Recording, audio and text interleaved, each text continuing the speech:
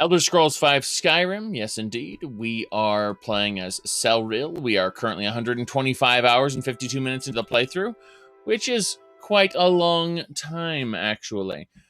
Recently, a certain website, UESP, posted a question of, what quest line have you completed? As far as this goes, let me just pull it up here. Ahem. Yes, which quest line in the Elder Scrolls have you completed? Like, main quest line. And I, of course, responded with the fact that I'm streaming and, whether we play for 4 or 12 hours a day, it's unlikely we'll be touching the main quest. Right. My goodness. Anyway.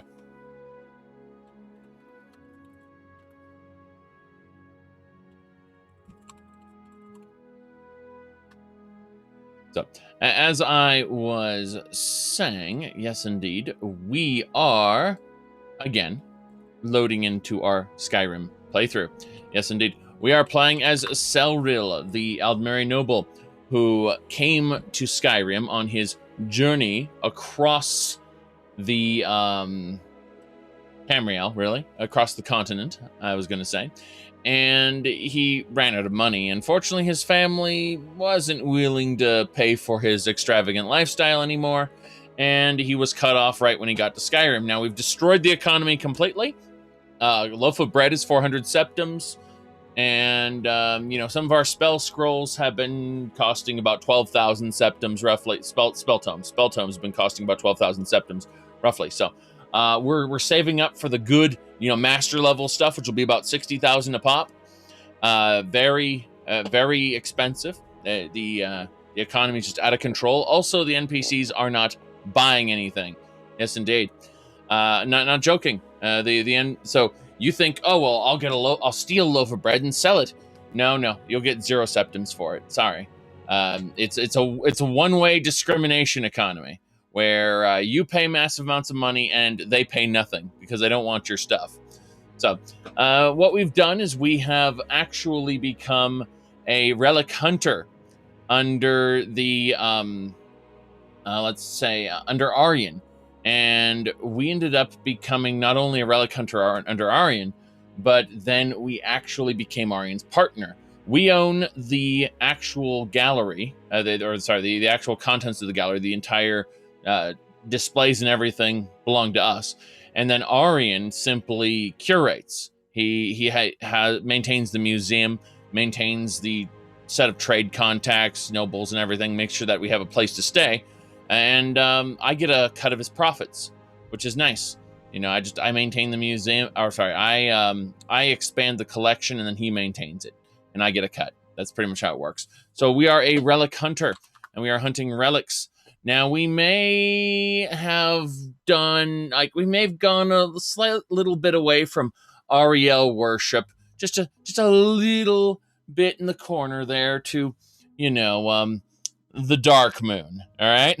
So maybe the necromancer's moon a little bit, just a little tiny bit of necromancy maybe, what with Bone Collector, Ravenous Dead, Dread Tide, Reaping Soul Preservation, Edge of Oblivion, Barrow Lord, Skeletal Mages, Conjure Altar, Plague Upon the Necromaster, and Shock to Life. Okay, so, but we're totally not evil. We're completely, totally evil. But that doesn't matter. That doesn't matter at all. Because what we need to do is we need to get Wolthrad belongs in a museum, you see. And so we've decided to collect another Wolthrad. Yes, indeed. It's very important. Another fragment of Wolthrad has appeared. We also need to return the skeleton key to the Twilight Sepulchre so that our luck doesn't bleed away. But I'm thinking what we should do is we should instead head on over to do the Wolthrad quest for now. And the idea behind it is we'll use the the skeleton key to complete the Fighters Guild. And when the Fighters Guild is finished, then we'll finish the Thieves Guild. And that's how we'll be basically done with what I consider to be the base relic hunting. And there's still a lot more to do. We've spent hundreds of hours going across Skyrim, combing it top to bottom, and we haven't been to Helgen yet, so we haven't seen a dragon named Alduin. We haven't been sent to what's called Bleak Falls Barrow. Technically, Auryen wants us to go there for an ancient Nord amulet, so we'll have to go there eventually, the Bleak Falls Barrow, but not right now because there's no dragon stone thing that we need at the moment. Technically, we could go in there, get the dragon stone, and not even do it for the main quest. That's the funny part. And when Farengar asks me, yeah, it's kind of funny. So are you calling the companions the Fighters Guild? They're basically the Fighters Guild, yes. They've sent me to kill escaped criminals and kill animals, basically, that have gotten into people's homes. So they're the Fighters Guild, all right? That's all they are. They're discount Fighters Guild. They're worse than the Fighters Guild. They're low quality like Fighters Guild stand-ins. So yeah, I'm calling them the Fighters Guild. All right. All right. So we're gonna go deal with the Wolfrad situation. Oh yes, we have a Skjor. Yes, indeed. See, Skjor died, but from the Silver Hand. So we've gone ahead and revived him temporarily, and with his glorious companion's armor, he really is a companion, isn't he? Straight out of Firefly. Let's go this way. Yes, indeed. Let's go. Where are we going now? All right. This way. How many relics are in the museum? I don't know. 913, something like that. It's working out pretty well, considering we've spent 100 hours wandering around. Hello! Damn it, I had a job for that man. Hold on. Let's go back to, before we go out and start our adventure, let's go into the Explorer Society house. That's pretty important. So, going to the Explorer Society is kind of important here. We're gonna access our dig finds, which we have a lot. Very good. Latoria.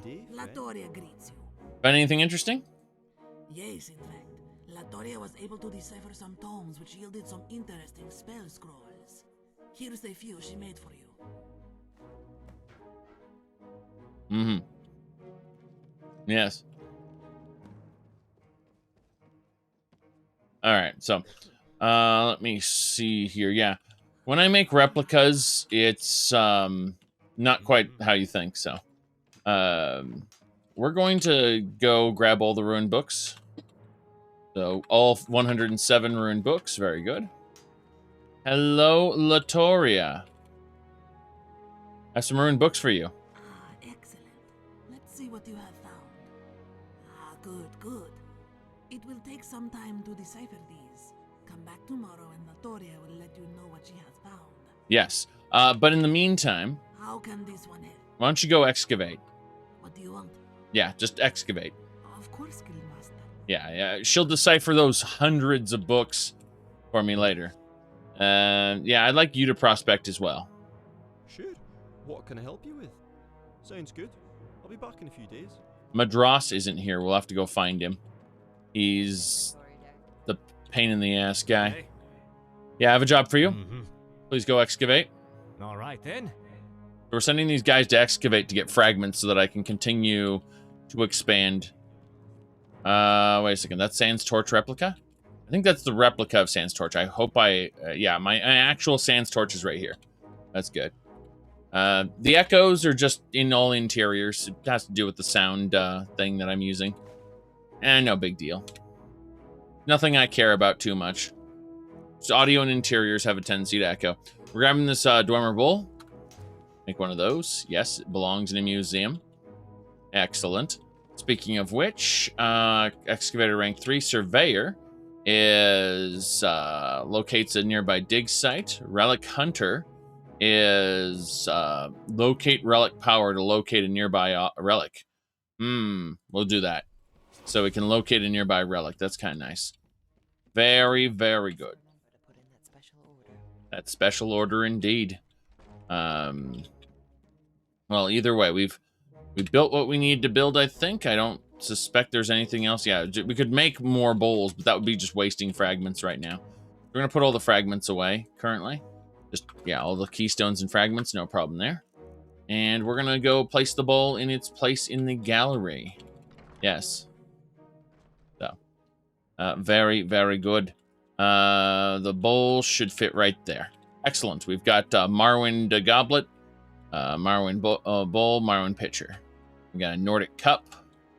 And we got Snow Elf Chalice, Falmer Hexing Shrine, and Falmer Totemic Scones.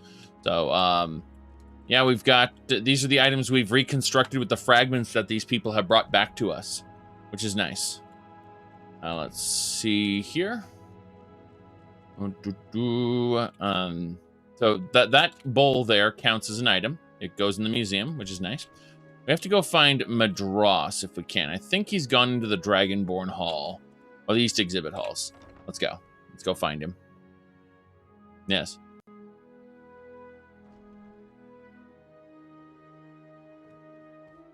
So over here we can see the various Daedric relics. Molag Bal wanted me to expand his influence, so I shoved his mace into behind this ward. It's kind of cool. Same thing for Meridia. She's like, "You will wield my light and expand my influence."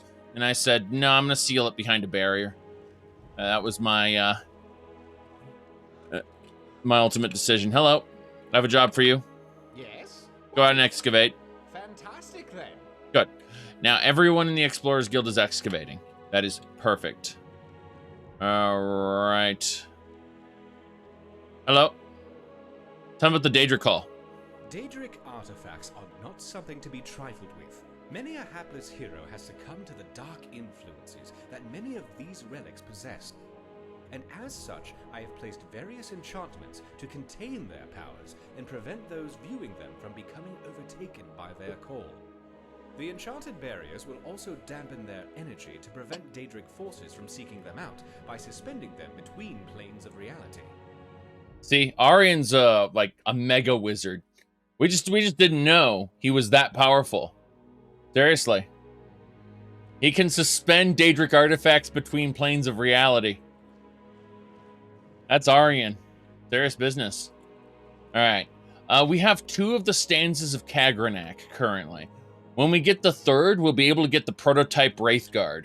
Yeah, the prototype Wraithguard will go right here. But we have 2 out of the 3 stanzas of Kagranak. That we have the 2nd stanza and the 3rd stanza. So we need to find the 1st stanza of Kagranak. And once we do, we'll be able to get the prototype Wraithguard. Which we want. Yes.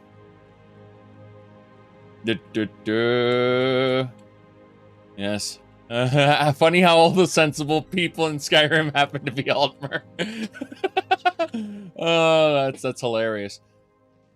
But, yeah, these Daedric Lord gauntlets and boots may not necessarily be legit. They're actually replicas, because I have that. They're currently what I'm wearing. So, those are the real ones. It's fine. We're going to go this way. Yep, moving on. Okay, too bad he's afraid of ghosts. He was afraid of ghosts. Yes. Okay, let's see. Oh, by the way, we're gonna take a moment and worship Manny Marco. Yes. My favorite with Manny Marco's at 30%. Don't worry about it. It's not like we've gone down the route of evil or anything.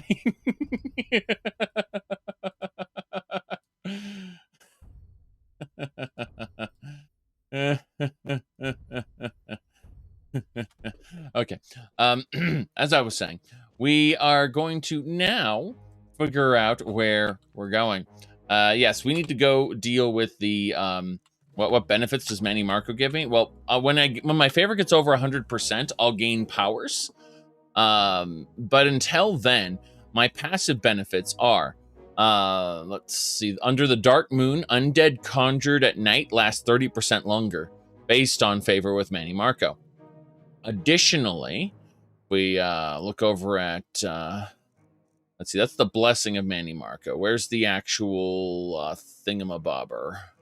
because that's an 8-hour blessing. I'm looking for something a little more concrete. Let's see. It should be follower of many Marcos under F. Yeah. It's Dark Moon. So wait.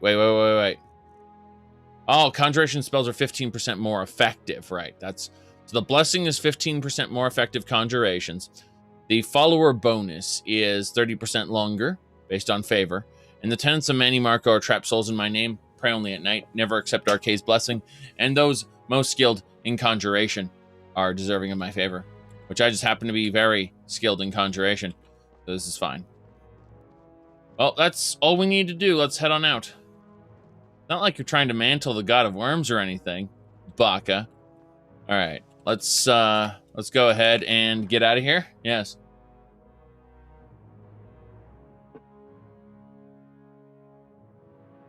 Very good, very good.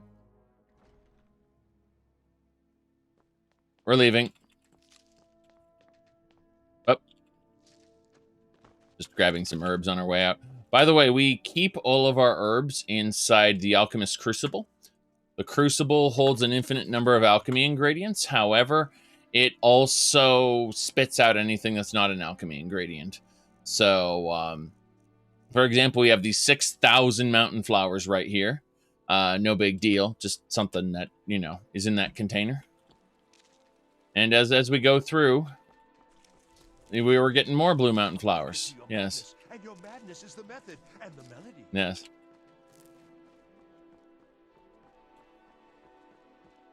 Okay. Yeah, it's the running joke of it's not like I like you or anything. It's the terrible running joke. All right.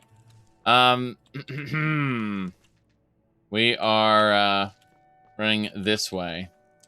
Okay, so the fragment of Wolfrad, if we're up here, then the fragment is all the way down here. So it's actually a good distance away. That said, we should be able to cut through.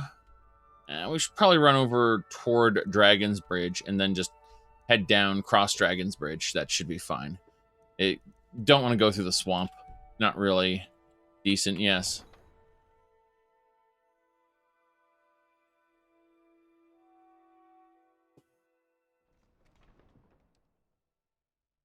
Okay.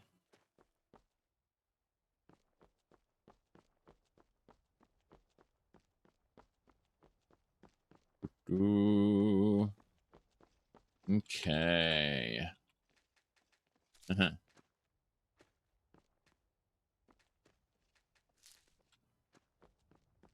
Whoops.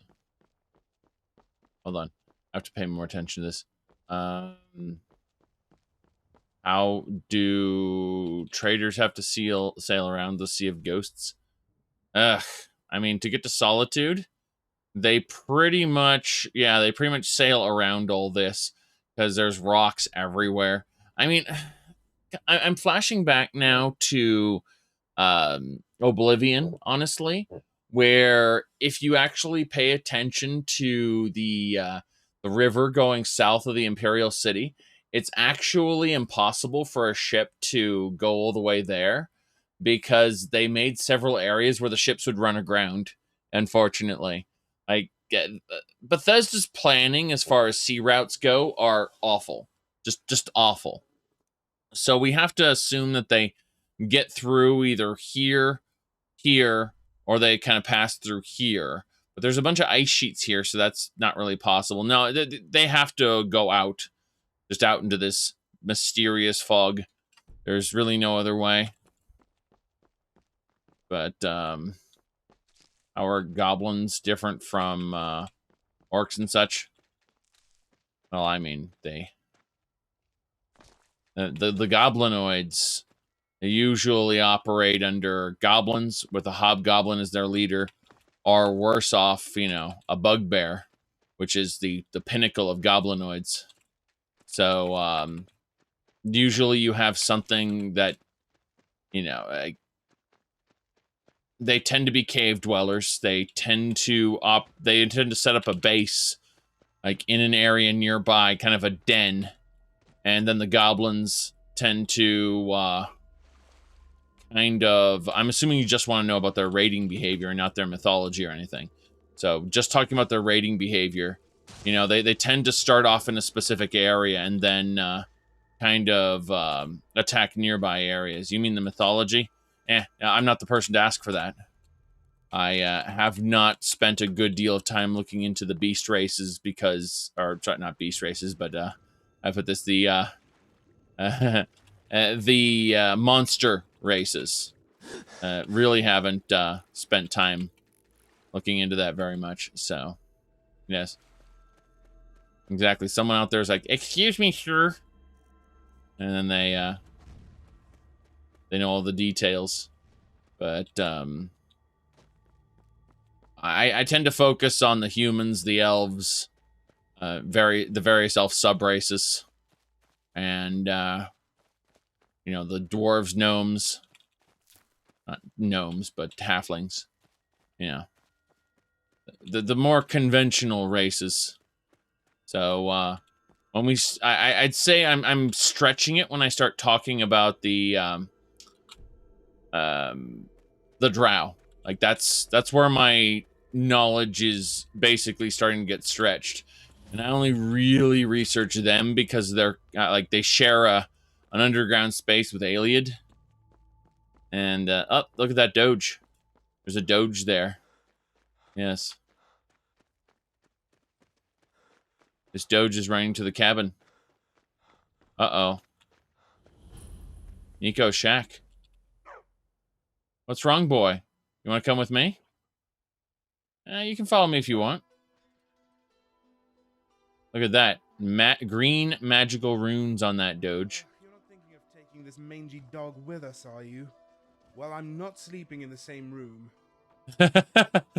This is Miko's master's journal. So, Rockjoin will finally be the end of me. All of my friends are dead. All that's left is poor Miko. I hope someone will take care of him. Yep. And I'll see him again someday. So this guy was Miko's master. Now Miko's following me. We're going to take Miko's horn. With this war horn, we can call Miko wherever Miko is. So if Miko's somewhere far away, we can summon Miko with the horn. That's how Miko works. There is a... Unfortunately, wait. Oh, the silver hand died here. Well, we're going to have to use... we need to bring her back. Back to whatever. What? Revenant, yes. Good, good, good. BHOBB8? Yes. I'm definitely planning on doing that. I don't know if I'll keep him permanently, but I figure why not have his controller? It makes sense. Alright. Let me see here. Let me look at this, because you mentioned something on GOG I remember hearing about before. GOG.com. Hold on. Give me a second. Ah, here we go. Yes! Yeah, it's only, hold on. It looks like it's only $5.99 on GOG. This is... Yeah, I've heard about this. Huh. Yeah, it looks interesting. Well, I'm not gonna pick this up right now, but I will, bookmark it. Like, buying things on stream isn't really the best thing to do. I just threw it on my main bookmarks bar, so it is a constant reminder to pick it up later. Okay, thank you. Right.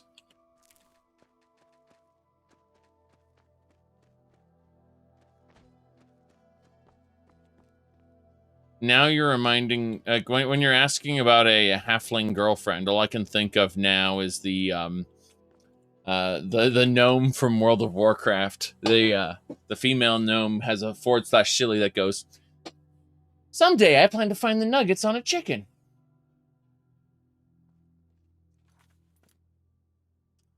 All right, we're going this way. There's a saber cat. We're gonna shoot this though.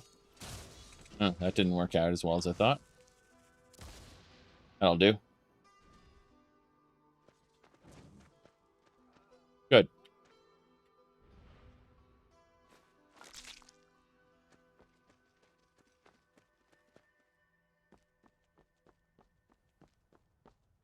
MMORP? Yes.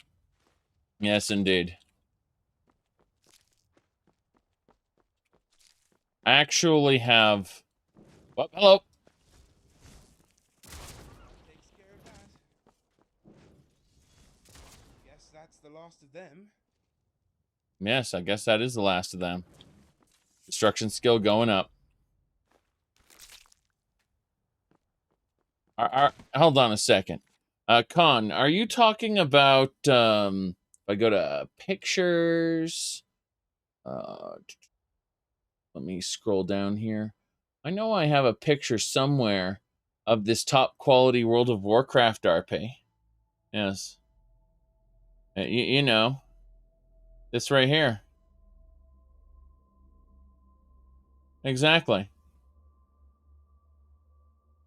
Top quality World of Warcraft, right?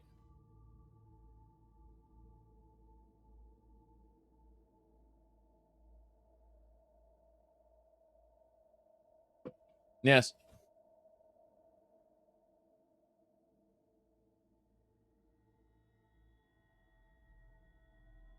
Costs actual gold for your fake text RP. I need to be compensated for my time in real game money. All right.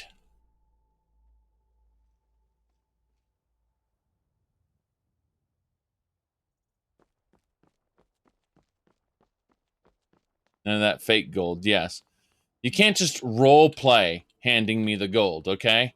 You actually have to hand me the real gold from the game.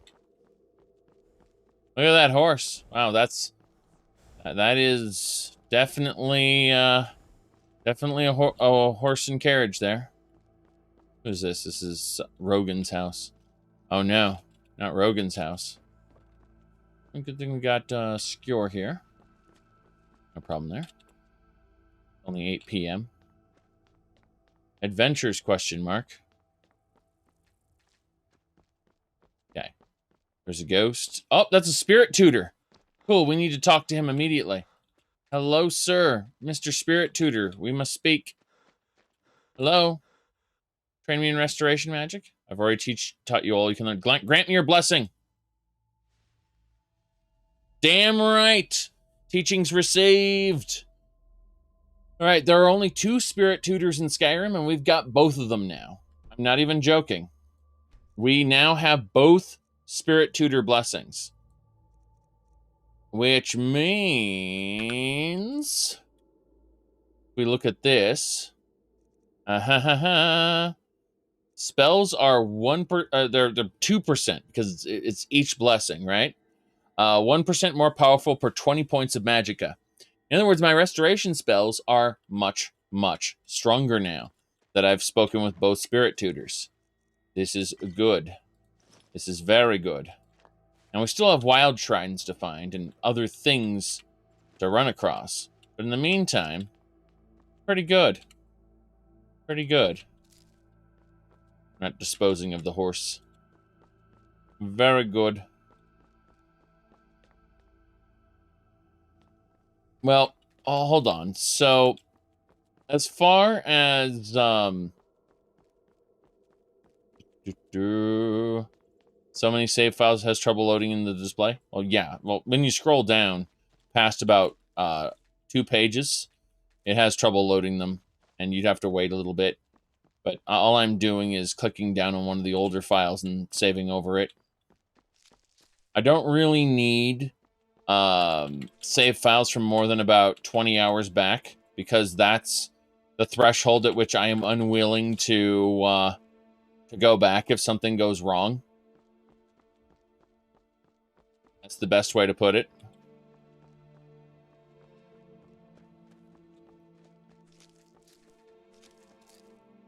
I'm not willing to lose more than about 20 hours of game time. Not that I've had to reload from an earlier file really at all.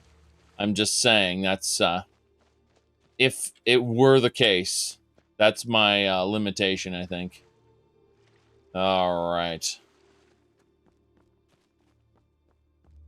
Good, they can swim across the water.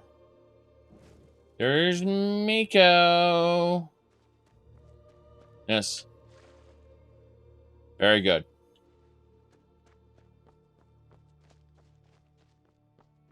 At least you don't have to create a new save each time, like with Oblivion. Oh, no. Oblivion was interesting.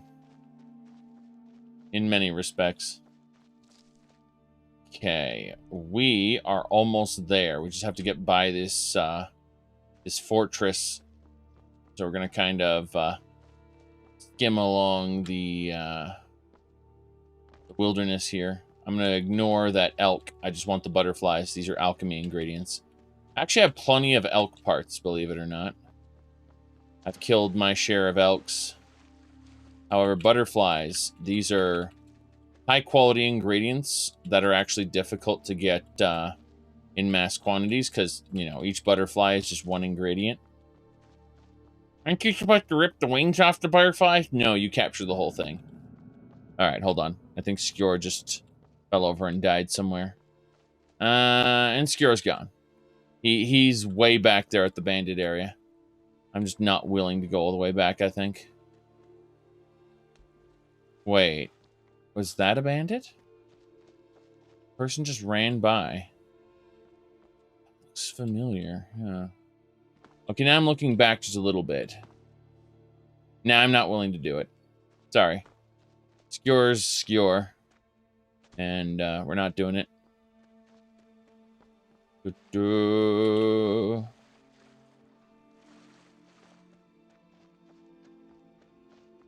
Stables? I don't know what you're talking about.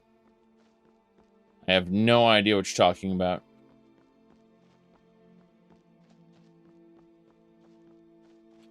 All right. That elk and moose were synonymous? No. It's just that the game doesn't differentiate. Oh, crap. We're gonna have to summon our minions. Get everyone ready. Hold on. I'm sorry. I have no idea what you're talking about or how it's even relevant. All right. Let's continue. We're going to summon our followers. Then we're going to get 2 skeletons out here. Good. We got the skeletons. And now we have a tundra giant to fight. Like, literally, I have no idea what you're talking about horseshoes. Like, what? I mean... Oh, you don't know about Atlas map markers. Okay. Every single significant thing in the game has its own map marker now. That's all. Okay. I was trying to figure out what you were going on about. Like, it didn't make any sense. All right, we are going to use Revenant on this guy, try to revive him. It might not work, but hey. No, he's too powerful. We need a Dread Thrall. Once we get Dread Thrall, we'll be able to revive these guys more reliably. How long till Dread Thrall? Well, Conjuration's at 98, so we need to get to 100. And then we can get March of Oblivion. And March of Oblivion lets us have 1 additional minion for 250 points. Okay. That's not a problem. 250 points of magic, I mean. The more magic we get, the more thralls we can have. Damn it. Wait, what's... There's a treasure chest down here. The corpse. You see? Bandit Thief. So this area, Bandit Thief. Every significant thing has its own little marker indicating that you found it.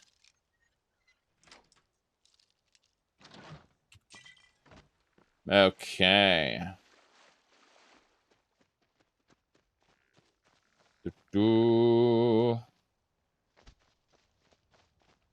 Moose infestation of the heralds of the end times. Well, maybe not. But I mean, think about it like this. I'm going to kill the spiders, right? And then the spiders were the natural predators of some sort of insects. So those completely destroy the farms. One less thing to worry about. And people start starving. I mean, you can start like a catastrophic situation by ruining one aspect of the economy. Does the dog have an inventory? I don't think the dog has an inventory, but we can use a horn to call Miko, I believe. Let's try it. Miko's Warhorn. Should have summoned Miko, but who knows? Maybe Miko's nearby and I just don't see him. Oh well, doesn't matter. As long as I have the Warhorn, Miko will find me on occasion. Now, we have to put away this stuff here. Very good. Continue putting this stuff away. Yes. Let's see. Whoops, I didn't mean to give her that. I'm on tap. Call me. Oh, it's call Miko power. I was gonna click on the actual thing there, and yeah. So, let me see here. It's call Miko. Yes. There's Miko. How you doing?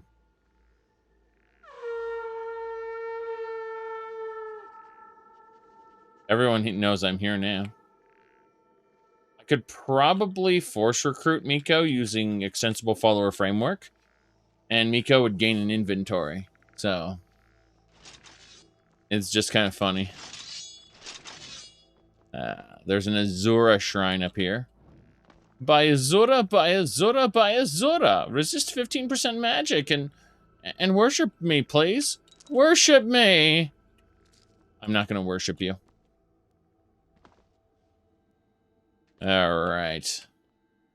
I still say Daggerfall Azura is best Azura. And they really...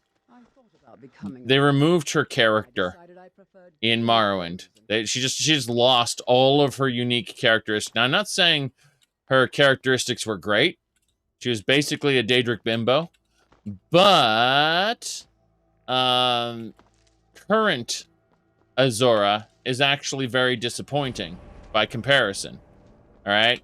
Like, how do I best put this? Hold on. I think it was, yes.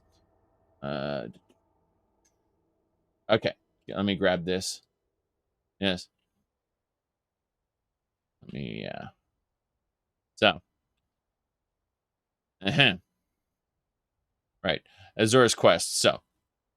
You dare summon Azura of the Crimson Gate pleading for power? I don't know if you're worthy of such a favor. In fact, I doubt very much. I suppose if I demanded you murder a priest who's been saying very, very rude things about me, you would refuse even that small, simple request. Would you do that for me? And if you say you would. You would? Oh, jolly good. There's this perfectly awful priest. Also a healer, if that means anything. Isn't that typical? You're self-righteous types.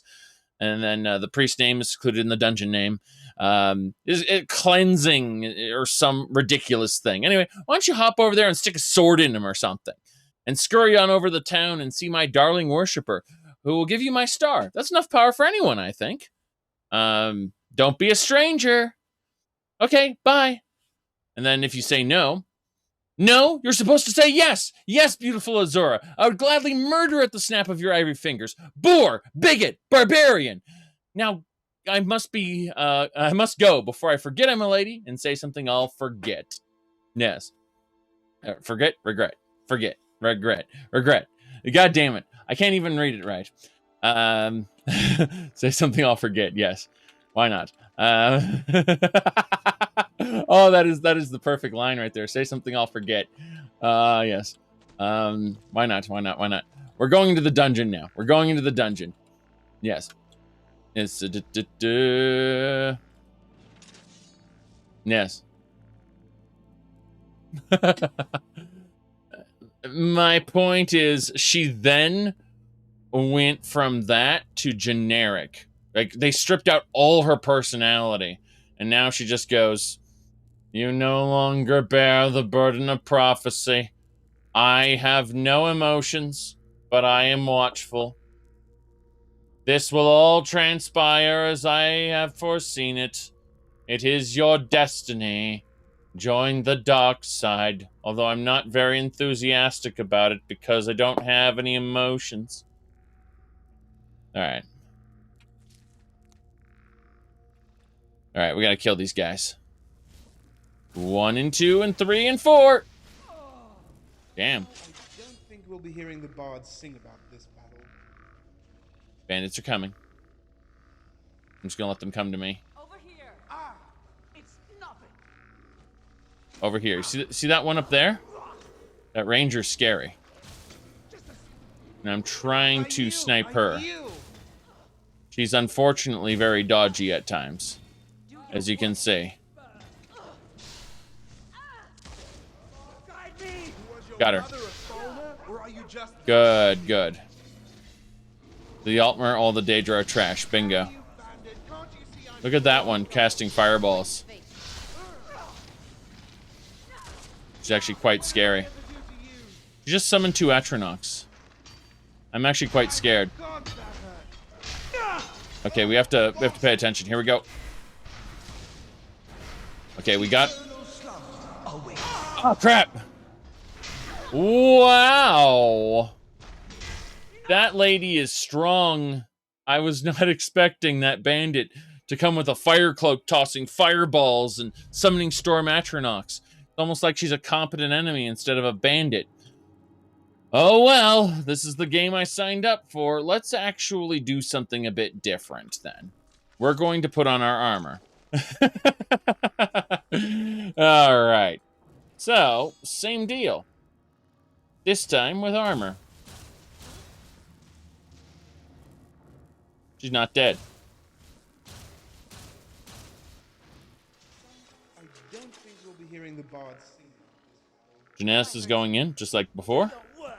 I think she cast fear. Janessa didn't care, though.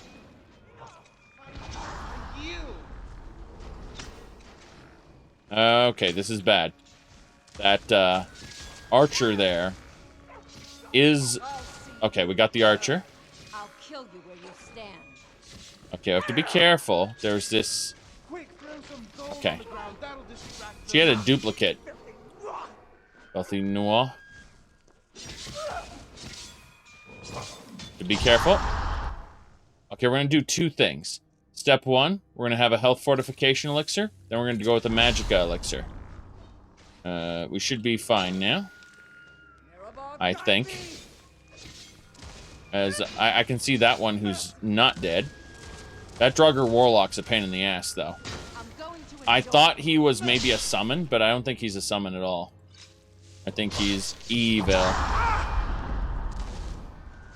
Damn. Got him. No, he was a summon. He was just a summon. Meaning it was that crazy lady who's wielding all this power.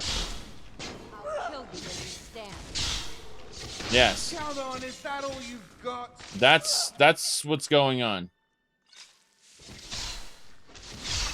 God, what did I ever do to you? Oh no, I shocked Janessa. Get a job, Janessa's you convulsing. rabbit. Come on. Got her. There's more. There's 2 more down there. Oof. Okay, let's take a moment. Let's heal up. Let's get a job, you stupid bandit. Exactly. That's Rumarin's battle cry. God damn it, Janessa. Why'd you steal the staff of fireballs? Oh no. Janessa's up to no good again. I hope you're not expecting a thank you. No, I'm trying to get my restoration skill up, actually. There's no way to make a living. That's the one who killed me last time. Right there. I submit. No. Mercy. We cleared it. Damn right we cleared it. Alright. Banditry has tough hours, but it's tax-free. Nice. Wait, there's 1 bandit left. Shouting mercy. That dagger couldn't cut butter. Please. Always good to come out on the winning side. Yes. We're taking everything these bandits have. There is nothing that these bandits possess that I cannot take away, including their lives. Right. That's fine. So, we're grabbing a bunch of mushrooms around here, because those are glorious alchemy ingredients. Unfortunately. Trying to figure out what else we got. Taxation, you say? There's something crackly around here. Sounds like electromancy. Oh well. The skeleton creaking plus the crackly noise is causing me to go crazy. Alright, Numera's Rot, Imp Stool, Imperial Knight Helmet. Does that belong? Let me see here. Yes. It was, yeah, she has these bizarre armor pieces. Let me show you how, this glass armor is just weird. It's just bizarre, this Vardenfell glass armor. On her, it's literally just pasties. Yep. Alright, we got a painting there, a fragment of wool thread. That's what we needed. More Vardenfell glass armor. And some boots that apparently belong to somebody. Huh. Those are quest item boots, yes. Let me mess with something here.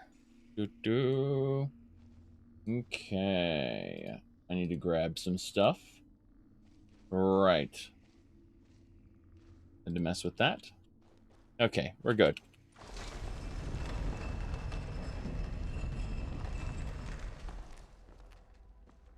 Now, that should do it. I think everybody's dead here. A lot of different bandits. I think the only male bandit here was turned to ash. No big deal. He said Rumarin would look good in glass armor. Janassa is probably the one who needs the glass armor. We'll end up ditching that armor later. Like, we'll mess with stuff there, yeah. That's special. I know what I'll end up doing. I'll end up reprocessing the armors to give priority to the normal immersive armors. I suspect those will be what we'll use from now on. Owl. Dwarven Halberd! Dwarven Halberd, yes. Take everything off that bandit, no problem. Nothing else. We got wool thread, and that's the important thing. The wool thread fragment. We need to get all the wool thread fragments. And that'll be that, yes.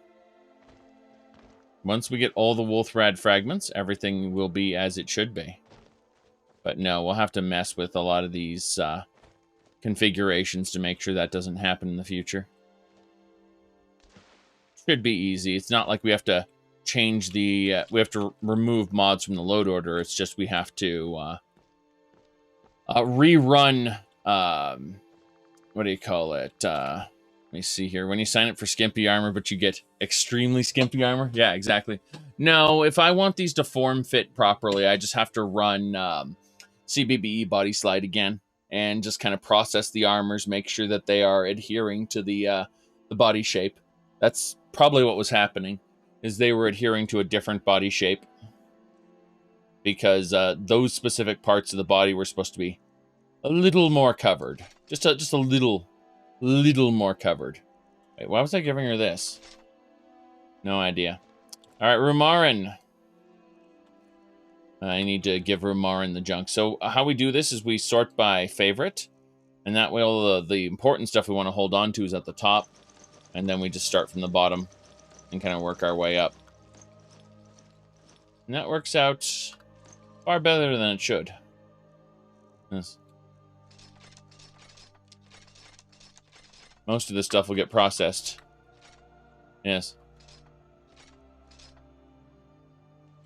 Wait, was that 3 ebony bows? I'm curious about that. Yes, you absolutely cannot make nudity the focus of a stream. And human, actual, you know, nudity of people, that's a no-go. So, for example, if I took off my shirt here, I'm joking, Twitch would immediately be angry at that. Said, Witcher bath scenes are fine. Yeah, apparently so. Apparently so. But the Witcher bath scenes aren't having Geralt, like, if you had a stream about like, that's like, I'm gonna go and watch all of the scenes, I'm gonna watch all of the naked scenes in The Witcher, and we're gonna watch them back to back. Twitch would have a problem with that, making the nudity the focus of the stream. I guarantee it. Twitch does not like that, and I understand why.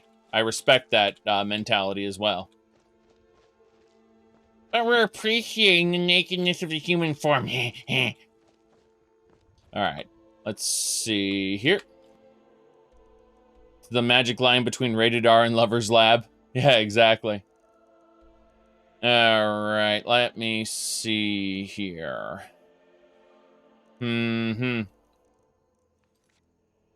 Yeah, so we need to return to Miss Huntress in Whiterun. Just gotta get across these plains. That's a rhino. Quickly, get around the rhino. The rhinos are scary. Don't want to fight the rhinos. Whiterun is known for its rhinoceroses. They thrive in this cold climate. We're grabbing butterflies and kind of working our way around this giant.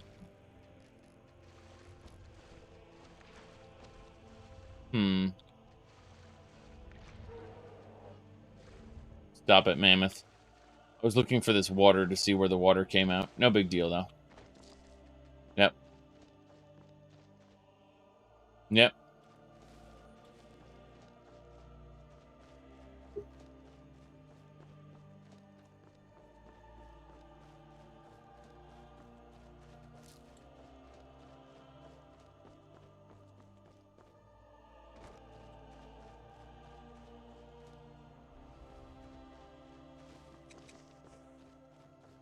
Here we go. Carrion roach. Nico's after it. And they're dead. And they are dead, yes. Grab the roach oil, and we're moving on. Yes. You said dismembering people realistically, but a nipple is a crime. Yeah, literally in Skyrim they go, "I'll have your head," and then just chop someone's head off on screen. A human being, you know, having their head dismembered in real time. Skyrim contains that. It contains dismemberments with weapons, and it's okay. It's okay. Just, you know, like, tear someone's head off in their life on screen, no problem. But yeah, we definitely can't focus on that nipple. I'm sorry. Can't do it. Nope. No way. Don't think so. If you have a problem with that double standard, take it up with, well, the platform. Because I'm not going to argue for it. That's degeneracy.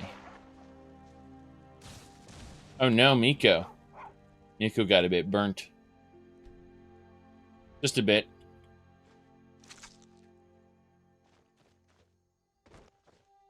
There we go.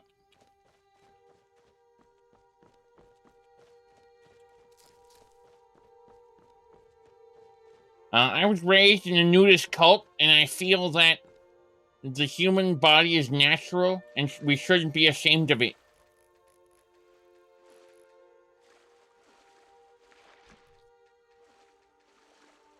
All right, so let's continue.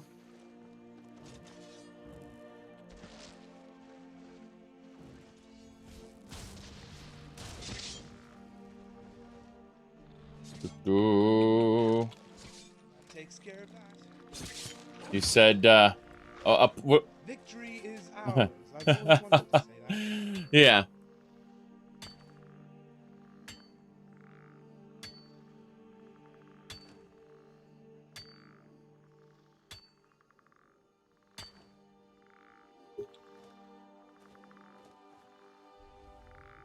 See, people don't bat an eye, though. At least some of the people on Twitch don't bat an eye when there's a slip or something else. But then we have Brynjolf there in his skimpy armor, and everyone loses their fucking mind. Because they're A-okay with women in skimpy armor, but heaven forbid a man be wearing it, then they flip out, and it just shows what kind of hypocritical pieces of shit watch my streams. That was a joke. Or half of a joke, anyway. Alright, let's continue. If it's appealing to me, then that's okay. Yes.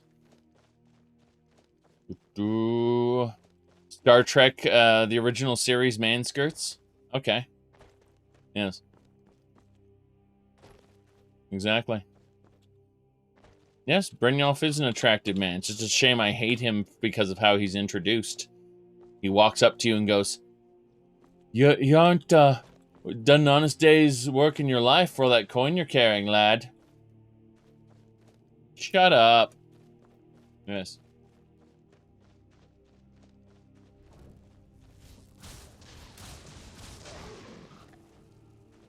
All right.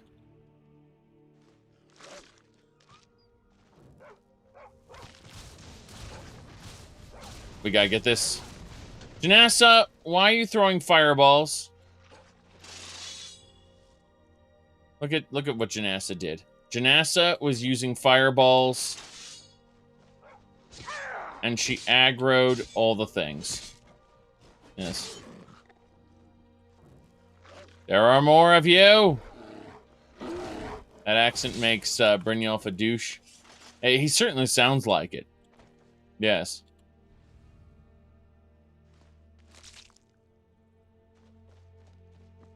The funny part is that in the vanilla game, he doesn't even know if you're a thief. He just kind of gives you that line. You haven't done an honest day's work in your life, have you, kid? Like, what are you talking about? I was just rewarded by, defeating a dragon's peak. Yes. Oh. False equivalencies between factions in different Bethesda games. What are you talking about? The Thieves Guild is the Thieves Guild. The Mages Guild is the College of Winterhold. And the College of Winterhold is a piece of shit. Alright. Choo-choo. All of the guilds are railroads. Choo-choo. The Skyrim quest lines. Choo-choo. Yes. I'm glad you finally figured it out.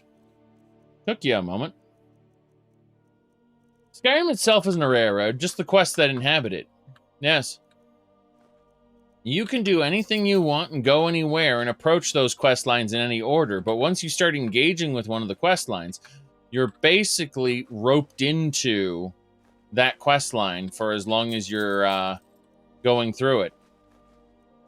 You can abandon that quest line and go do other stuff, but I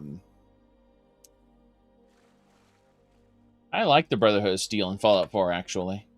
They're a little bit closer to what they were in Fallout, in the earlier Fallouts.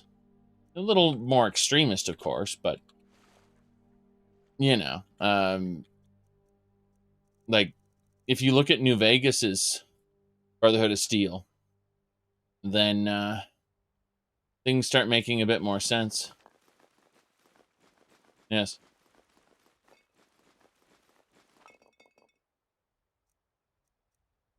As Fallout New Vegas's Brotherhood of Steel was more in line with how the Brotherhood would operate in a different area. They'd be this mysterious bunker You know, where they send people out to kind of scout for technology, but for the most part stay to themselves and stay away from the locals. Yes. Just putting all the alchemy ingredients back in the crucible. To the crucible with you. Wolf claws, wolf livers. Can't wait to have all the wolf livers. There are mooses and cats and other things to loot around here. We're mostly hunting at night for the moment. We were hunting at night for Skjor, but Skjor is gone now, forever. Yes. But I think that Fallout 4's Brotherhood of Steel is the closest Bethesda's been able to get to the classic Brotherhood of Steel, within the context of their capabilities to write stories. Yes.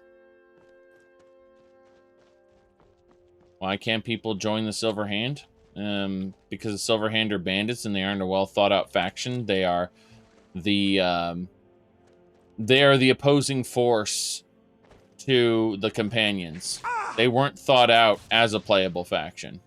They're the baddies because there was no nuance in the design.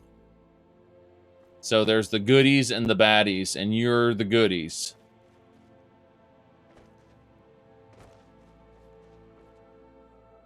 I'm sure there's a Silver Hand mod somewhere. I'm sure of it. We have to get back to Miss Huntress here. We're getting there. We are currently over here.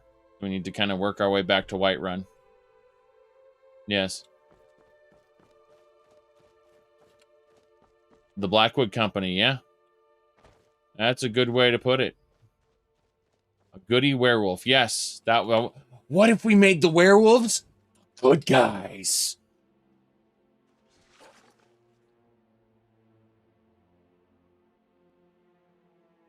What's the story with Bethesda stories? How do we make our stories? Kiss. Keep it simple, stupid. This is my own personal rule for myself, right? All over now. Good riddance, I say. Yep. Killed the spider. Good.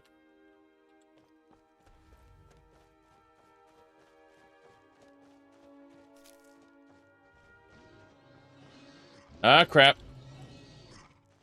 We got vampies. That's a hybrid soul cultist. Jeez, a hybrid soul cultist. Uh-huh. Uh-huh. Vampire this. Dark gloves. These cultists are gonna be a big deal later. The hybrid soul group. They are gotta get that werewolf blood. Gotta get that vampire blood. Gotta do an underworld evolution. Yes. Hybrid soul cultists. Serious business.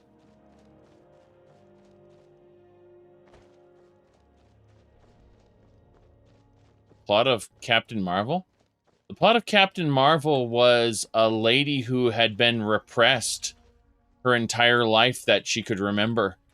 And now she's, like, in order to be able to become the person she needs to be, she has to break free from social expectations. Everything she was taught was wrong. And so she has to basically follow her instincts and reject the core system of values that she had been taught, because there's something deeper, more meaningful in what her instincts are telling her, because that's where the truth lies, in her feelings, not in what she was taught. Yes.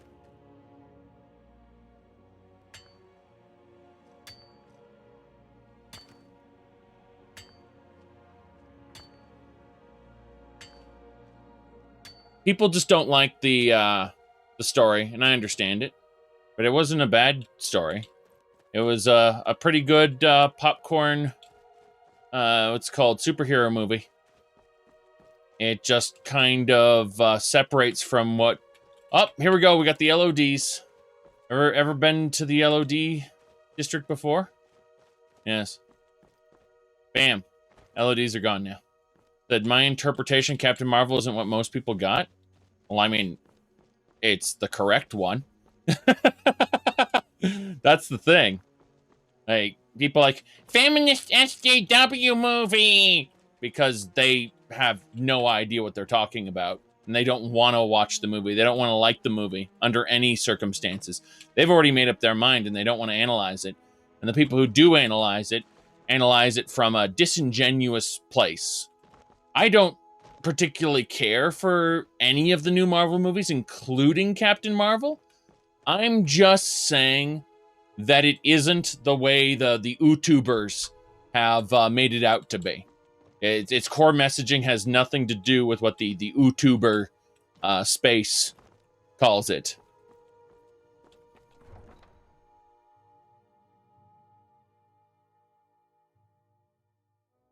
Yes.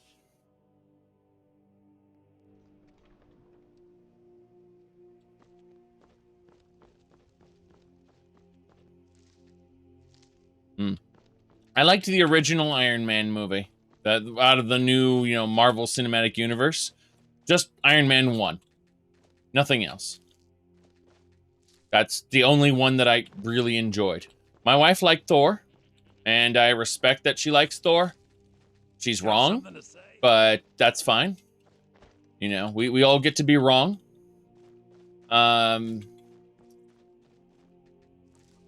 So, moving on.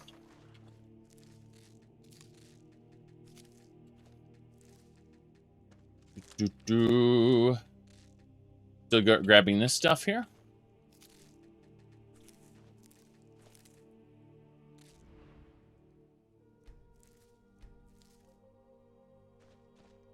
We get to like things that aren't necessarily good, and that's fine. I like Highlander 2: The Quickening. It's not very good.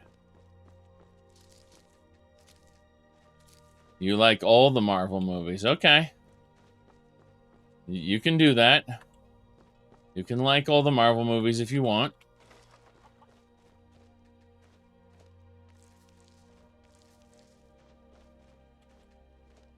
All right, let's get going.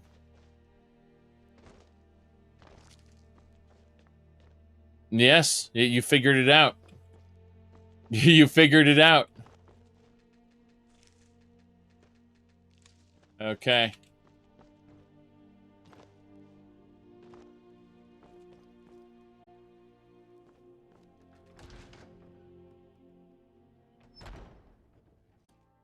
We need to talk to Skewer. Wow, Miko just kind of laid down here.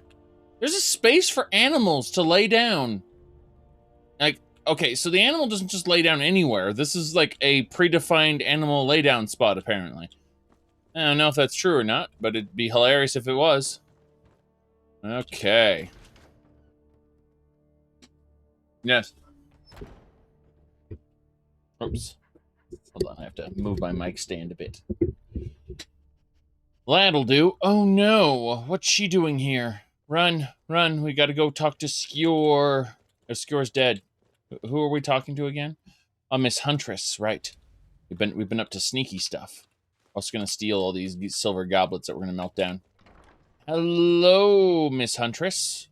She's just sleeping there. Okay, well, if she's sleeping there, then I'm gonna take all her stuff.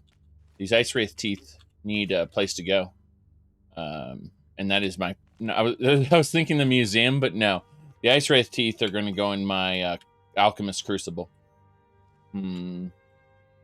Let's see. Interaction change to grab mode. Yes.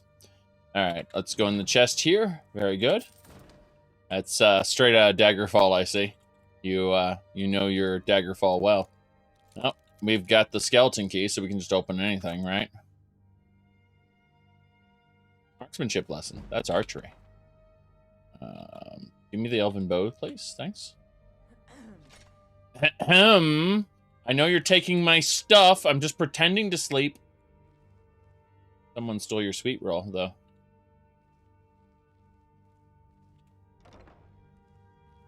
Yeah, right.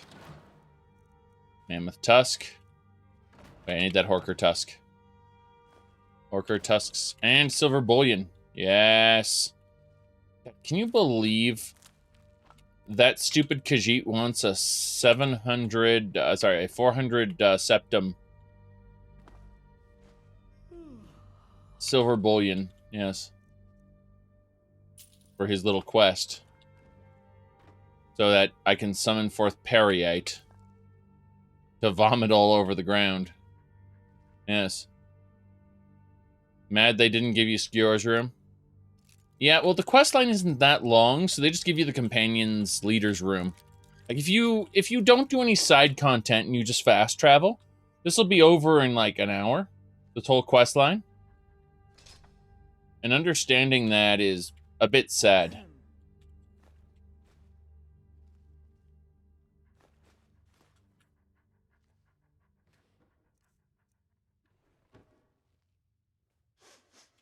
All right. Hello, Miss Huntress. Have you been bringing the battle to the Silver Hand, friend? I have indeed. I got the fragment though. Another piece of glory. Good work, Shield brother. Mm-hmm. What's next?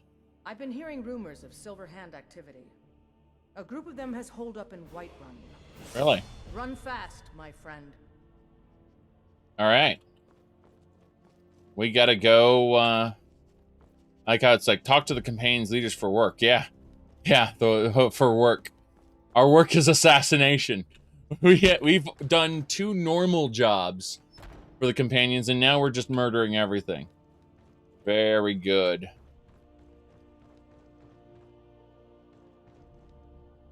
Well, I mean, my loadout has worked for, 127 hours, so I can only imagine, unless you add some extra mod that destroys everything, which is very easy to do, by the way. A single mod can ruin a load order. You should get some entertainment out of copying my list. Yes.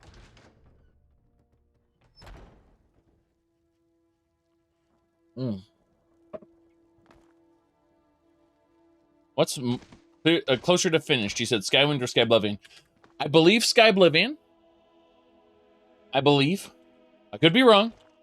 I am not speaking on authority when I say that. I'm just saying that I think Skyblivion is closer to being finished, but Skywind is going to be more technical and in-depth. Like, they're completely retooling quest lines and, making them modernized for Skywind. Skywind is aiming to give you a Skyrim-like experience with Morrowind's story, characters, and location. Yeah. Skywind is, like, the development of Skywind is far more involved. Yes. Correct. If you haven't checked out who I'm following on Twitch, check out, find Kyle Rebel, I believe, on my follow list, and you can watch Skyblivion development streams. He streams his nav meshing and stuff, so you can get to see, like, him mess with the landscape and such.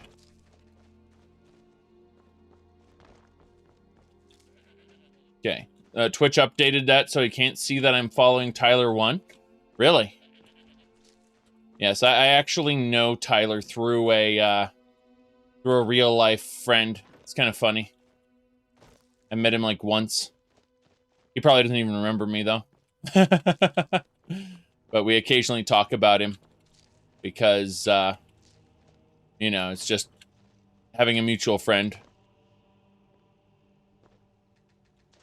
But people are like, I'm surprised you'd follow Tyler of all people. He doesn't even stream things you like. Like, yeah, but, topic of conversation every once in a while. All right. Let's see here.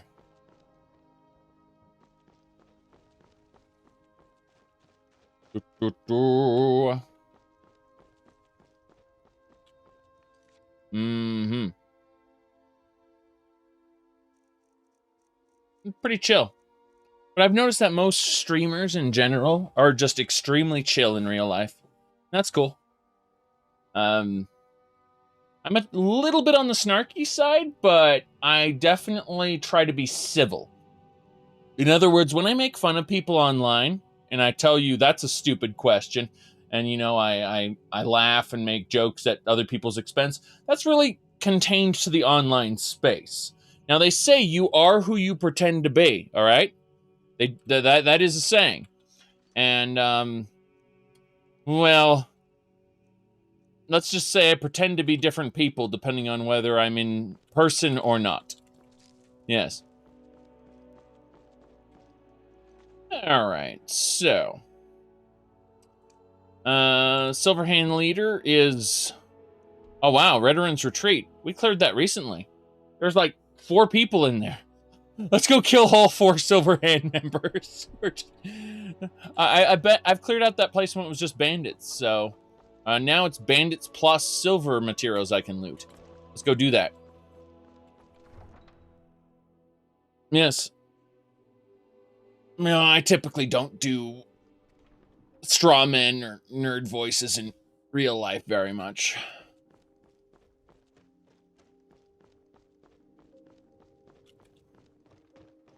Sounds like a service bandit plus. You know what? It reminds me of the frog delivery service, whether you wanted like silver, gold, or platinum delivery service in EVE Online, come to think of it. Said, thanks for introducing you to TrueSTL. Between TrueSTL and Nern posting, you have lots of material to shitpost with. They are, it's all kind of broken and bad, but it's also hilarious. I wouldn't take anything on TrueSTL seriously, and that's the important thing. Let me look up one more thing. I think it was, geez.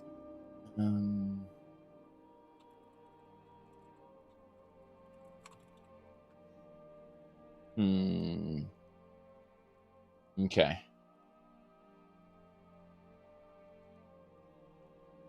Hold on. Let me grab something.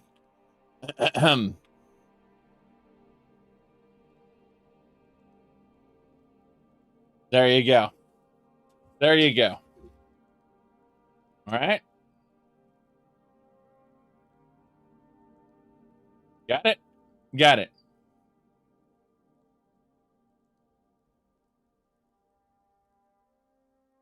Okay. Good.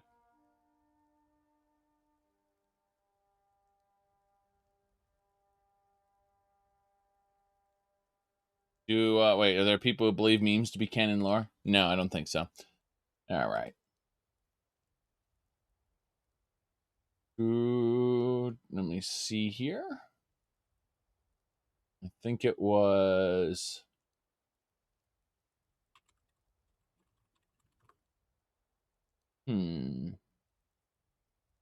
Looking for one more thing. I think it was...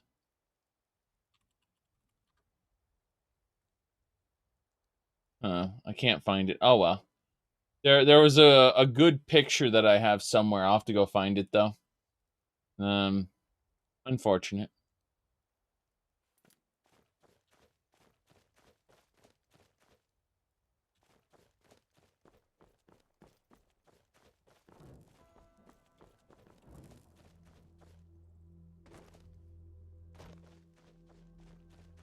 Okay, let's have a look. Yeah, we're almost there. We need to assassinate the Silverhands leader. You missed the Facebook lore group drama days? I mean, it was funny because they were saying mean things about me, so I just pointed out, look at this. Look at this, everybody. They're pointing out mean things about me, and it's like they flipped their shit over it. And it created... Like, I just wanted to poke fun at the fact that they were shit-talking me. I thought it was amusing. But they blew up. They were like, oh my god, he showed our sacred space! They didn't say that necessarily. But it was great because they actually, the guy locked down the group, said it was a... he said that the group was private and I was sharing private information, right? And he did this in order to try to get me to admit that I was leaking private information and private people's names and stuff. But, you know, I already knew that it was public in the past and that, you know, he had set it private. Didn't matter, though, because I was out with my wife shopping, right? The entire day. And so he had set it private and then set it public again during that whole time.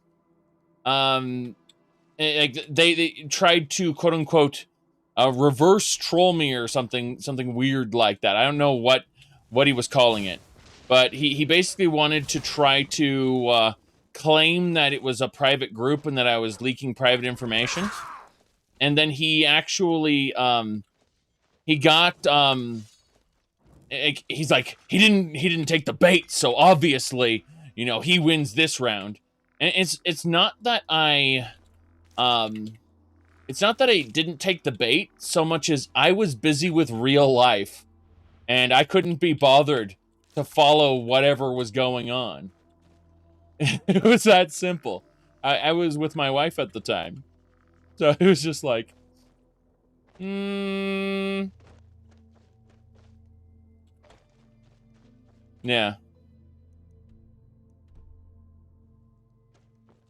But, I mean, even if they had actually,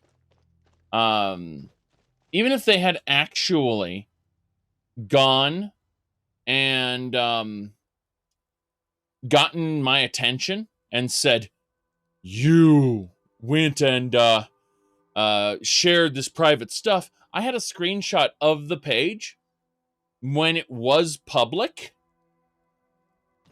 and it said public group. So, like, I don't understand what the person was trying to accomplish by changing its status and trying to troll me. Yes.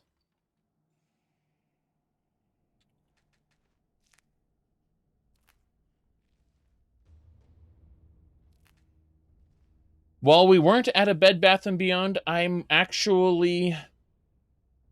You were in the ballpark, okay? You were in the ballpark. I'll leave it at that. Redoron's Retreat.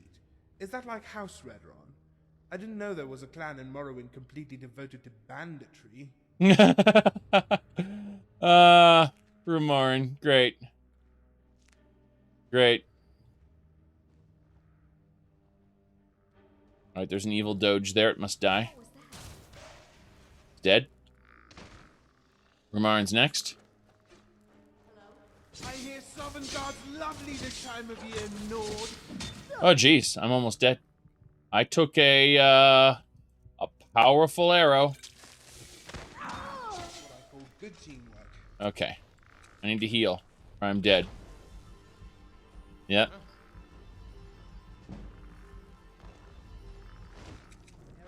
Guide me! And you thought I was just a You said, who's this Zaric guy? Well, I mean, their answer was, you know, a douche, and it's like, I don't contest that. I embrace it, so what more is there to say? You guys are just now learning. We cleared it. And this was the Silverhand leader? He did have a silver, a steel mace. This guy didn't even have a silver mace. What's wrong with them? Irritating. Irritating. Alright, she can keep her Elven Greatsword? Yeah, that's fine. Okay, I know what we need to do. We need to give her back the Elven Greatsword.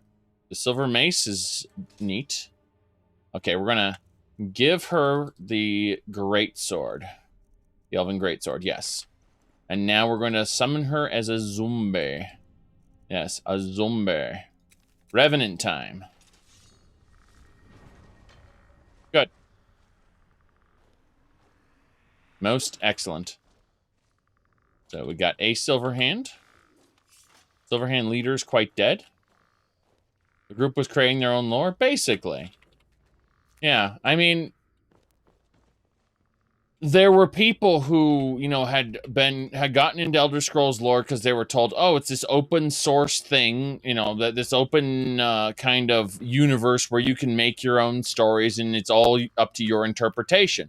Chick helped perpetuate this idea.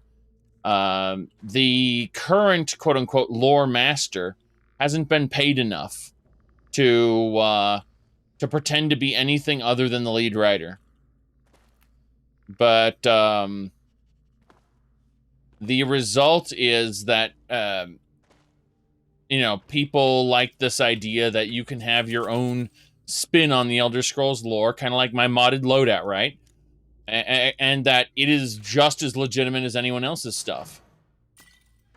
And they want to talk, you know, discuss it, and, you know, maybe I should adapt my ideas to this, blah, blah, blah. You know, that's the concept of the Elder Scrolls community on Facebook. Is they're the Elder Scrolls lore community on Facebook. Now, they're a bit more serious on, say, Reddit, and they have a category for made-up lore, you know, aka fan fiction, and it's called Apocrypha, right? And that's fine. I mean, that's basically made-up stuff anyway. So, you know, it's an apt name for it. It's just that, you know, they have this veneer that calling your Elder Scrolls lore, your own interpretation of it, Apocrypha, and you know, displaying your fan fiction there is legitimate, you know, within the context of the Elder Scrolls. And that's fine. You can think that if you want. But some people are going to need a basis of comparison for, you know, quote-unquote in-game lore. And that's where that is actually what is canon and what is not canon, basically. Is the in comparison. Oh, look at this. Conjuration spells and effects last 40% longer. So what we're going to do is we're going to take these robes, and we're actually going to favorite them so that we can have them for later. Imperial Knight Greaves belong in a museum. That's nice. But these robes are important. These robes of conjuration. So what we can do now is we can set up a loadout specifically for conjuring. And when we want to have zombies around for longer, we can do that. Yes.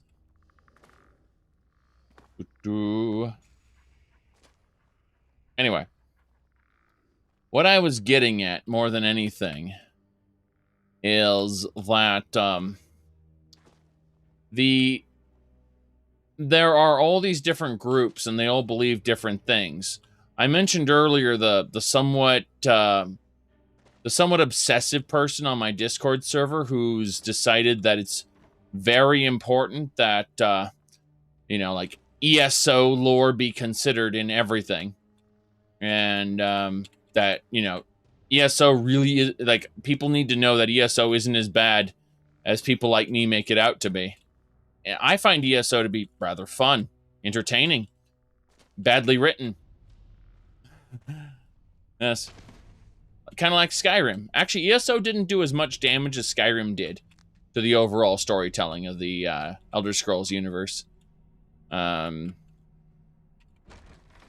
started some trends that ESO perpetuated and expanded on. But I think that the complete destruction of the ancient Nordic pantheon and the perpetuation of the belief among players that the Nords worship the imperial pantheon is a bit crazy. Just a bit cuckoo for Cocoa Puffs. All right, we're going to get this arrow out of our shoulder. That would be nice. Yes. Hey, Janessa. Yes. Gotta check that out. Very good. Like, ESO wasn't good at launch. I didn't buy it at launch. I don't know who, I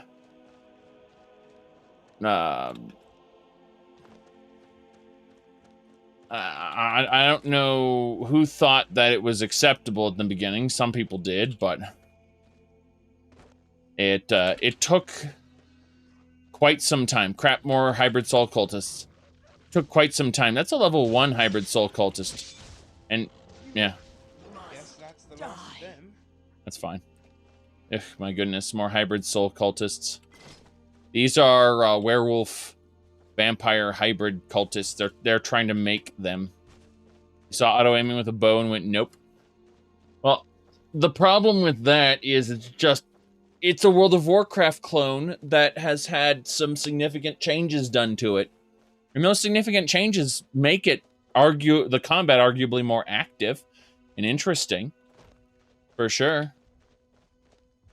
You can't prefer the old broken progression to the scaling system? Well, the scaling system means you can just do content in any order you want and play with your friends.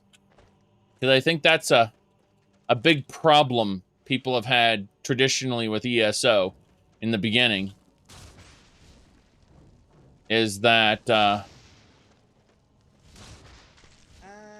you know, as an MMO, people simply couldn't play with their friends whenever they wanted. Okay. Now, I would have preferred they kept in a kind of, you know, the old leveling system, but then had a down-ranking system where if, say, you join a level 40 person's group and you're level 60, it would down-rank you to level 40. That's how I would deal with it, personally.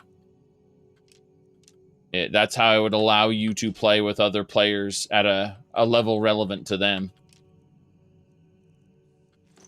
Is by having group scaling as opposed to world scaling. But the idea that, I guess, a skeever in this zone is 10 times stronger than a skeever in that zone, that's a bit annoying too. Yes. When you started playing ESO recently, because of the scaling system, you got flooded with expansion quests that you didn't want to do. And well, the expansion quests were always doable pretty much from the get-go. They wanted people buying it. Interesting, there's a vampire here. She's got the Crimson Archer armor on. Yes. Hey, hey, hey, hey, hey! Whoa, whoa, whoa, whoa, whoa.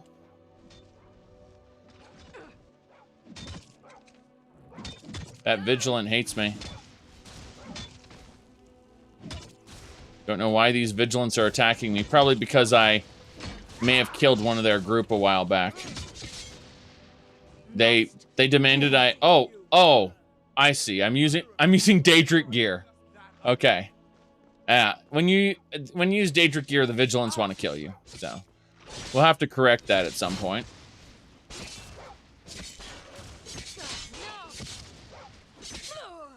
Good, she's dead. Let's grab everything on lycanthropy. Interesting. Did free loot? Yeah, I didn't want to attack the Vigilance. Unfortunately, a couple game days ago, a Vigilant decided to attack me for wielding the Mace of Molag Bal. And I said, you know what? That's all well and good, but can you not do that? And she said, no, I'm gonna attack you. So we had an interesting little situation that we had to resolve by killing the Vigilant. And there we go. They sell a subscription plan, have a cash shop, and then have chapters. Yes. Well, the chapters are their attempt at charging expansion prices for what is essentially a single zone DLC. Imagine if World of Warcraft, instead of they would sell you I guess I'm trying to phrase this properly. They would sell you Wrath of the Lich King, but instead of giving you Wrath of the Lich King, they'd give you Howling Ford, the zone of Howling Ford. And that was the expansion you paid, you know, $40 for.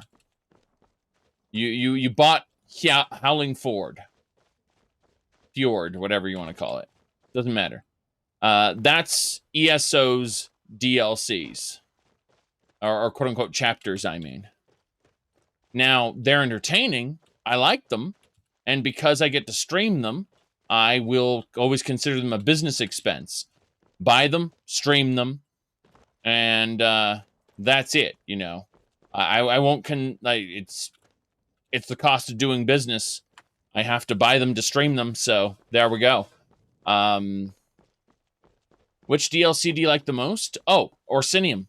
We managed to get an actual crash, everybody. I have failed you, Lucian LeChance. I have failed you. Yes. Mm-hmm. Let me see here.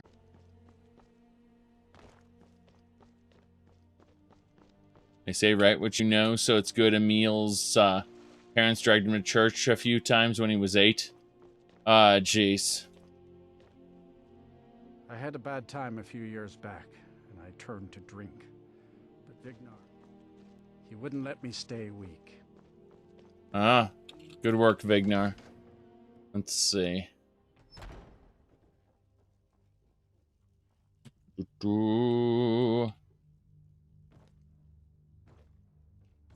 Hey! Have you been bringing the battle to the Silver Hand, friend? Yeah, I took care of that group. Excellent. Looks like you've really driven them into hiding. Keep this up. We'll wipe them out yet. Okay. More. And there is more work to be done. But I fear that Kodlak's gotten wind of our recent efforts. He's asked to see you. My advice, always be honest with the old man. But don't tell him anything he doesn't need to know. You asked, the mod loadout itself. Go look at my video. I did a video where I went over my mod organizer list, and you can see the order that it's in. I mean, we don't overwrite anything because we're using mod organizers. So, yeah, don't be doing a manual installation or a Nexus Mod Manager installation where you're overwriting files. Mod organizer doesn't work that way. So, just go watch episode 0 on the YouTubes, and you'll know exactly what order everything is in. Okay. Episode 0.5 for the mod configuration menu and character creation. And episode 1 and onward are the actual playthroughs. Oof. Okay, let's see here. Why would I want a PS5? I don't understand. I have the games I want. I have a computer that is able to play the games I want. The only, what do you call it? The only thing I'm missing is well, it's upstairs. It's a Switch, and those are the games that I would be interested in playing there. So, good. Let's see here. Moving on. No.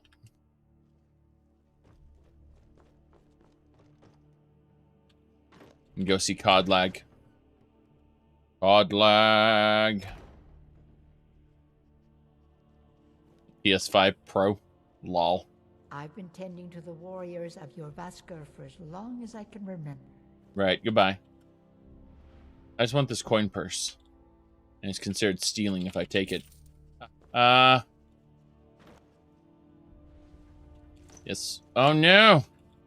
I didn't mean to click on this. You're struggling to justify it for yourself? Well, I mean, my wife and I, ever since we were kids, we played Mario Kart and stuff like that. So this is just kind of an extension of that. Not even joking. I hope the hunting goes well, brother. We've got the cowards on their heels now. Of course, we have the cowards on their heels. But no, I knew my wife when we were kids, so we used to play games together. And those were the kind of games we played, like Mario Kart and stuff. So, yep. And it's just that the Switch is just the extension of that. Otherwise, I wouldn't own one. Yep.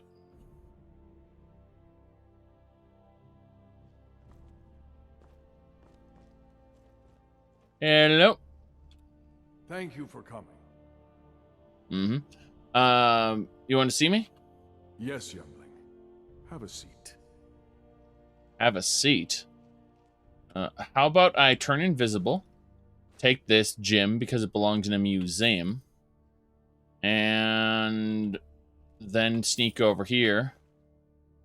And now that I've done that, because, you know, I'm super sneaky, let's go have a chat about whatever you want to talk about, Codlag. Let's go. I hear you've been busy of late. But this pie is being affected by havoc. Yes. I'm trying to think of all the other anything else. I mean, I'm planning on playing the new Hyrule Warriors, but that's because I like the Warrior series. You know, but for the most part, I have all the games I'd want on PC. Or, you know, if it's a PS3 or older game, like, you know, PS2, PS1, say GameCube, Wii, Super Nintendo, whatever. All of those older games can be played on, what do you call it, RetroArch. Like, when I play Pokemon Crystal Clear, I'm playing it on RetroArch.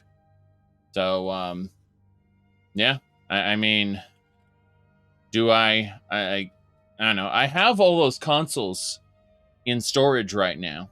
It's just, I haven't purchased a console since PlayStation 2, and that's the honest truth of it. Except for the Switch, of course, but, you know, we had I was going to say, a Game Boy before then. Let me see. You all know about the Game Boy, right? Yes. The Game Boy.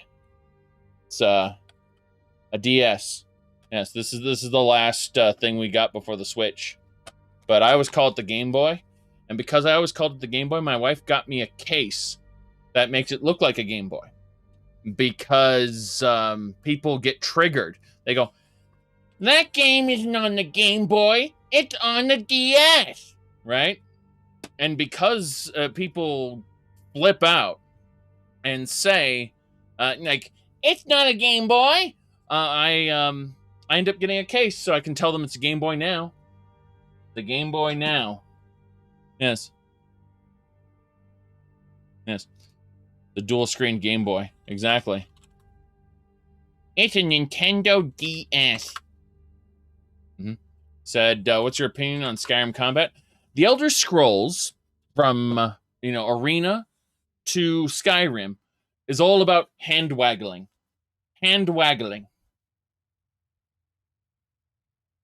Magic, slashing, hand waggling. It's not impressive at all.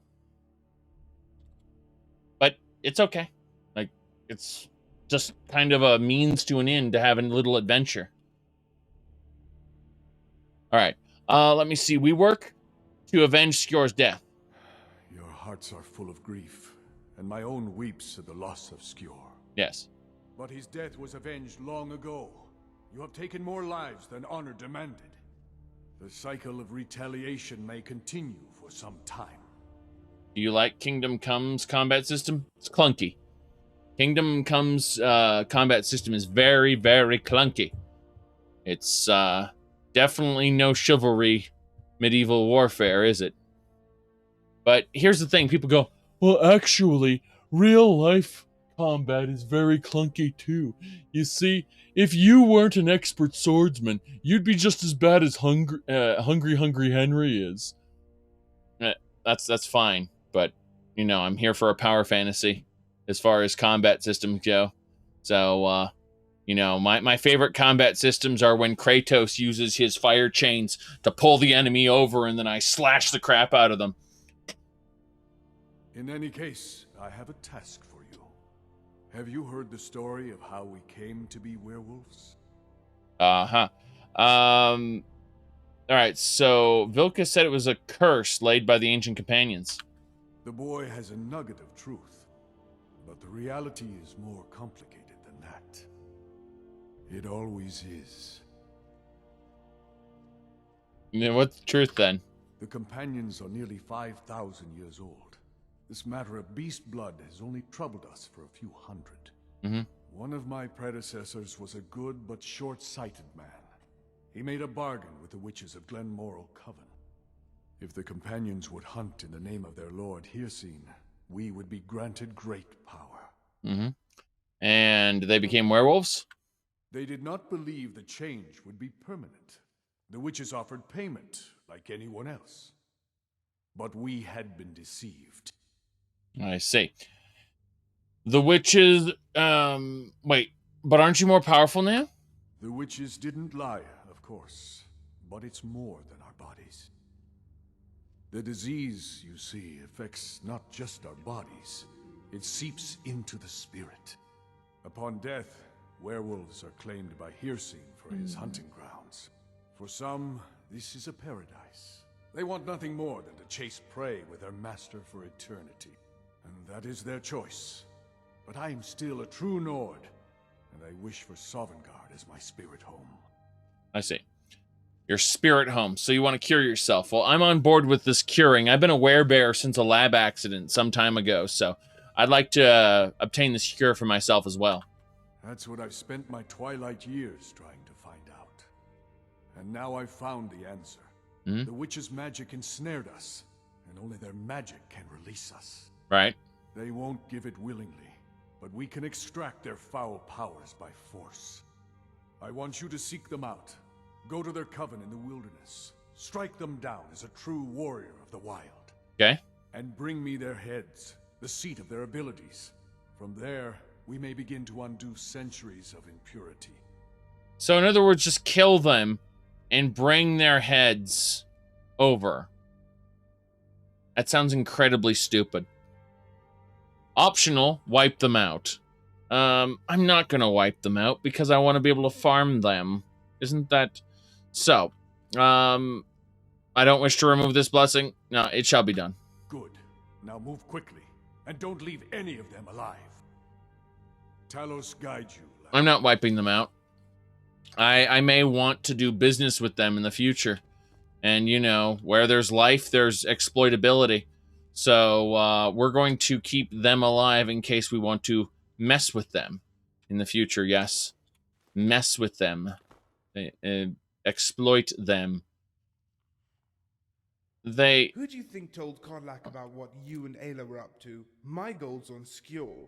Sure, he's dead, but wouldn't that make for the perfect alibi? Yeah. Skjor, back from the dead, snitched on us. I dream about the mists of Sovngarde. I'm sure you do. I Dream of Sovngarde is going to be the next big series. You'll see. Wait, hold on. What's in this display? It requires a key.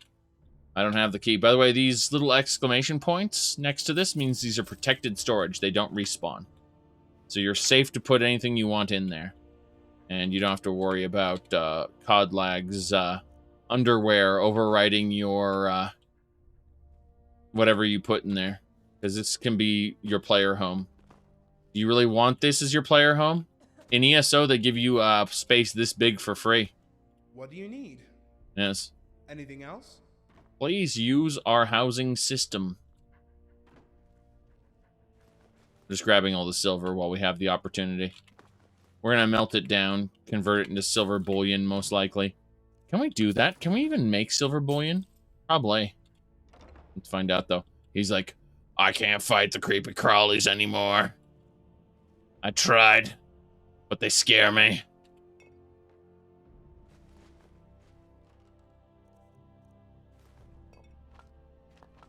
Butter.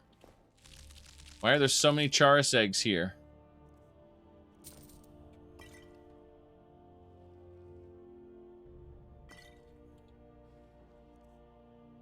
I know that I swore to fight with you for honor and glory, and that nothing would stop me from having my revenge. However, these creepy crawlies are too much. All right.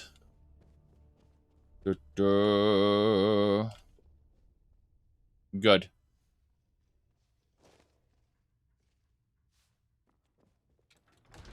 Realistic combat, stabbed to the thigh, and now you're dead.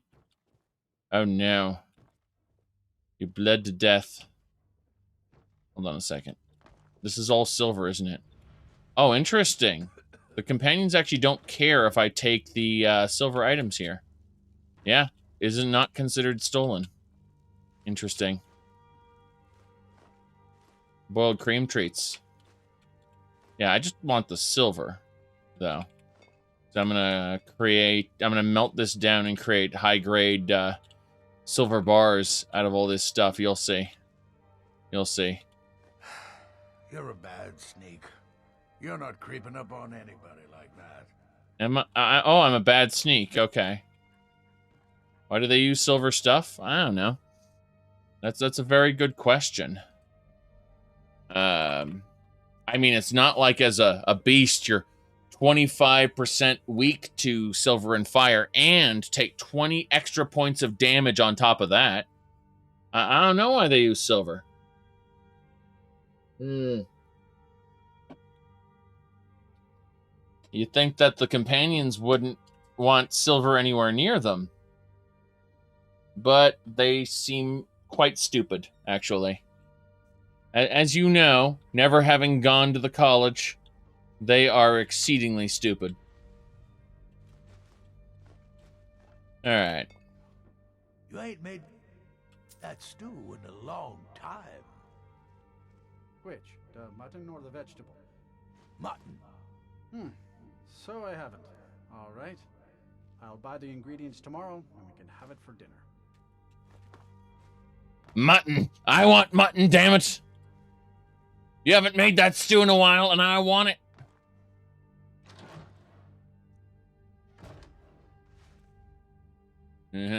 I know Genshin updated. I know. They added new people. Like the girl with her cat's eye bloodline. Which is creepy. Yes. Alright. We're gonna save the game here. We're going way down. Yes.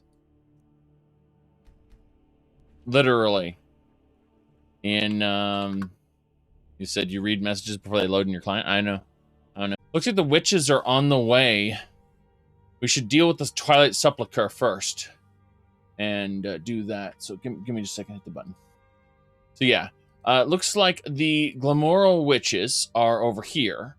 And the Twilight Sepulchre is over there. So we should probably finish up Nocturnal's bullshit. Go up by Riverwood, deal with the Ember Shard Mine. Do our usual run through here. And work our way over, deal with the Key of the Twilight. And then head up and deal with the witches. Nice little loop back to Whiterun then. Shouldn't be too much of a problem, I imagine. Let me make sure everything is set. Yeah, we're okay.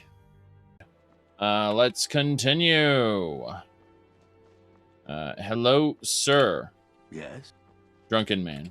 I like how he stopped stumbling just for a second to talk to you. And goes back to his stumbling animation. They built stumbling animations into the game, but the NPCs weren't, like, there's nothing for them to do other than stumble. Kind of silly. Alright.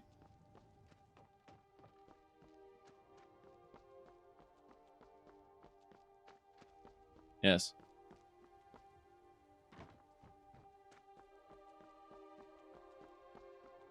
Well, I have a tendency to save quite often.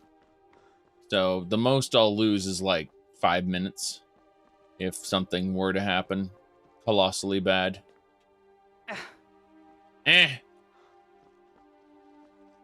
She just figured out how to go around the wagon. Hey, watch it. Yeah, I'm confused as to what's wrong with you. You're a broken lady. A broken lady. We're going up to Riverwood. Yeah. Hey, watch it. All right, we're actually getting tired. So we'll probably head to Riverwood before we deal with any of this. Yeah, I think this is a good enough place as any. Let me see.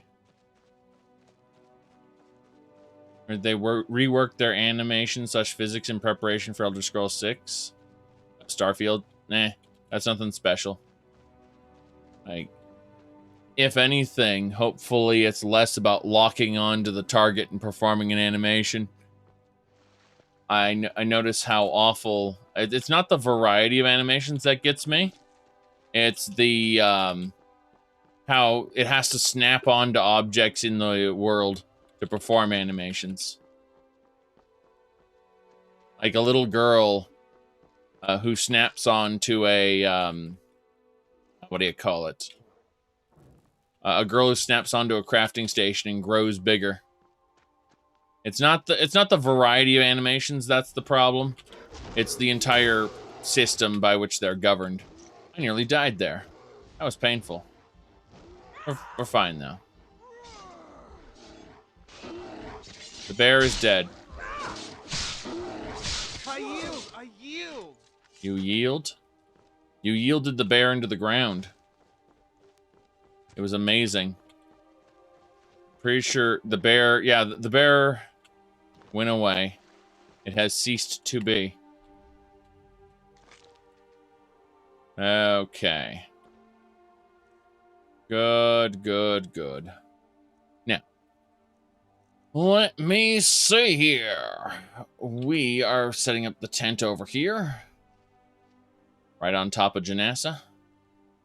And my zombie. We just need to take a nap. Well.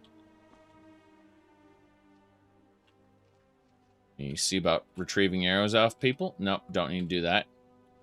I thought I saw an arrow in someone. I was wrong. Okay, we need to pray for a moment, because we do that at night. Praying to many Marco's only 7 to 5. Oh, it's 5 a.m. now. Jeez. Well, let's go ahead and take a nap for, like, say 5 hours. 6 hours will do it. Yeah, 6 hours will do it. That's fine.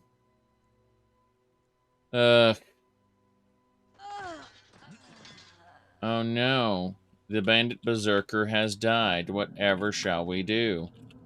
It's not like I don't have access to resurrect them. Again. Let us immediately activate our Revenant spell and tell them they can't die yet. By the way, she used to be a silver hand, now she's a bandit berserker. Do you know why? Another corpse for the pile. Because when the quest ended, it caused her to revert back to a bandit berserker. That's why. Like the silver hand are just bandits with a name relabel. And when the quest ends, that name relabel ends too. Yes.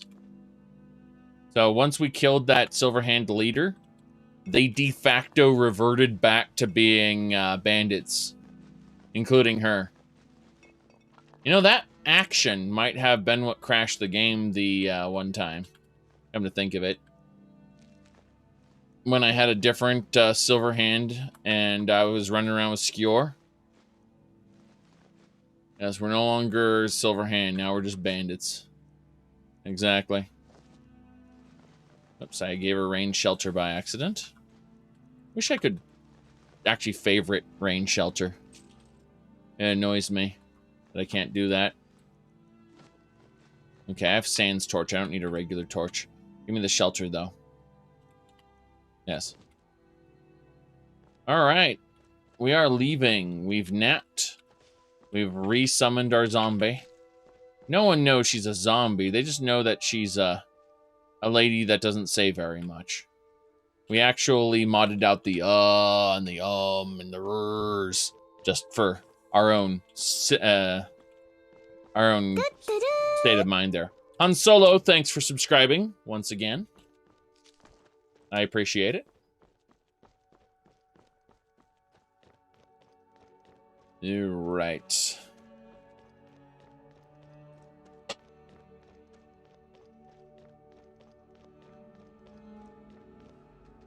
But no, back in Whiterun, I had a like a little brownout for a second, and that caused the internet to dip for just a moment.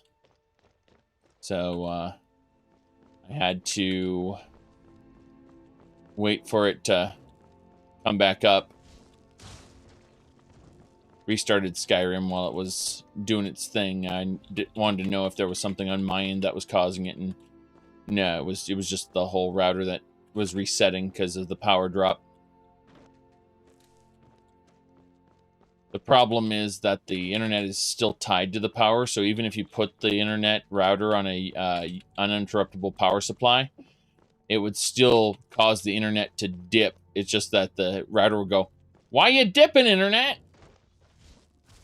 That's the sad part. The router would just be like, "I can't contact the host."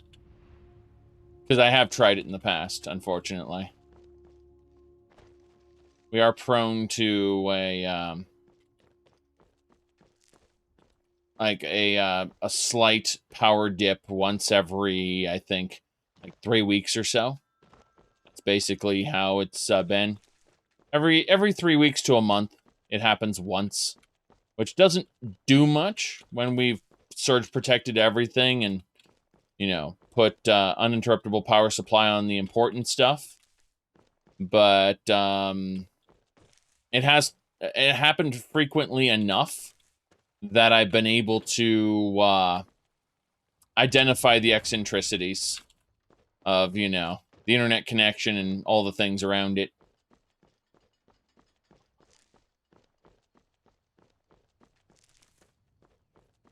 I had been taught that phone lines actually had a battery backup kind of situation.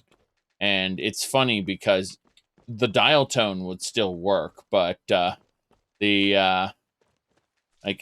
every provider that's moved over to VoIP,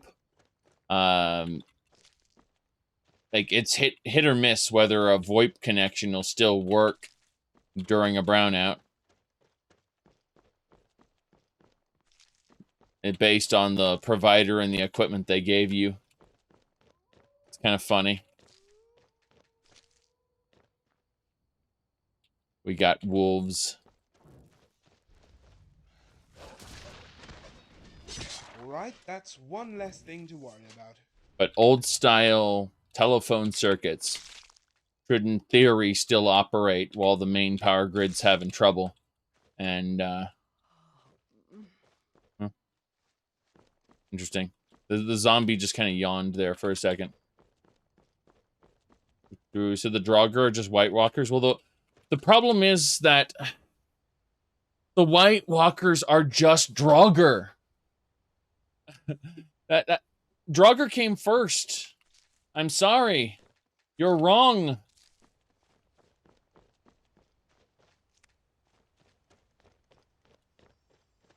All right. Let's get going.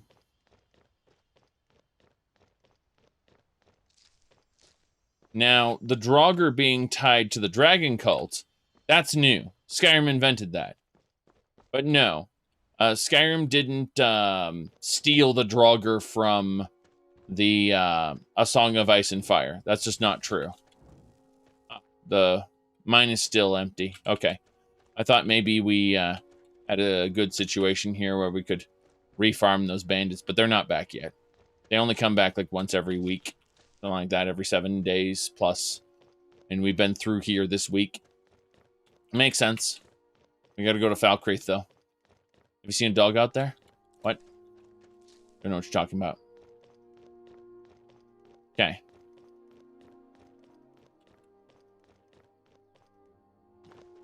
You should see the number of people who said that, what do you call it? The new God of War, Data Boy, stole the Draugr from Skyrim. People who don't know anything. Okay. Let's get going.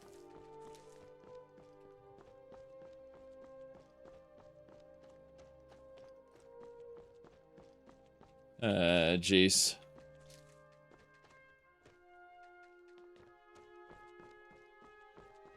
Yes. Correct. Abso-freaking-lutely correct. Let me pull up the Wikipedia on Draugr for you. That might help a bit. I need to pin this. Hold on. There we go. So, as you can see, this creature from Norse mythology. Yes. Old Norse mythology.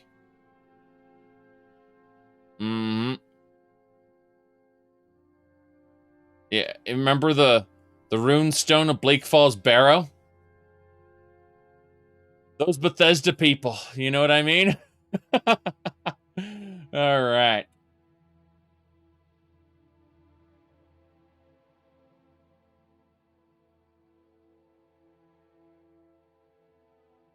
So, there we go. There are bandits that have respawned in the wilderness. Let's nuke them. Just hit it with an energy ball, hope it dies. That's a level 1 bandit. That is not a level 1 bandit. I like how there's a level 1 bandit right next to a level 38. You're scary. You are truly frightening. You call yourself a Nord. No. Who calls yourself a Nord? Who here calls himself... Oh, the zombie. The zombie calls herself a Nord. Okay. I was trying to figure out this girl who's dual wielding these ridiculous items, these shields. I was trying to figure out, okay, well, that doesn't make any sense. Here we go. Have to wait for I just imagine now dual wielding shields in Skyrim, how silly that would be. Oh well. Up and away. 2 zombies. Ah, ah, ah. Okay. Satchel. Very good. Got a lockpick out of that. I'll eat this slaughterfish right now. It's delish. We are thirsty, though. Janessa must quench our thirst. Yes. For she has the water skin. Not the pie, the water skin. That's better. That'll do it. Vigilance of Stendar. I'm not talking to you guys. If I talk to her, she'll look at my Daedric gauntlets and my Daedric boots and go, "You have a Daedric relic, I'm going to kill you!" Which, I'm not even joking. That's what they do. Yes.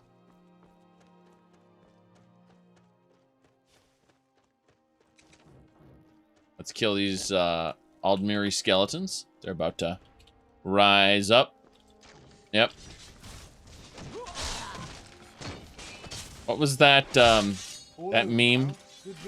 The meme was, new gaming chair allows gamers to rise up without standing. That was a good article. Yes. Alright. Silver septum there.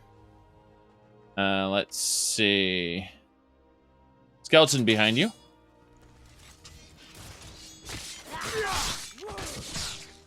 Good.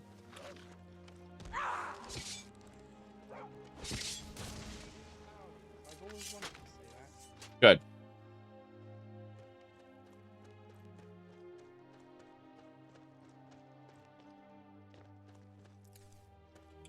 You find gamer chairs all look like race car seats? Yes, we actually have a pretty high quality one that we got for like $20 because someone just wanted to more or less get rid of it.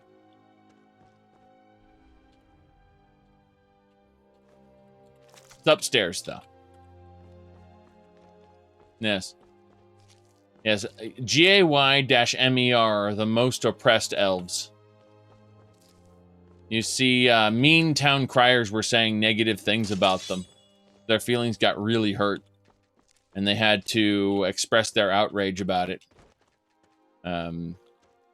in the local printing press. Yes. You'll find lore books about the oppressed gamers around. Tamriel, I'm sure.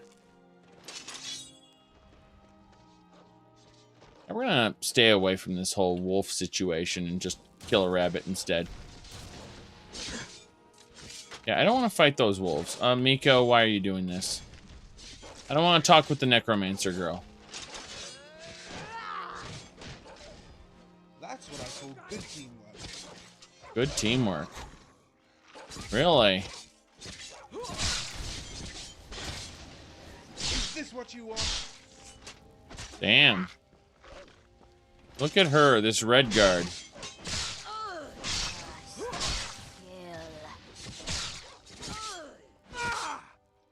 So that was Camilla. She was a, I'm pretty sure she was an interesting NPC. Yeah, I'm pretty sure we just killed one of the interesting NPCs. I mean, she kind of deserved it, but still. Let's kill a skeleton as well. Yeah, I'm certain of it now. One of the interesting NPCs is now dead. And I don't feel any remorse. Any pity. I have to go get Frostmourne now, I guess. Right. Yeah, the necro artist girl, I think she was right here. And she died. I can't say she didn't deserve it.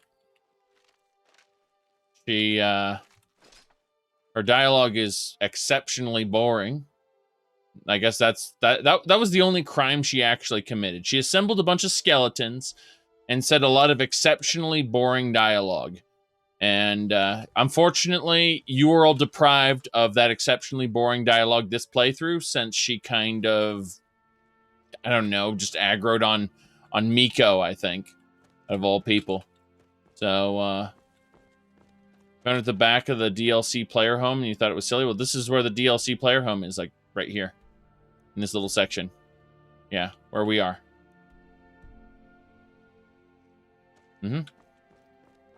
Play tabletop RPGs in an RPG game? People do that. No, seriously.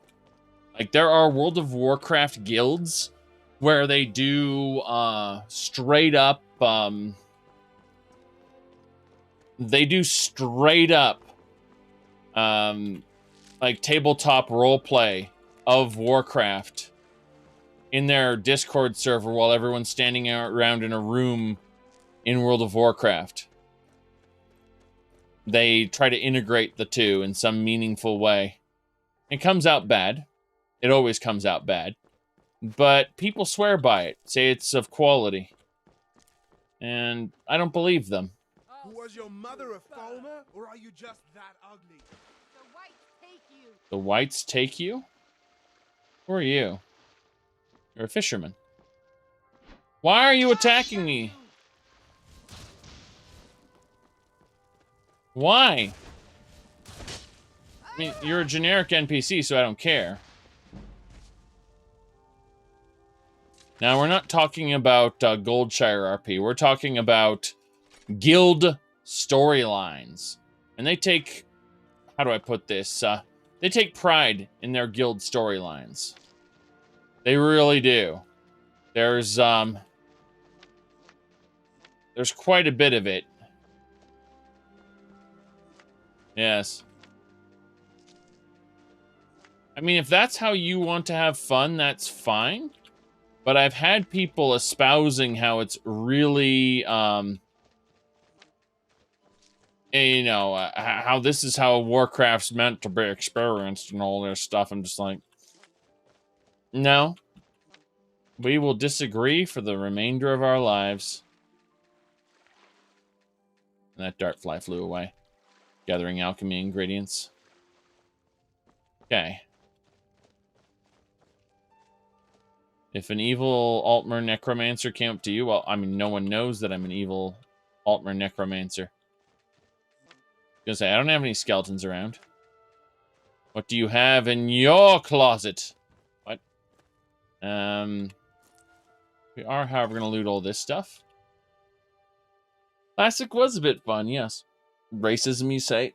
We're actually going to nap here for 2 days. I'm not joking. I want to... I'm going to kind of...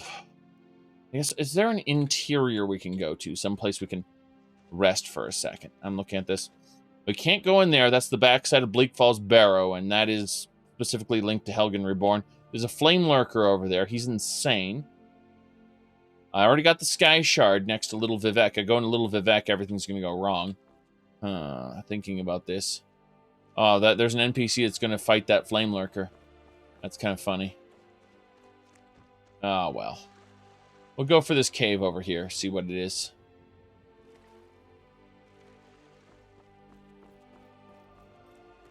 There is a bandit house near me, yes. You are correcto. I'll check out this little area first. There's a novice chest here.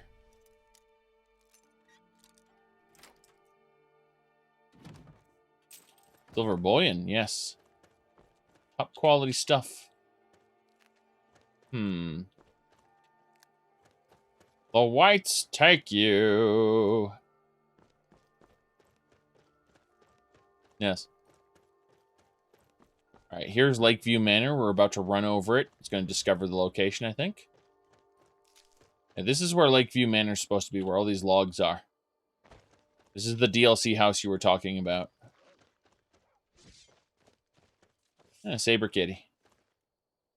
We're getting to the point where we don't actually need the Saber Kitty stuff anymore.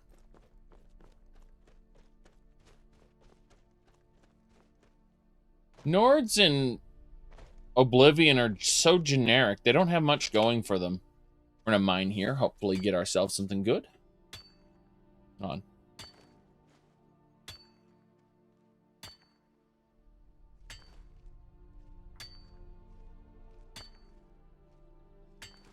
Good.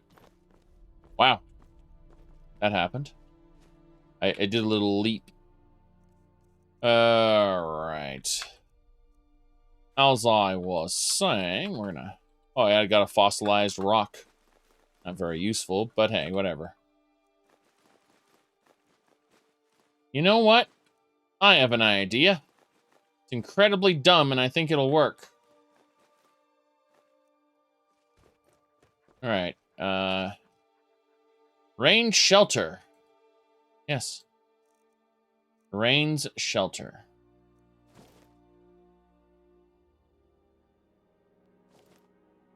Heavy armor perk serves you well. I gain an additional perk point. Interesting. That's from the last big fight. More magic goo. We're still at 98 conjuration. I need to get this up to 100 so I can max out my March of Oblivion. Thinking about Unleash Hell might be nice as well for Daedra, but I don't think we're going Daedra. We're going Necromancy this playthrough. It's kind of funny because the previous time I played an Altmer Relic Hunter, I was doing Daedric summons and not undead. So I've gone like hard into undead. I've basically gone a completely different route, which is fine. Apparently a monster has appeared. Yes, a monster has just appeared in this room. Very important monster. We're going to move this out of the way. This is still a fly trap that I just have here. Anyway, we're going to just kind of grab him and just be like, Monster, what are you doing here? What are you doing? Yes. Right. You can't use acronyms. I have no idea what you're talking about. Ah, there we go. Hyrule Warriors? No. No, I'm not bringing my Switch down here. I will play Hyrule Warriors, but I'm the Switch belongs to my wife, and if I bring it down here, she'll forget about it. It'll stay down here. It'll never be used other than, you know, the occasional stream, and it's just not a good situation if we bring bring anything that belongs to hers down here, because it will get forgotten about, and that's the problem. Is on. Okay. Yeah? Yes. Right.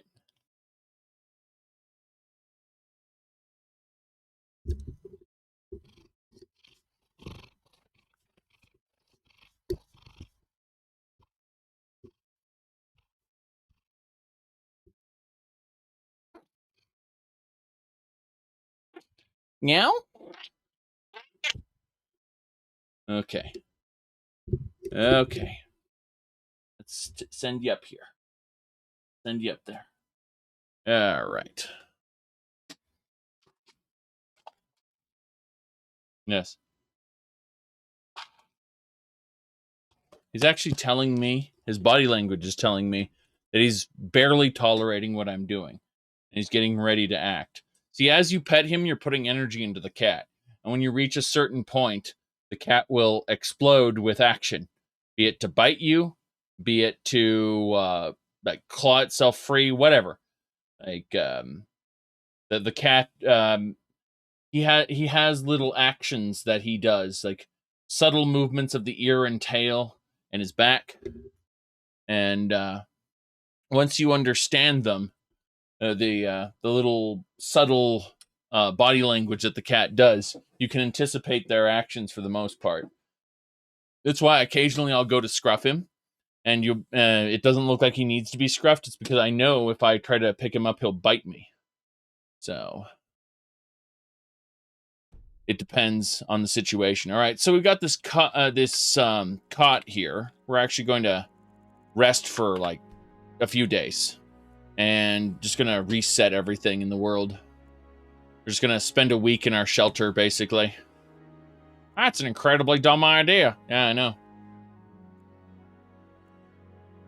It's just those NPCs kind of, like that fisherman wanted to kill me, and I'm trying to figure out, why did the interesting NPC and the fisherman both want to kill me? That was a problem. So we're gonna just kind of rest for a while. Apparently Latoria gave me my beast blood prevents me from doing that. Let's see what time it is. 2 p.m. All right, we haven't prayed in a while, so we're actually gonna wait till tonight to pray. We're just gonna spend our days sitting in our shelter and praying to many Marcos. Yes. Many, many Marco. Where are you? Okay. Pray to Manny Marco. Our favor goes up. Let's continue to rest. Speak the language of animals. Don't make animals speak the language of men. Oh no. Oh no, no, no, no, no. I mean, once you understand how an animal works, typically you can anticipate what they're going to do. They're permanently in the headspace of like a 3-year-old. Yes. What happens when you hit... There's no such thing as maximum favor. When you go over 100%, you gain special powers. There we go.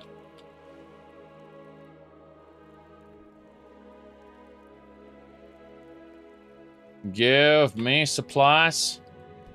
Give me cooked food. Give me wine and ale. Ale. And bread. And a cooked canine rack. The lamp beckons, yes. There's a magic lamp. You can use it to gain superpowers. Actually, it just gives you a very, very minor buff, or it gives you money, or it gives you a, what do you call it? You know, it gives you one of several things, depending on what you ask for. Or it traps you in the lamp forever, and unless you challenge the genie. And if you challenge the genie and destroy it, the lamp is destroyed as well.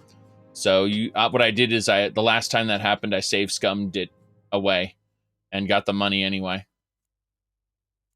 I always wish for wealth whenever I'm at the museum. The lamp is on display in the museum right now. It basically gives you random boons until it decides, you know what, maybe you shouldn't have boons anymore. My current inebriation's 94. I haven't prayed in a while. I better pray to Manny Marco drunk. The god of worms. Alright. Spend another day sleeping. Gotta sleep off this terrible, terrible state we're in. Yes. Well, liches that grant wishes. Sure. A wish-granting lich. Something like that. Yeah. But eventually, when you rub the lamp, it will curse you. Inebriation's minus 75. Grass pot added. I'm not prayed in a while. Yes, 44. Always pray to Manny Marco. Okay. Just gonna keep resting. We're gonna let the world reset itself, considering the peasants wanted to kill me.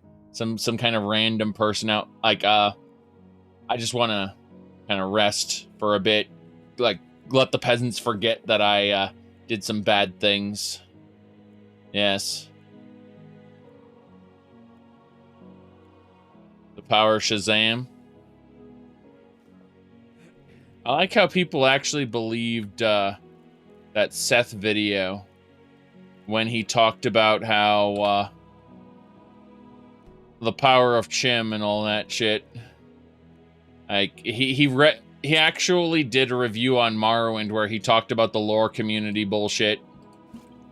And people in the lore community like celebrated that more people were coming into the fold, understanding that you know, Vivek's understanding of Chim and all that. Oh boy. Yes. It's kind of funny. Alright. Gotta have stimulants. 2% of your health, maximum health and stamina per second. That's whenever I drink a potion or eat an ingredient. Kinda nice. Food counts too. Let's save the game. Then we're gonna pray. 51%, very good. So as far as the following goes, let's look at Manny Marco's it's called Follower of Manny Marco buff. 52% longer conjured minions. That's a bit silly. I imagine we'll get, I don't know what the power we get later, but we're gonna wait one more day. And then hopefully the peasants will have forgotten our terrible, terrible transgressions after this. We've been resting, eating, drinking, and praying. That's it. Just resting, eating, drinking, and praying. Over and over and over and over. For the past several days. But the game world should have reset by now. Which is the important thing. Yes. We went into seclusion in rain shelter. And, well, we are going to go over to our cooked food again. Penance, yes. Beef stew. Let's have some chicken stew. Should be fine now. We're a bit thirsty, but we have water. Yeah. Drink the water. Save the game. Before we head outside. Make a nice save. And we're going out. Monk Simulator 2020. Yes. Alright, so it's dark out here. There's a Thalmor skeleton there. Yep. So everywhere else but this current cell should be reset. That's the important thing. Yep. Any upcoming game or mod that I'm interested in? Well, I mean, other than, of course, Skyrim, you know, like Beyond Skyrim, you know, Skywind, Skyblivion, Tamriel Rebuilt, what's it called, Project Tamriel, you know, the basics that I've been talking about for a while. If you're asking about, quote-unquote, new things, they've been working on Freedom Planet 2 for a while. And I'm actually very interested in Freedom Planet 2. Because I'm, like, I've beaten Freedom Planet 1 for, I don't know, 5 or 6 times. Like I've beaten it quite a few times, let's just say, on very hard. I think this is the video. Hold on. Let me see here. Yes. So think of it like Sonic the Hedgehog, but as a dragon girl who's it plays better. It plays like classic what do you call it? 2D side-scrolling platform. It's like a love letter to the old Sega Genesis games, but it's mostly influenced by Sonic the Hedgehog.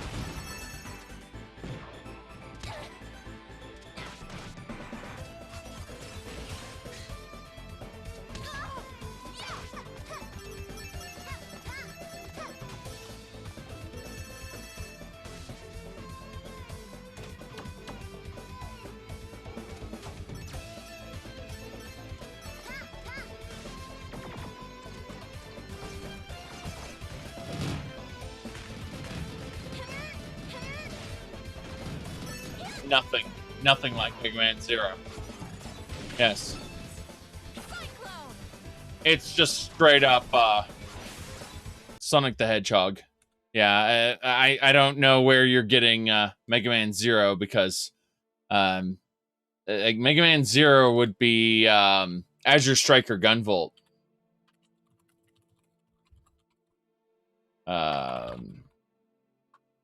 Let's see. I think it was here we go. That should be it. Let me see. No. Let's see here. He said there's a sequel 20XX. Not out yet. Not out yet. Yeah. Said, and it's not copy-paste Sonic. It's actually far better than Sonic. That's the problem, is it's just an improvement on it. Let me see here. Now, if you want Mega Man Zero, you go with Azure Striker Gunvolt, I believe. Yes. Here we go. A 14-year-old hero with the septimal power of lightning, known as Gunvolt, aka GV, works these are the people. Resistance group Quill. These are the people who made Mega Man Zero. Yes. GV gains kudos points for simultaneous target strikes. Using his electromagnetic powers, GV can move at high speeds and up walls. Yes. Flash field he emits during attacks negate this is just straight up by the people who made Mega Man Zero. Mastery of which allows same studio. Powerful enemies and traverse hostile terrain with ease. Offensive skills can be awakened through battle experience, such as the devastating Voltic Chains. Yeah. Now, I prefer Luminous Avenger X, which is a spin-off series. See, you got Gunvolt, right? And then you got Gunvolt 2. And Gunvolt 2 has a good ending and a bad ending. The good ending goes into the yet unreleased Gunvolt 3. And then the hold on, we got an animal here. The bad ending goes into Luminous Avenger X, and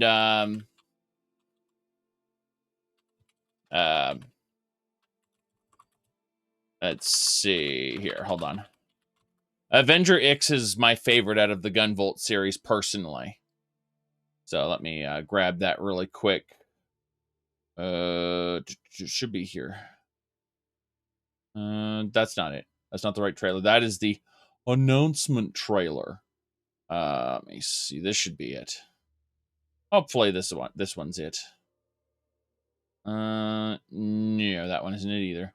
I've got a cat that keeps coming back the very next day. Oh, the cat came back. You can see this tail here. Yeah, he just sniffed the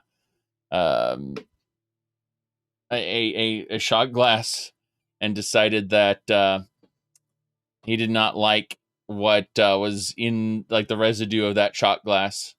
He decided very much that it was not for him. Let's just say. All right, this should be the official. Let me see. Oh, goodness. Okay, we have to take this monster out before we do anything else because he's full of mischief. Yes.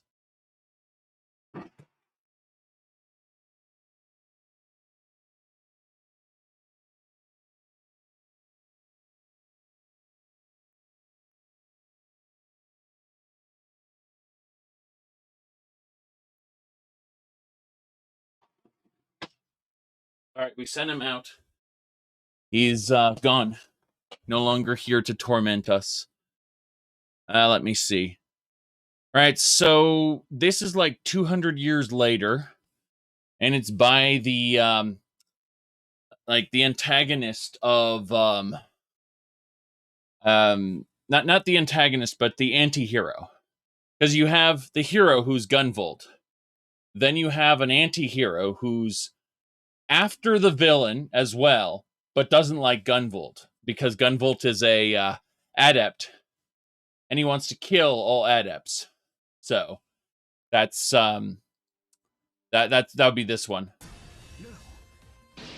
Copen, the mysterious young man known as the Luminous Avenger X. His basic attack is a photon laser gun that fires high-speed projectiles directly at his targets. Copen marks his targets by dashing into them. He can then hit all his shots with perfect accuracy from anywhere on the screen. By consuming bullets, Copen can perform a high-speed aerial bullet dash.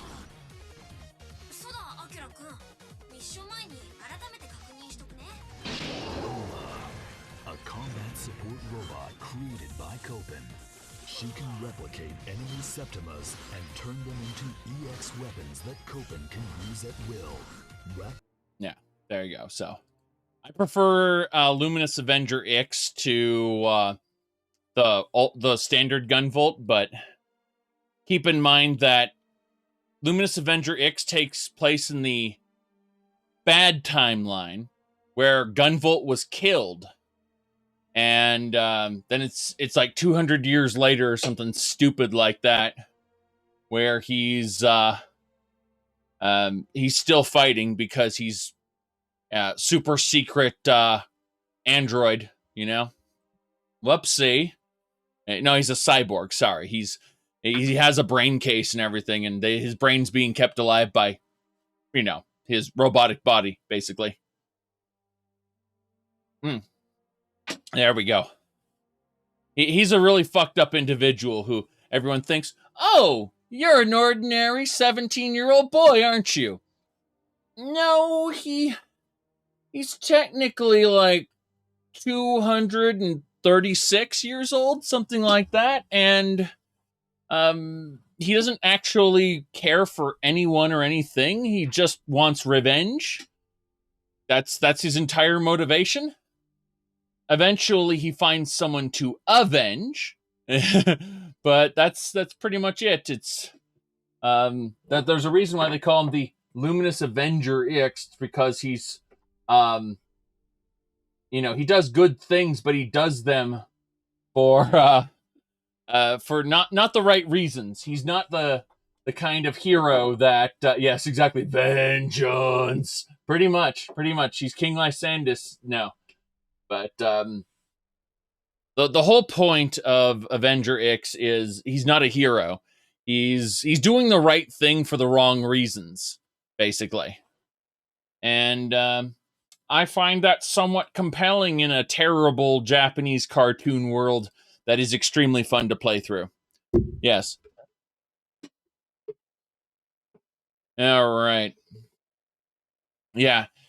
His original presence in the first one, in the first Gunvolt, he declares, I'm going to kill all adepts, right? In Gunvolt 2, he has failed to kill all adepts, and a lot of people are actually becoming adepts. In Gunvolt, in Luminous Avenger X, the majority of humans alive are adepts. He has failed completely.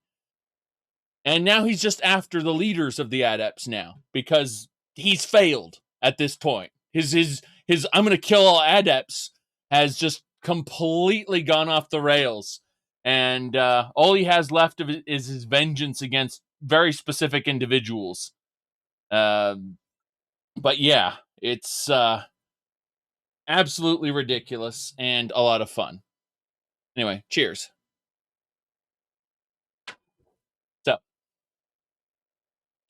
right, we passed a few days in that shelter. No big deal. We are going to move now. Move. Yeah. Damn it, butterfly. The thing got by me. There it is.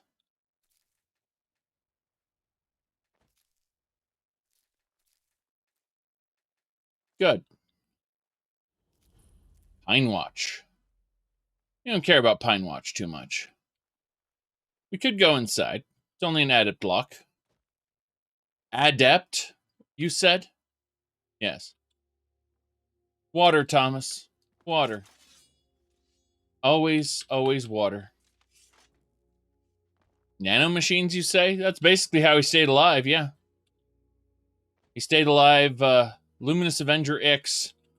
Basically, nanomachines in a brain case. Robot body. Yep. Not even a joke.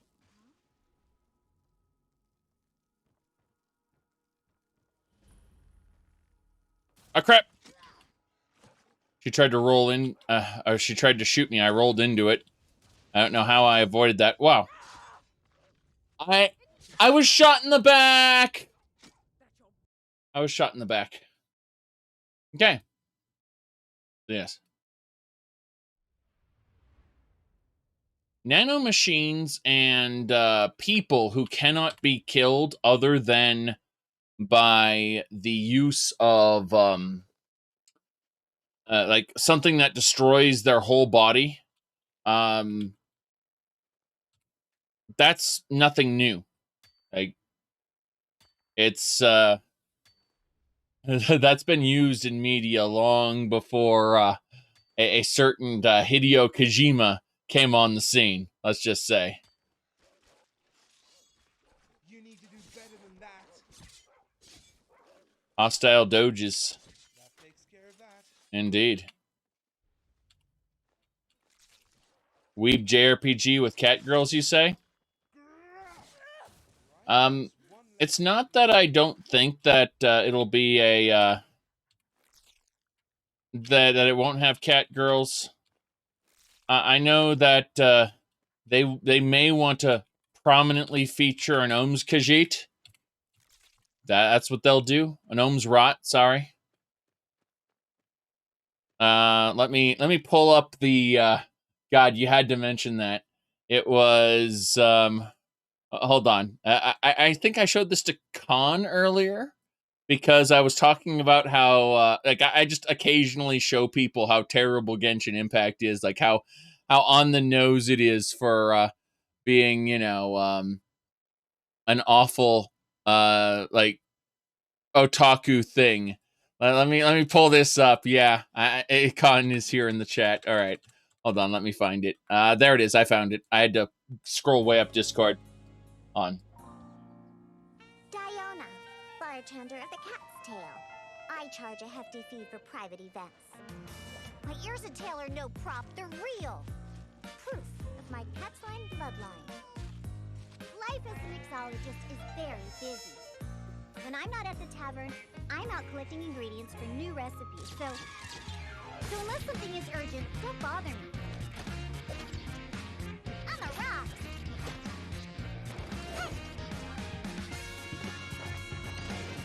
Think you can bully me? Look at you, Boomtown!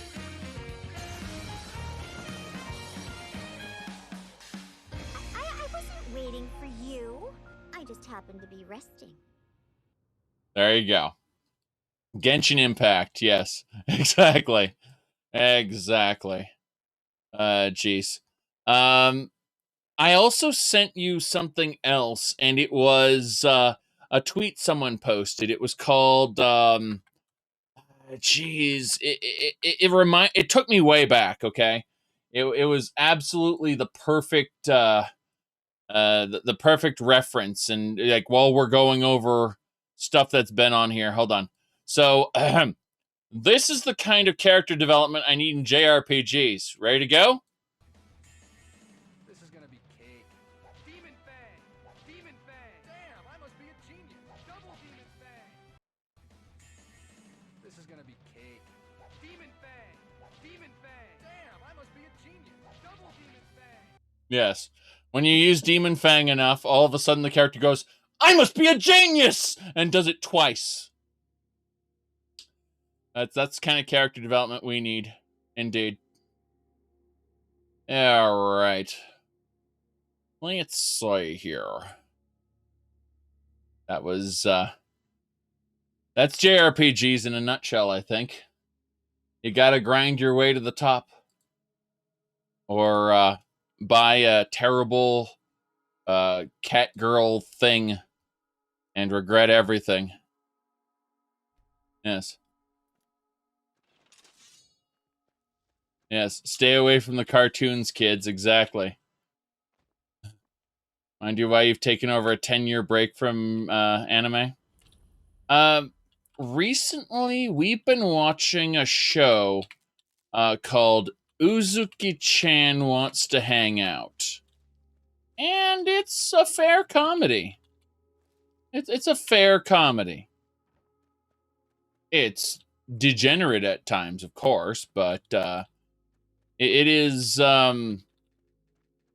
it does its comedic elements well.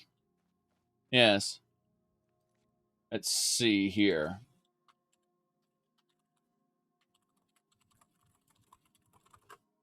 Let me see here. Let me grab a set of pictures there, so we can see. Yeah, this is all you really need to know as far as Uzuki-chan Wants to Hang Out. Like, look at that degeneracy down there. That's yeah, that's exactly right. But this picture basically sums it up, I think, right there. Yes. It's something. It's something. All right.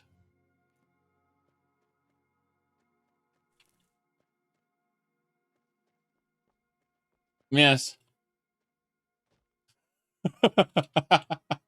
Right.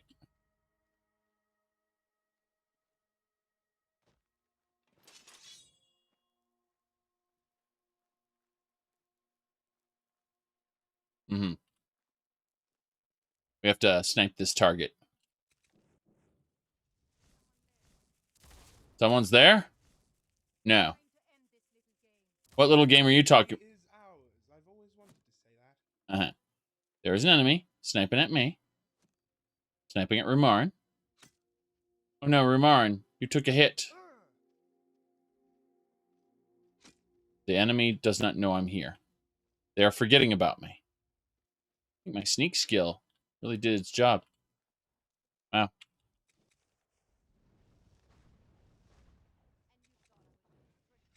And you thought I was just a pretty face, she said.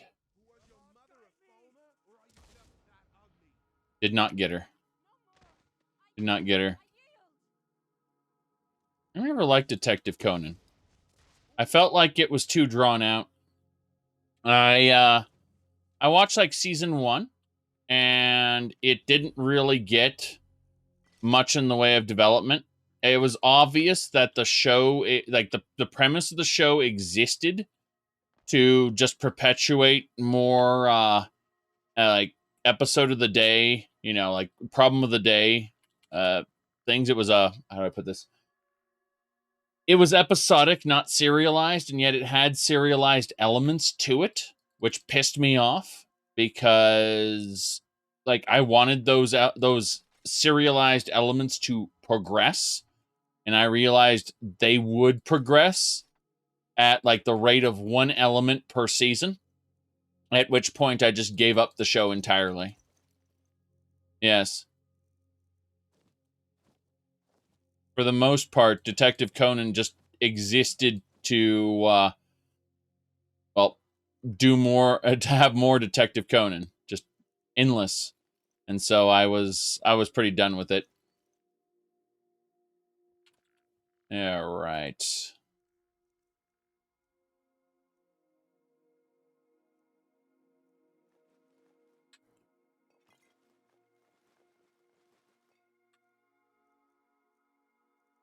Japanese Scooby-Doo. That's a good way of putting it. Not entirely accurate, but you know what? Good enough. Good enough.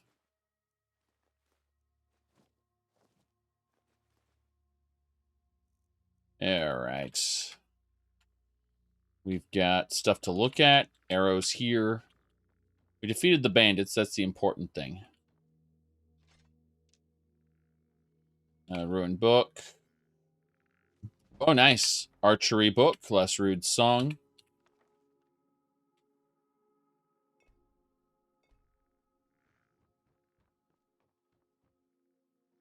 All right. So, what we want to do with her... What level is she? She's level 39. I might still be able to conjure her as a zombie. Stalrim bow. That belongs in a museum. Jeez. Do I have any lower...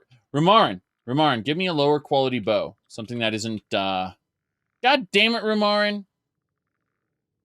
Are you trying to kill that deer? Or is that not you?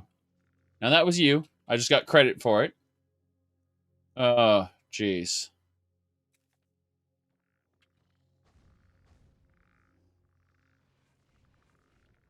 So what are you doing with that? Yeah, I was wondering, God. I was just like, this is the second time you've done that. Jeez. Okay, so let's see here. We're going to look for bow types. I'm thinking we'll go with just an ordinary longbow, because I want the high quality bows to stick with me. Yes, that should do it. Just a short bow, longbow. Sorry. And now let's try to raise her from the dead as our minion. That's what we're going to try. How do we do it? I don't know. Revenant. Yep, it worked. Cool. We got ourselves a sniper zombie who nearly murdered me last time. That's fine. Better than one of these ordinary skeletons. Hey, Rumarin. Good to see you. Uh-huh. I've seen people talking about Tangle Deep. Uh-huh. These rocks just trigger all on their own. There is no mechanism that causes them to drop other than you being in a scripted area. Yep, there's some Thalmor. Going to do their Thalmor things. I respect them. I let them do what they want. I had to kill some Thalmor the other day because they saw me investigating a Shrine of Talos. I actually wanted to loot everything at the Shrine of Talos. And they wouldn't let me. They wanted to kill me because they thought I was a worshiper. So I had to put them down, unfortunately. And I find that... I find situations like that quite disagreeable. Yes. But what can I say other than... hey, there's a Khajiit here we're going to ignore. Hello? Yeah, we're ignoring her for now. Let me see. Archer's boots, stamina fortification. Oh, nice. There's a Spriggan here. We'll get her bees. All right. There should be a special item in this little camp here that I need to find. Should be important, as I remember it. How did you know that? Just memory, more than anything. Let me see here. Aha! We found a former Thieves Guild member stuff. We found his boots, his hood. Those are all museum items. Yes. So, we found a dead guy here. He was buried in this section. Yes. A high elf, attacking a high elf at the Shrine of Telos. Makes no sense, you say? Perhaps. Perhaps not. I don't know for sure whether it makes sense or not based on the situation. I mean, are there other Talos worshippers around? Like, are there high elves who've been secretly worshipping Talos? High elves that bought into the not the ancient Nordic pantheon, but rather the imperial pantheon as it was, and decided they didn't want to compromise. Remember that not all high elves are the same, but I do think that it would prompt them to question that high elf a bit. Especially if he's wearing the armor of an adventurer and not the armor or not the robes of a priest or whatever. I think that, there's nuance that doesn't exist in the Elder Scrolls world that should be accounted for. What was that? What was what? Arrows.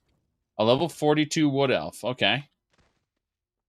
I'm going to hide behind my minions here. A level 42 wood elf apparently summoned a powerful Atronach. Yes. Guess that's the last of them. No idea what she was up to. Spooky. Can I revive her as well? I mean, I don't think, other than her potions, I don't think she has anything. Yeah, her gear is terrible. So let's just try reviving her and see what happens if we can have a level 42 wood elf minion. Nope, she's too powerful for Revenant. Okay then, Spring Steel Bow is mine. Arrows are mine. Goodbye. That's that. That is that. Yes. No, I mean, it's not necessarily that they worship Talos, it's that they might worship the old Imperial Pantheon. And there's not much room. They might not have wanted to or agreed with the ban on Talos worship for no arbitrary reason. What's a milk drinker like you doing out here? Go home to your mother. You shouldn't talk to me that way. Why? What are you gonna do? Cry? Back off. No need to get rough. No need to get rough. What are you gonna do, cry? I'm gonna slit your throat. And I'm gonna loot all your stuff. What level are you anyway? You are level 42, so you're probably stronger as well. Okay. I have 5 perk points, and I haven't decided what to spend them on yet. I'm just kind of sitting here waiting for Conjuration to max. It's sure taking its sweet time. I haven't been in that many combats, though. Hey, Janessa, let's get that arrow out of your neck. It might be causing you some bleeding problems. There we go, we got it. What are you going to do? Cry? That corpse? She said nasty things about me. So I ended her life. Now, we don't want a guard coming up upon this corpse, just the bloodstain. So we'll toss her off the cliff. Since there are no fingerprints here, it doesn't matter. Did you know, by the way, that in the Elder Scrolls universe, people assume that dead men tell no tales? But in Morrowind specifically, seers are able to view and speak to the dead. In the Imperial cult, you actually talk to a a priest, and he sends you on a mission to avenge a person's death. And it turned out that person's ghost was summoned forth in order to say, like, who killed you? And we found out who killed him. Just a group of bandits in this particular cave. Go kill them. Quest complete. But, you know, the whole dead men tell no tales idea doesn't really work in a world in which we can conjure the ghosts of the dead to tell us, hey, what happened? It's, I mean, only the people who are able to afford that service would get that kind of vengeance, but usually people who seek out that kind of vengeance will go to any lengths to get it. It makes sense. Like, you know, if the wife of a dead, you know, a guy who was killed by bandits may want to, so don't, yeah, necromancers regularly revive the dead for info. They don't even have to revive the dead, though. All they have to do is conjure the ghost of that person, just the very image of them, in order to speak, you know, whisper on the wind, who killed you? Zaric. Wait, what? Don't listen to that. Carriages to all the cities in Skyrim. Okay. Don't forget. Don't forget us. They do that in ESO a lot, actually. Did you see a dog out there? Did you see a dog out there? No. Did you see a dog out there? No. Right, Miko? We haven't seen any dogs. Did you see a dog out there? No. No, I haven't.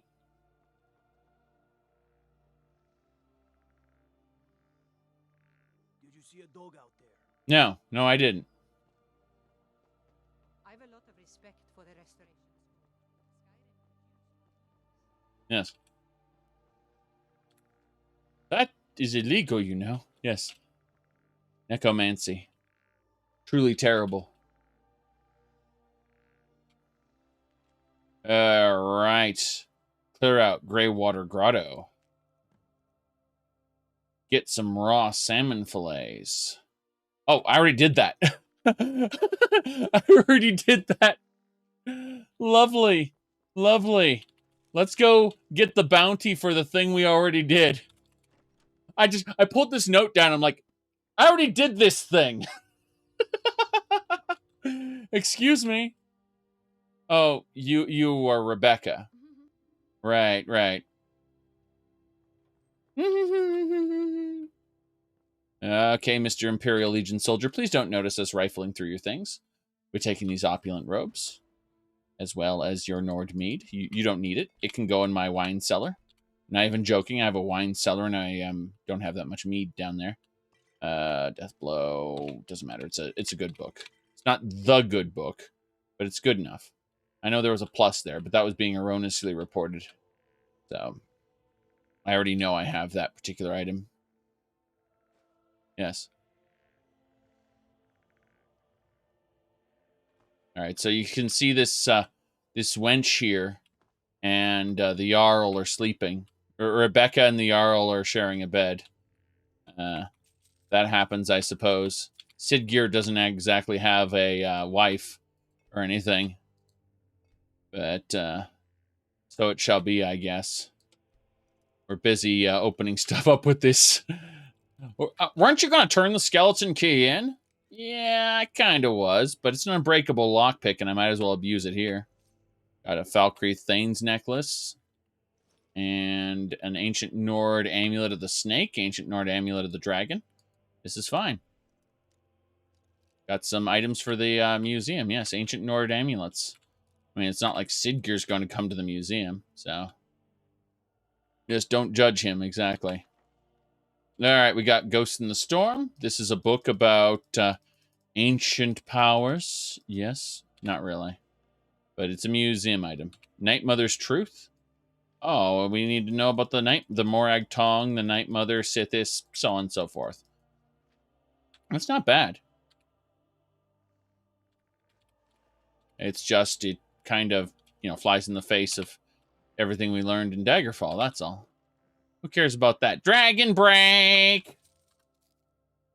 Ooh, look at this gold embroidered hood. This hood is worth 300. Nice. Okay. Why isn't my luck drain working? Oh, I assume the luck drain is over time. And, you know, we got our... Oh, we got a Jarl's necklace. Nice. Good, good. So what'd you do, Momo, to fix the NPC voices? Because you said you used my the run.sh file I gave you and it didn't work. So how did you fix it? All right. Well, I guess we're done. Let's go talk to Sidgear. We'll wake him up in the middle of the night. Yes. What is it that you want? So here's the thing. I cleared out a grotto. Excellent. You've done us a great service. Here is your reward. Yes. Now, as far as your letter. Ah, it's you. Yes, well, now we'll see if the stories about you are true. There's a group of bandits in my hold that I may have had a few discreet dealings with. The cut they were giving me was good at first, but now it's time to clean things up. Go and take care of it. Okay. Good. It's fine. Mine. All right. Is the game audio really low? We can fix that. We can triple it. There we go. We've tripled the audio. Yes. So, goodbye. Execute every last bandit. Spare no one. Spare no one. Very good.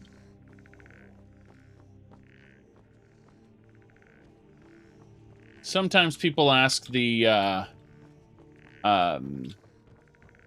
me to raise the volume when I have no intention of doing it, but in this case it was rather low. I admit that. All right. Grabbing these items, yes.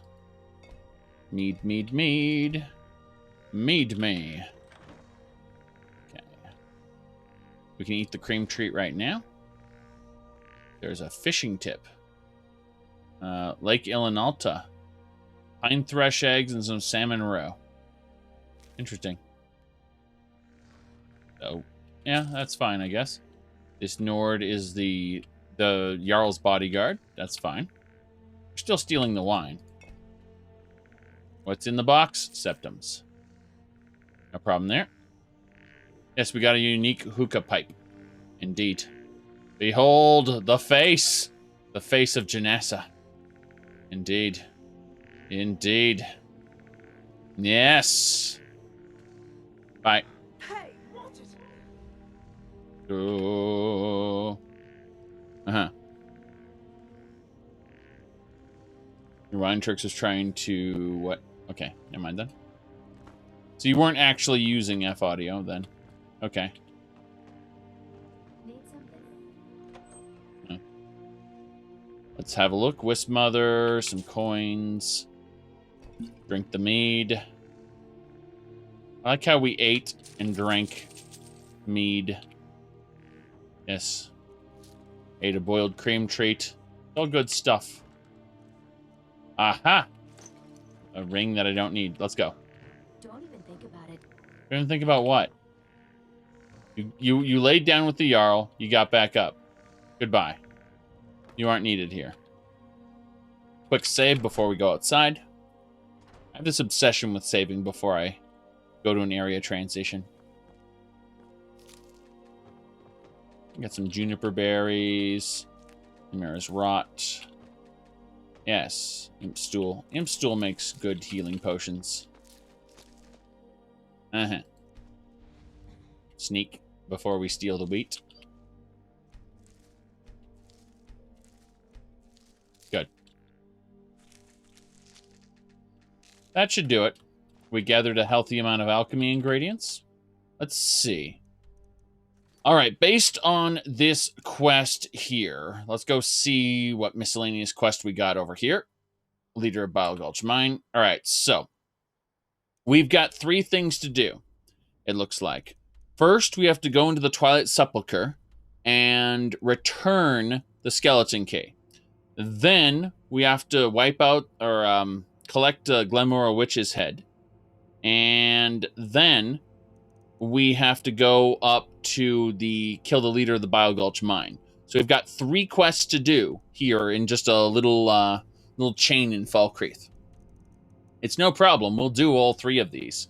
And then we'll head on out. But That is absolutely a task for us, I guess. No problem here. Let's check the missive board again. There's some raw salmon fillet. I'm pretty sure we did that already, but let's see who needs it. Janessa? Janessa, have you seen the salmon fillet? Should be in your inventory if we have any. Let's see, Sam. We have smoked salmon. It's sal. I don't know why I put SAM. It's SAL. I have this obsession with typing things wrong. All right.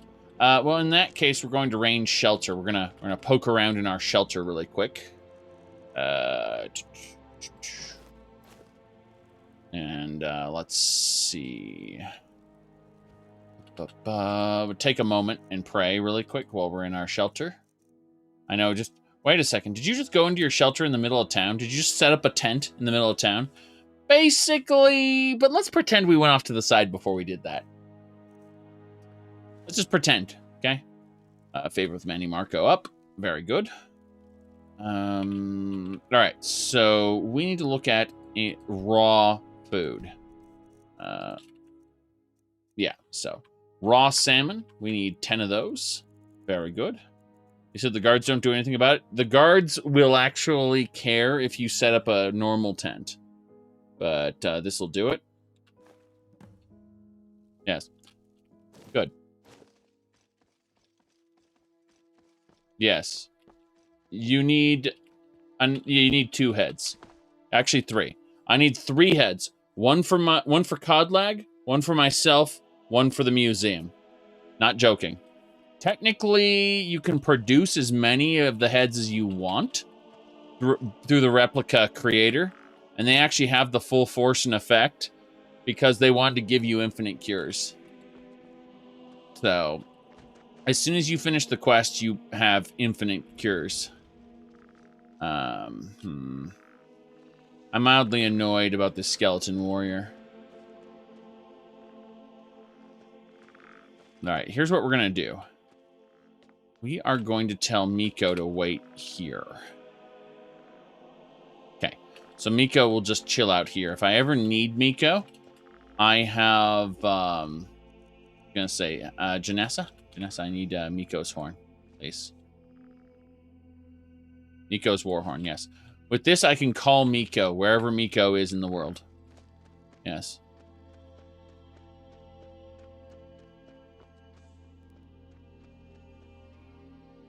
Hello. Bit late to be wandering around, isn't it? Yeah, it's a very good question. It is a bit late. I agree. Did our zombie... Alright, our zombie's dead. Okay. We're not going to worry about it too much. The blessing of RK. Manny Marco would hate it if we gained that blessing. Look at these guys. Here we go. We're going to learn a lesson there. Yes. The god Arche was once like us, bound to winding mortality. But he willingly gave up this existence that we might better understand the vagaries of life. Is this guy like 800 years old? It is through the ebb and flow of this cosmic tide that we find renewal, and in the end, peace. May the spirit of Lavinia and all those who have left this world and its suffering know the beloved serenity of Aetherius.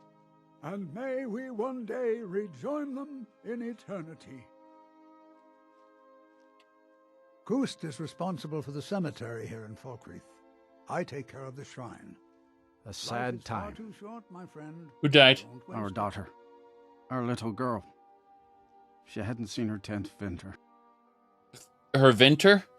How did she die? I'm gonna gather these crops for you. She was... He ripped her apart, like a saber cat tears a deer. We barely found enough of her to bury. Never winter nights, right? Who did this? Sinding. Came through as a laborer. Seemed like a decent man. He's stewing in the pit while we figure out what to do with him.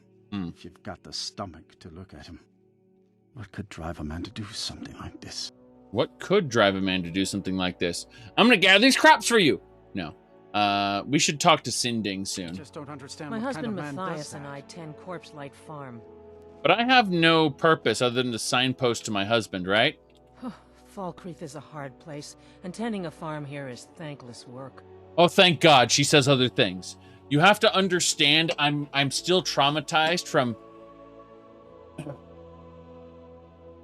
You have something to say? Speak to my husband, Vantis Lorius, or just Lorius if it's all the same to you.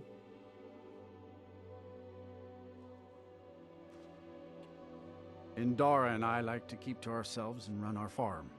I just don't understand what kind of man does that. Yeah? What kind of man kills my daughter? I just want to keep to my farm. He's rotting in the pit now. But I feel like I've never had a real emotion in my life. Like the direction in this game doesn't exist. Why? Oh, nice. Dun dun dun dun dun dun dun dun dun. You know, Warcraft. Right, so I suppose we'll go see Sin Ding Ding Ding Ding Ding. We don't want to get our lycanthropy cured before we do this little quest with Sin Ding Ding Ding. Let's see. Did you see a dog out there? No, I'm sorry, I haven't. All right. You know what, Janessa? I need you and Rumarin to not clip your face through mine, and instead teleport right here. Both of you, good. Now, I need both of you to wait here for me while I go check some stuff out. Yeah, you two just stay put. No problem. Did you see a dog out there? No. No, I have not. Okay. Let's go find the pit that this man is in. And... I fear the night, because the werewolves and vampires don't. Right. The Falkreath Barracks.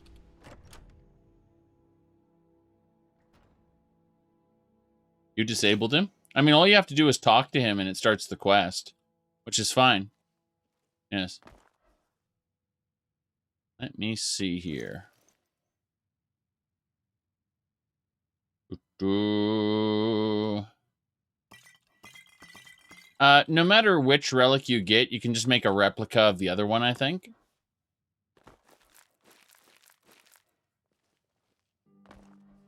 All right.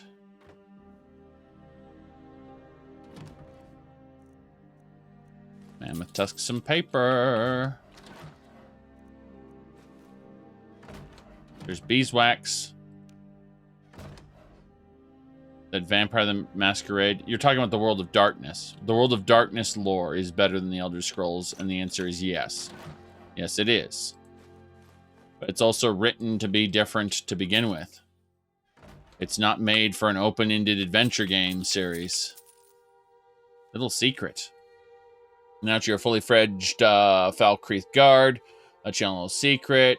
Boys and I generally mix a potion of beehive husk, hawk feathers, and honeycomb. It'll boost your light armor and one-handed skills. You can never be too careful. Okay. That's how you learn without... Okay, so assuming you don't massively inhale ingredients like I did via the snake blood perk, if you don't get snake blood, then you're going to be like, well, how do I learn what these different ingredients do? That's you get little recipes that are scattered around Skyrim like that. And so that's how you learn how to make certain types of potions. Not even joking. All right, let's see here. Yes. Okay.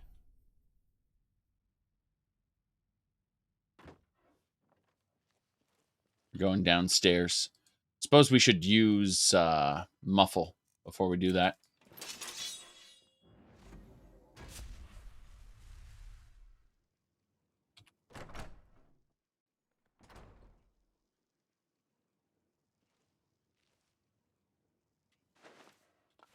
Black seeds. Black arts on trial. Your bodies avoid where the alchemy ingredients go. Well, actually, snake blood causes you to become more resistant to toxin the more alchemy ingredients you eat. And you get more effective at learning them the more alchemy ingredients you eat as well. But it's always a RNG chance of learning, not just instantly knowing. Like, I took a perk, so now I just click learn, and I know everything. No, that's not how it works. Snake blood gives you a chance to. My goodness. All right. Let's see what we got.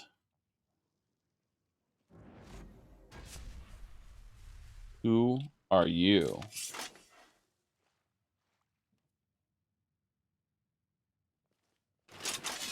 Is 50% the cap? I don't know. All I know is that this lady... Ugh. Been tending your hounds? You smell like a wet dog. How can she see me? I'm invisible, damn it!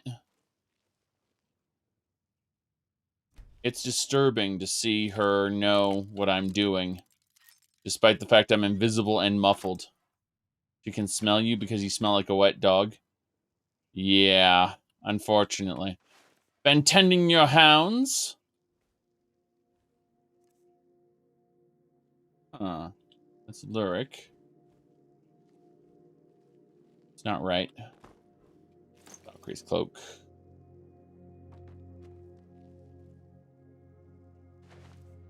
You smell like a wet dog, she shouts at the air. An invisible... I'm just imagining now playing Shadowrun and having a, like a rat shaman who has the ability to go invisible. And because he has the invisibility power, he's going through a mega corporation. But people smell how dirty he is and go, huh? And turn around and hit the alarm. On a raid with a mega corporation. Yes.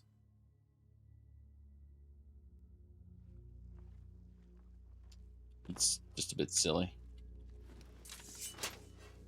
How you doing? Need something? Yes? Come to gawk at the monster. I heard you attacked a little girl. Believe me, it wasn't anything I ever intended to do. I just lost control. I tried to tell them, but none of them believed me. It's all on account of this blasted ring. What ring? This is the Ring of Hersing. I was told it could let me control my transformations. Perhaps it used to, but I'll never know. Hersing didn't care for my taking it, and threw a curse on it. I put it on, and the changes just came to me. I could never guess when. It would be at the worst times. Like with the little girl. Mm-hmm. I don't suppose there's a point in keeping the secret if I'm going to die in here anyway. I'm sure you've heard of men who shift to beasts under the influence of the moons. I am one of them. A werewolf. It's my secret and my shame. That's why I wanted the ring. It was said to give men like me control. Now, I may look like a man, but I still feel the animal inside of me as strong as ever. He should have had a Falmer blood elixir instead. That's what you said? Yes, let me see here.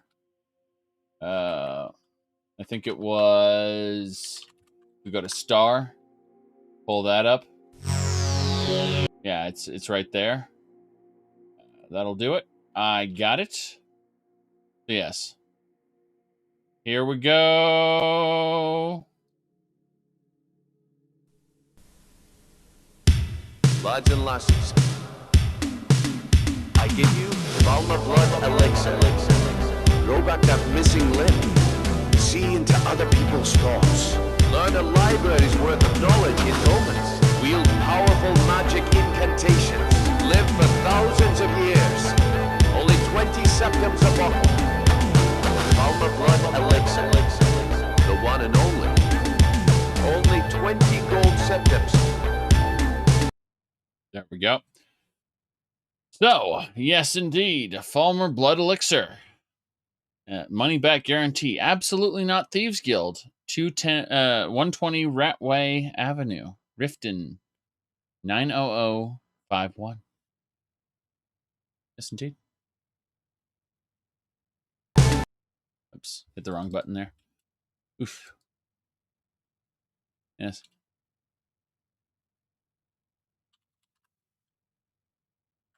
So tell me who Hersing is. Do you not know the Daedric Lord of the Hunt? He revels in the chase, and also gave the gift of lycanthropy to mortals. A powerful force not to be crossed, as I learned too late.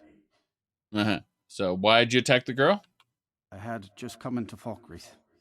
They needed some help work in the mill, and I thought that would be something safe, something I could do. When I saw the little girl, I could feel it coming on. I could taste it.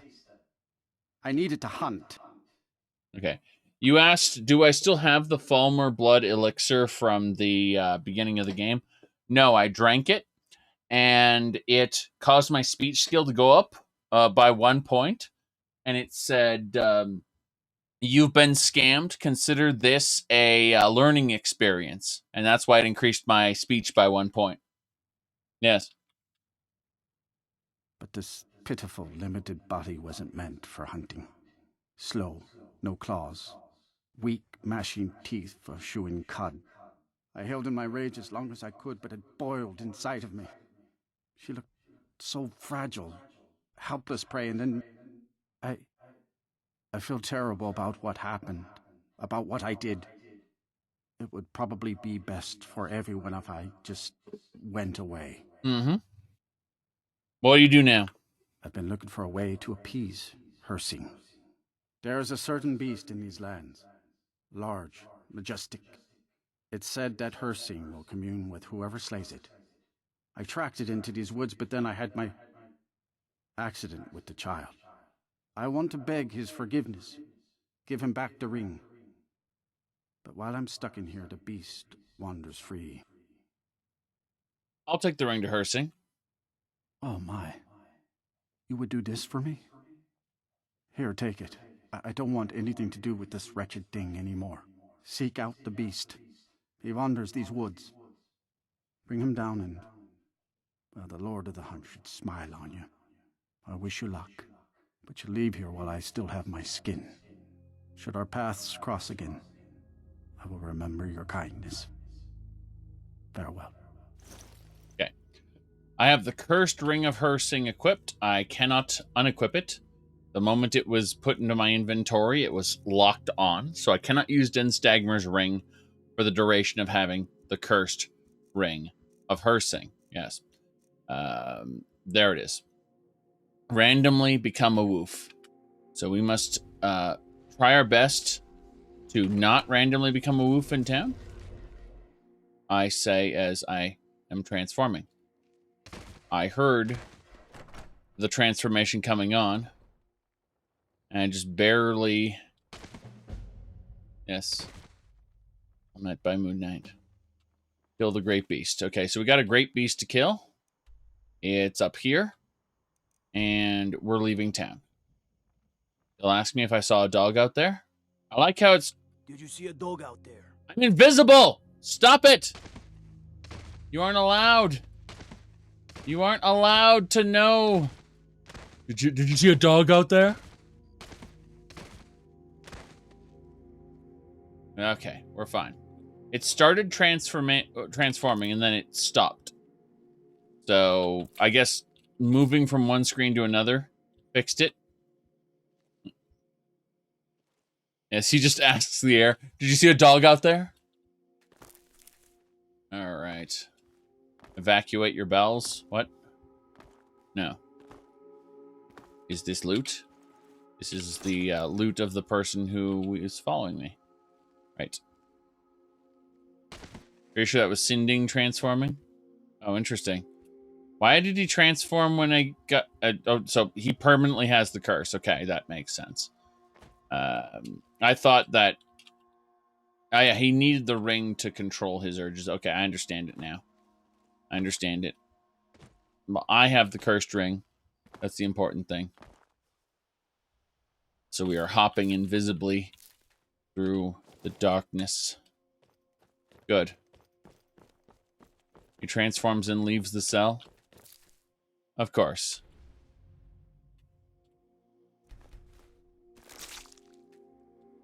We have skinned it. Skinned it good. Followers, appear before me. Rumarin, you must speak of junk that I picked up. Junk and crap. Yes.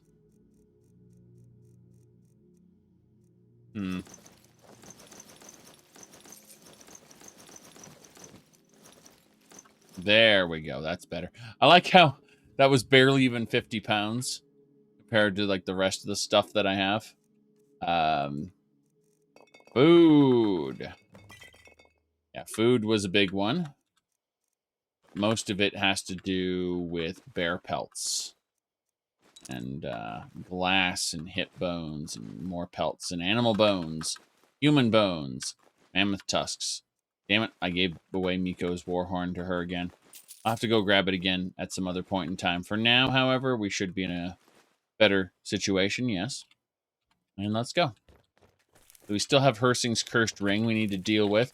I kind of didn't want to deal with this after I got my lycanthropy cured, so... Yeah, it's, you know, just kind of a thing. I like how I turned into a werewolf. I'm technically a werebear, so I'm curious if it's going to take a very long time to sort. I sorted 24,000 pounds the last time we were at the gallery. So, not impossible. Yeah, right. The beast is actually down this way. I got distracted by something else. I almost went to Helgen. It's a silly place. No one wants to go there.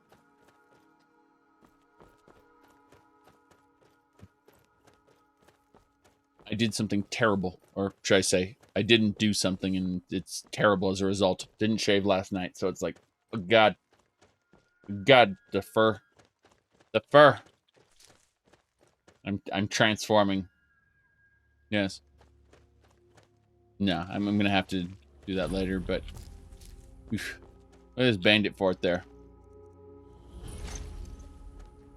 Yes. There's a lot of dead people here. Dead bandits. Dead people over here. There's some treasure. Leather armor. Wine. Books I don't care about. Snow bear helmet. Warhammer of burning. You get to burning. There's a guy who got frozen. This was a dragon attack of some sort, as you can tell. This location was quite frightening. A Nordic cup. Yeah, just a bandit who died here. There's another bandit who also died. It's a shame these pre-killed bandits don't really have anything of value.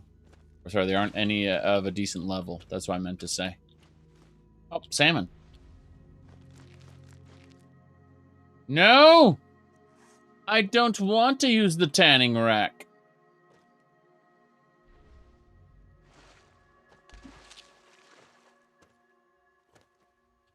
Whoop. Bandit leader's helm. That's going to be used for something later. We'll put it in the gallery for now, but that bandit leader's helm is important. It has a magical effect that we don't know about yet. It's something special. So. Apple. Uncommon taste. Killing before you're killed. Those are two things that go together. The main story should have been the Civil War. I somewhat disagree. But have reasons for that. Check out my video titled "What if Skyrim wasn't Skyrim" on the YouTubes. Some people they look at the use of Nordic mythology and go, "Isn't that just Game of Thrones?" Because they, don't understand. That's fine. We've got a great beast to kill. There it is. That is great beast. Electro balls. Prepare to die, great beast.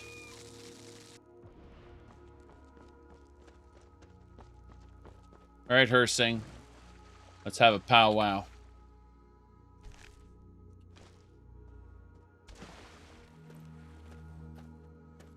Well met, Hunter. Yes. Didn't I just kill you? Nah, you're Hersing? I am the spirit of the hunt. Just one glimpse of the glorious stalker that your kind calls Hersing. All right, so, what would you ask of me? Your fealty is precious to me. I will make good use of it. You bear my ring. The one who stole it has fled to what he thinks is his sanctuary. Just as a bear climbs a tree to escape the hunt, but only ends up trapping himself. Seek out this rogue shifter. Tear the skin from his body and make it an offering to me. Okay. Sounds fine. Fly, my hunter. There are others who vie for my favor. A bit of competition. Don't dally while the prey flees. Yes. How did Nerevar manage to beat an aspect of him? What are you talking about? He gave you a choice. He gave you a choice between one of 3 aspects of him, and you got to choose which one, and then Nerevar is the reincarnation of an ancient god king. So you just kind of shrug and go, I guess that's how things work. Let me see here. Well, I'm not going to follow Hersing for the long term. Sorry, I'm going to continue to worship Manny Marco. Also, my followers must appear and take my stuff. Yes. Hunter? Hunter is pronounced Hunter. Yes.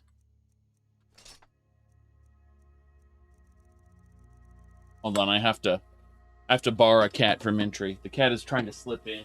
He can't be allowed in right now.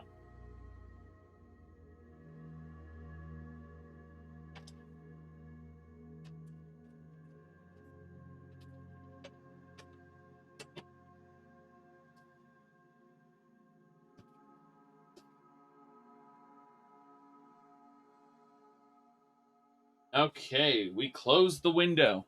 The cat cannot be allowed in. Very good.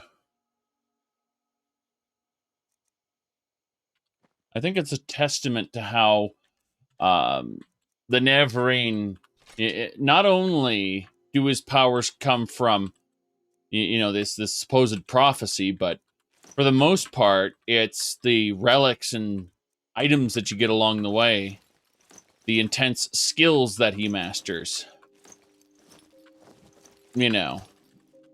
The idea that a mortal could go up against the aspect of Hersing is a bit silly. But it's something that gets done regardless. With the,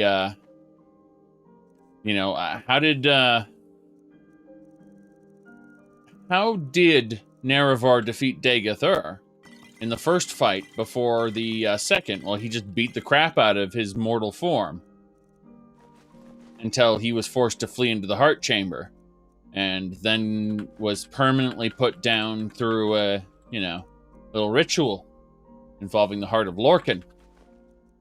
Destroyed the enchantment on it. Yes.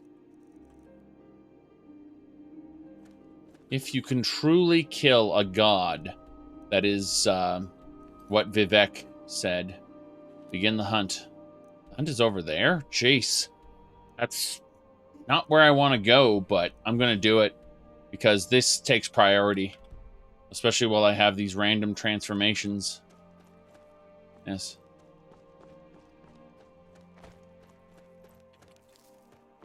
What a grand and intoxicating innocence. How could you be so naive? There is no escape. No recall or intervention can work in this place. Come, lay down your weapons. It is not too late for my mercy. Okay. I think this is the spot. Like, yeah.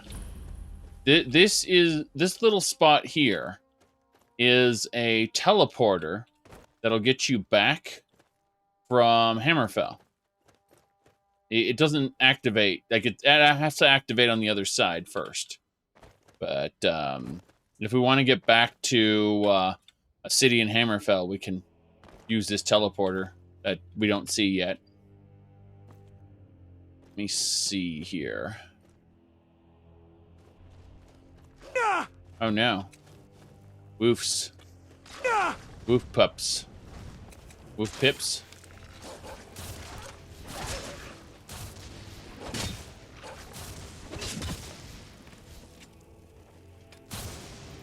Good.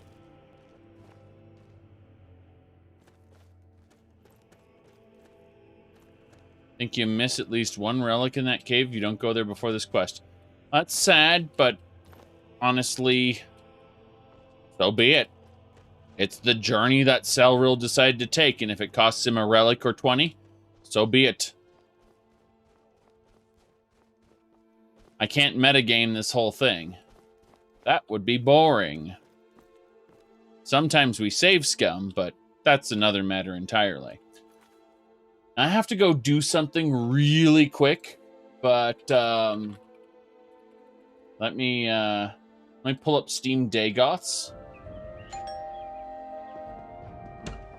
Well, Seymour, I made it, despite your directions. Welcome, Moon and Star, to this place where destiny is made. Nerevar, I surrender! Okay.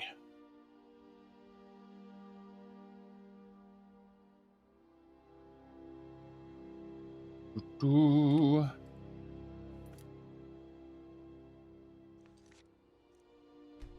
Fire and war, you say? Fire and war.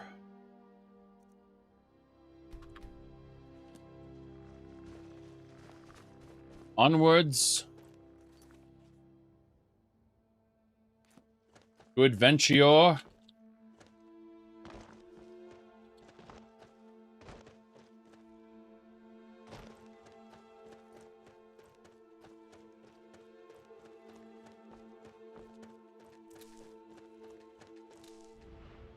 Who are you? That's the Vigilant. I can't talk to him. If I talk to him, we'll be in for not good results. Bandit Outlaw. Damn shame. Do your worst. Scratch. This ends now. All you've got. Oh, jeez. They just killed the Vigilant. Wait, that's a rag skeleton. Crap.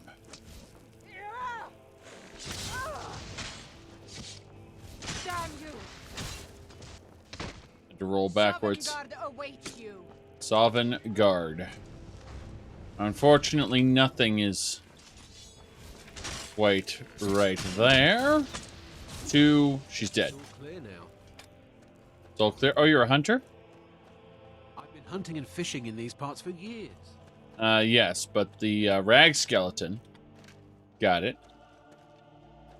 Yeah, Vigilant died. Damn shame. Oh, he lost his head. Seriously. Okay, then. Bandit Marauder had a necklace of deft hands. And that's good.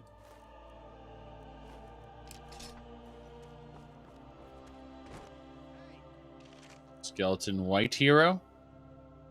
Huh. Dwarven Spear. Damn, look at this hunter.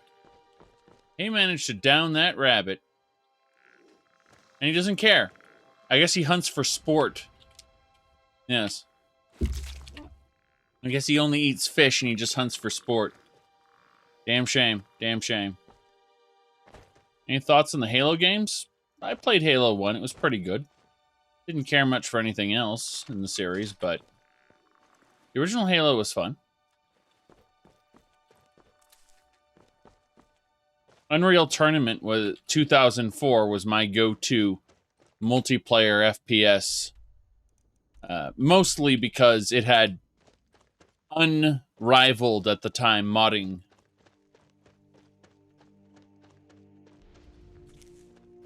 All right. Yeah, you swing spears like greatswords because this is not some spear framework. This is just a reskin of swords and axes and daggers. Just reskin of the vanilla stuff. They're objects for the gallery, not for me to wield. I wield the Sword of Ancient Tongues, which I might turn into a mace.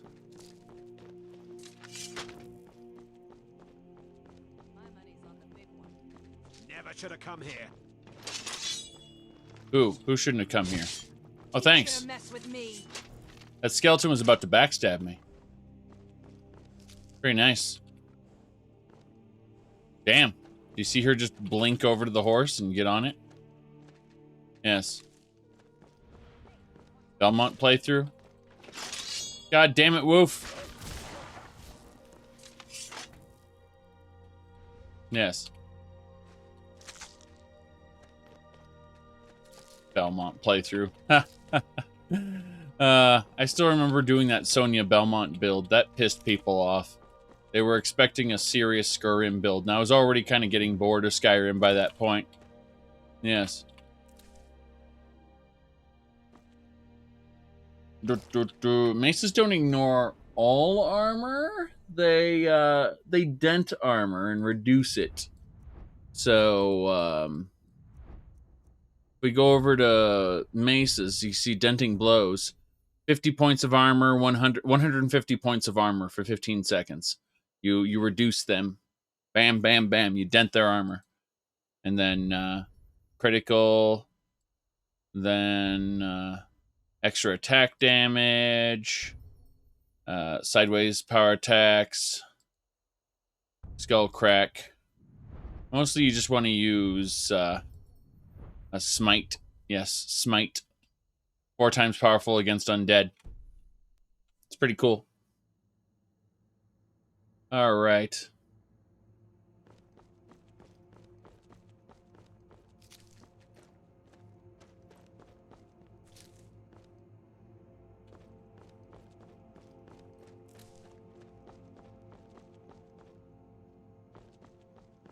Yeah, I guess unless I wanted to play a Belmont character, I don't think I'd care to use that collection.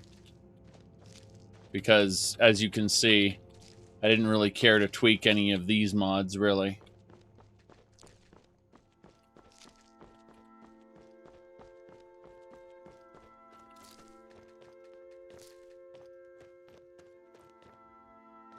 Alright. You keep talking about this mod for Oblivion. It's like, this isn't Oblivion, sorry. Plus Oblivion gets crashy and buggy and glitchy. What's a paladin? Okay. I get it. You enjoyed the story. What? Hello. Damn it. We got it.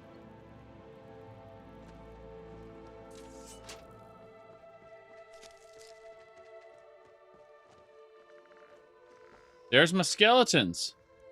Took a while. Suppose we should head into the hills now.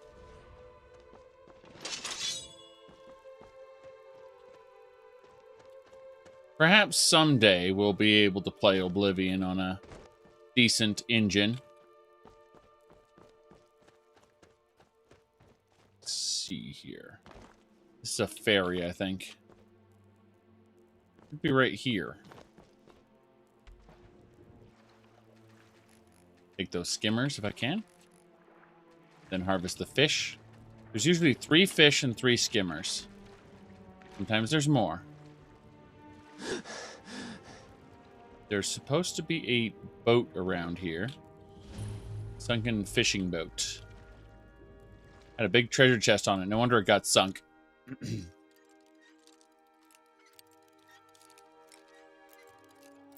Damn, damn, damn.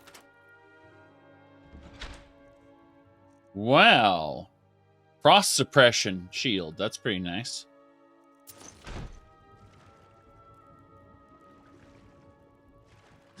That's what we got from the sunken fishing boat.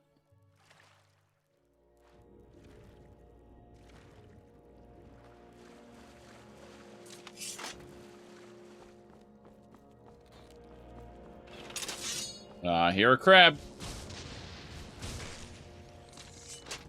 The crab is dead.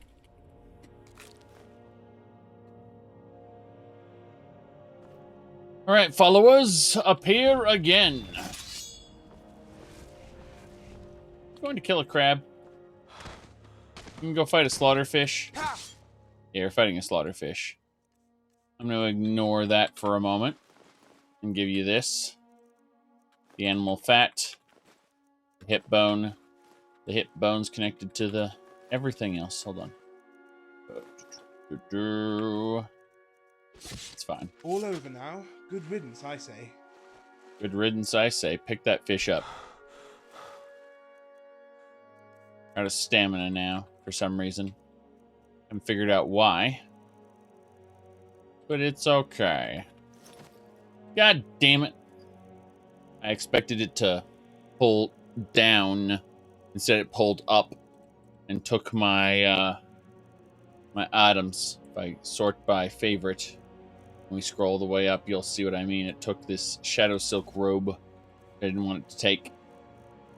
But I expected it to pull up and not down. Pull down, not up. Down, not up, yeah. Okay, why is my stamina completely gone? What's happening here? Uh-huh. Beast blood, tutor. Stamina's completely gone. I'm confused. I'm very much confused. We're gonna rest for an hour. There we go. Whatever affliction we had, it went away. With enough time. To double check that we have everything. I'm noticing that... okay. It was this. It's like... Why are you carrying so many damn potions? Part of it. Not the only reason, but it's part of it. Okay. Let's grab the Magicka. Grab some of the health. That should do it. We don't really need any more than that. Those will do. Let's do 2 destruction, 2 heavy armor. And then, yeah, I know everything got spooky. Okay, so I was the ancient Nordic items from the skeletons. Okay. And the great Norse axe from the one guy. That's better.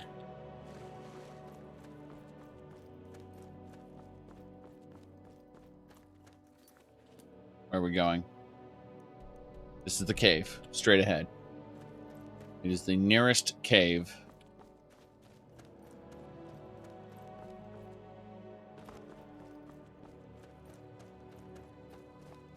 There is also what looks like a dragon burial mound. Oh, that's over there. Never mind. I thought it was a bit closer. I was thinking, what's going on here? Probably on this side of the lake. Lake Ilinalta.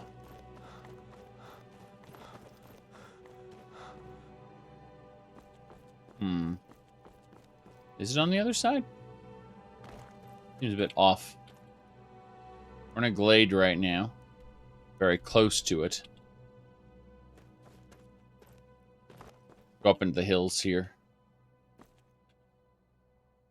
This is what I think it is. I'll be kind of annoyed. Corner stash. That wasn't too much of a stash, was it? Ah, well. Isn't what I thought it was going to be. We're going up. Up, up, and away.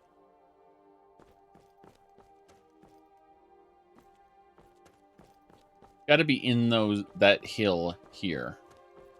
There's just kind of a way through to the other side. See that mountain? You can kind of run along it like an idiot. Yes.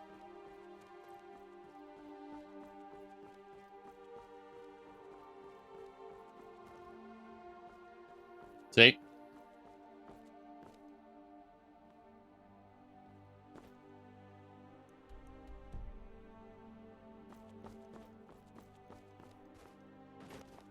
So, our entrance should be over here. Don't want to go crunch. This is it. This is the entrance. Loaded Man's Grotto. Yes. It reminds me of Farscape. In Farscape, they had these aliens, and the aliens came to Earth at one point toward the end of the series. And this, they were trying to sing Christmas carols. And one of them, this one alien who was trying to sing Christmas carols said something like, "Glory to the nude bloat king." Yes, that's what it was.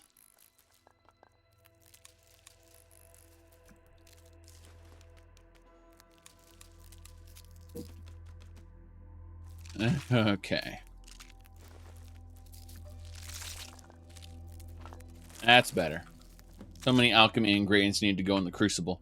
I was wondering, why am I constantly over encumbered? It's because you're constantly picking up alchemy ingredients. You crazy, crazy person. But that's what the crucible's for. Once we get a high quality... Oh. We are hungry, thirsty, and tired. Okay, screw this. I don't care if the game says, oh, well, there's competition. The game waits for me. So we're going to, really quick, just put down a tent. It's a nice little tent. Should be summoned now. No. No, it isn't.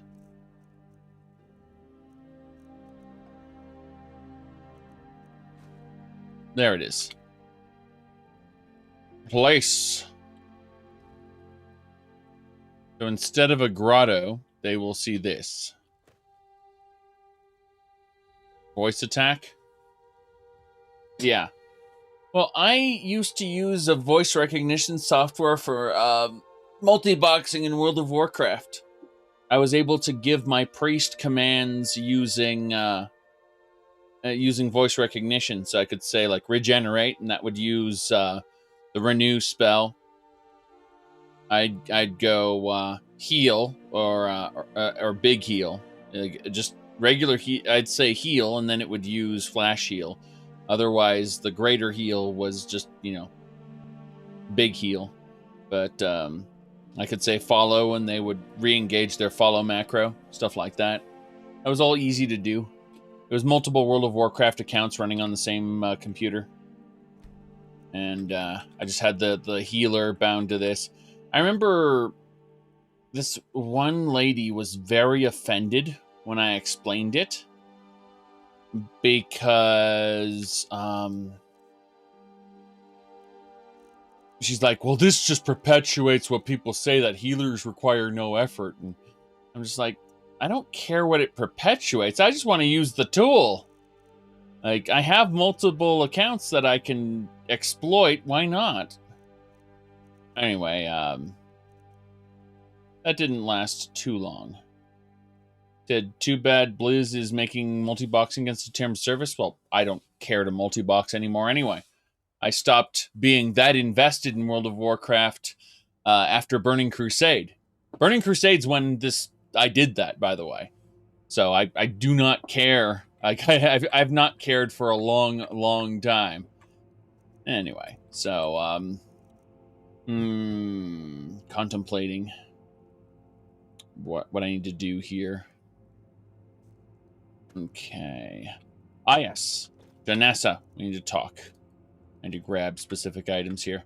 If anything, some people abused multi-boxing in really bad ways that caused issues with server stability, griefing. We're talking extreme griefing. If like 20 people want to all do a thing, that kind of makes sense. But when it's one guy who just has access to 20 accounts all doing the thing, it's it feels like a single person is having power over you in a way that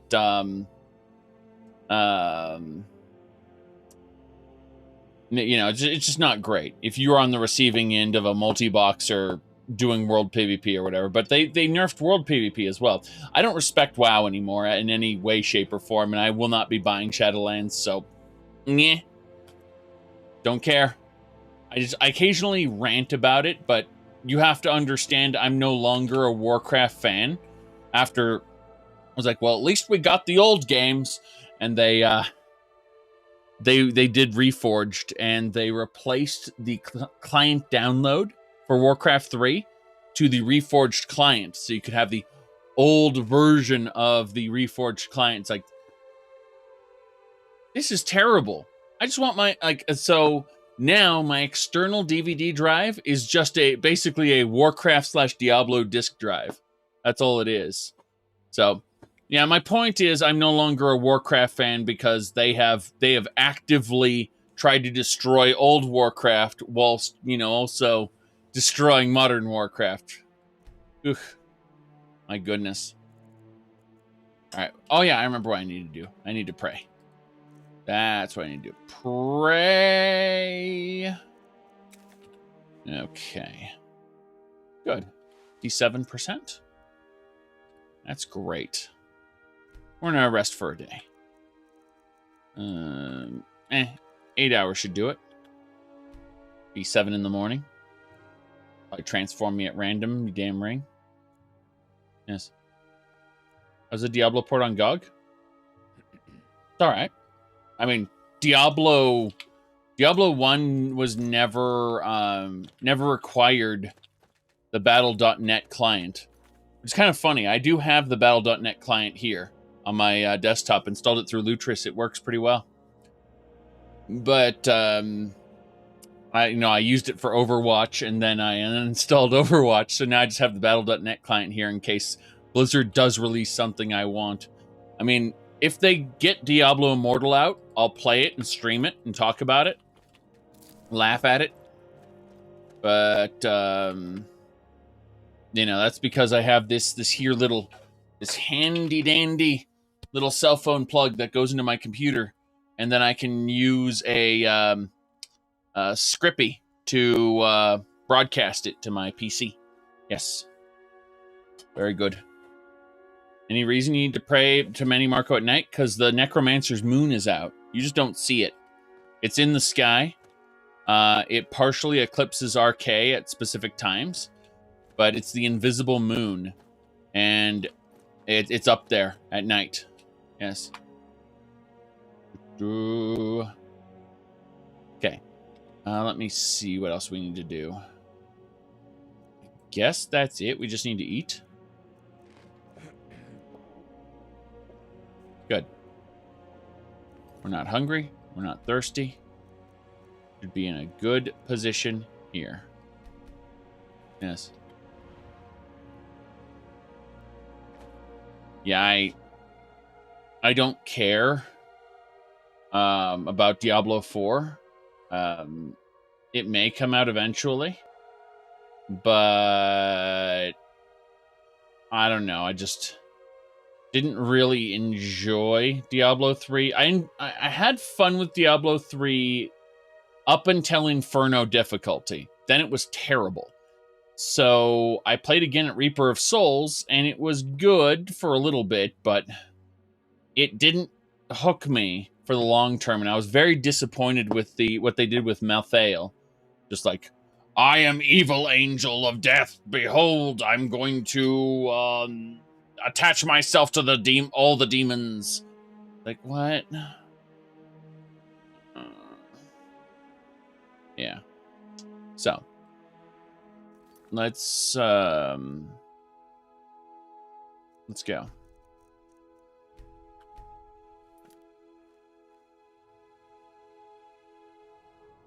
I guess I kind of expected more from Malthael being the Archangel of Wisdom. You know, like reasons for doing the demon thing. Yes, the invisible moon. It becomes visible every once in a while. And it eclipses RK. And when it does... Oh no. He's dead. When it eclipses RK, that's when you can make black soul gems. It's like once every 2 weeks. Yes. All these people died here. Terrible death. Well, StarCraft 2 was also awful. Remember the ending of StarCraft 1?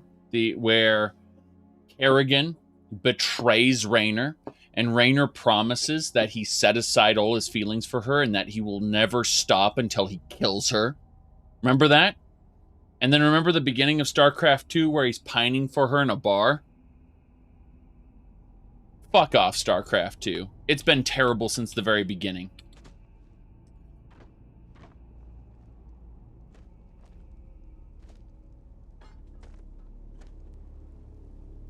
All right.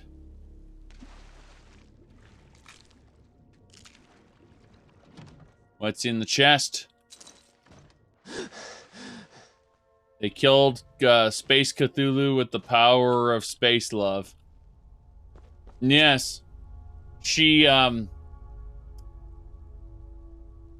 turned into a fire angel and said, "This was my destiny all along, to become a Xel'Naga."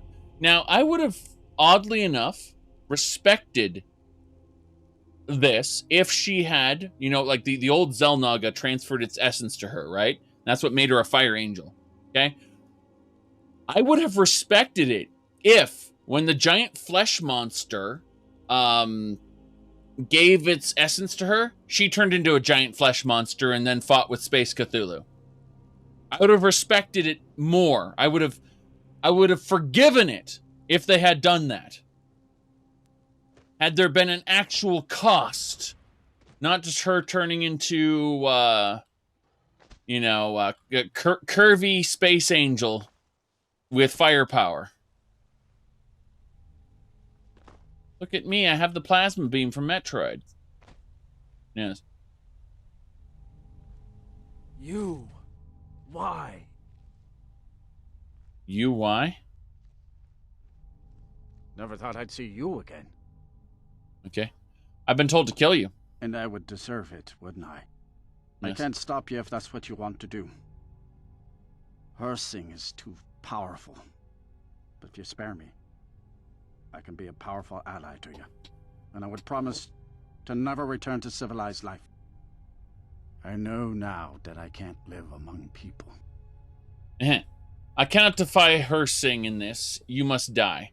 I'm kind of cursed too, and I'm going to get rid of that curse. So the first thing I have to do is appease Hersing, so breaking the curse doesn't bite me in the ass. So be it.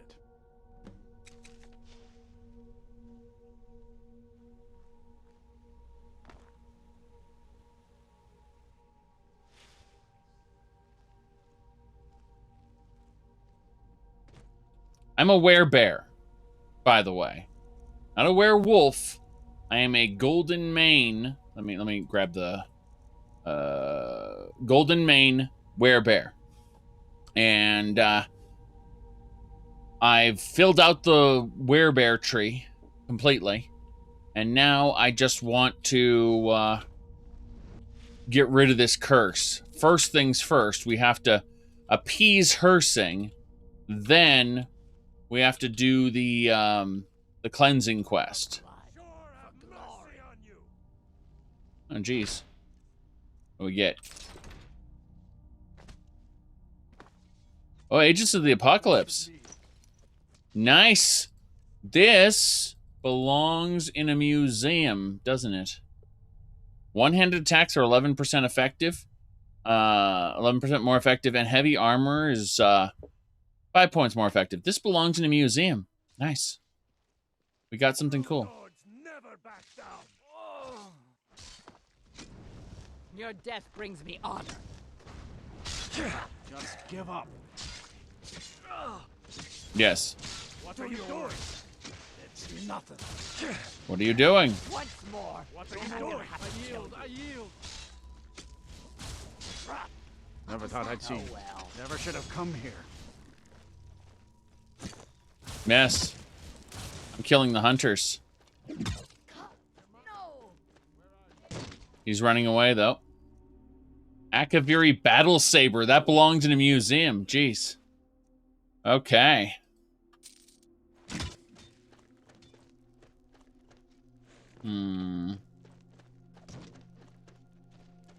What about her? What does she got? No Akaviri Battle Saber on her, that's for sure. Just a really quick, crooked spine.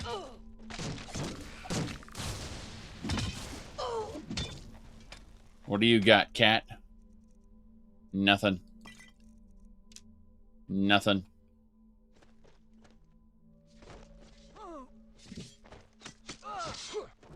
Prepare to die. I'll carve you into pieces. Right, Mr. Fearsome there. What are you doing? What are you doing? What are you doing? What are you doing? What are you doing? Oh, Sinding. This what you want? Is Sinding gonna get away? I'm impressed. I'm impressed with his powers. I love a challenge. Hey. Oh god, that regen he's got. No thanks. No thanks. God damn it, I'm rolling into everything. Okay, Grand Potion of Health. Then, Health Fortification. Guard. Hey, stop it. Damn it. I'm going to put you down. You won't I'm sure you're gonna put me down, okay? I'm scared. Not impressed. Yes. Gotta make their numbers count for nothing. Okay. This should do it. Damn you. You rip something. Yes.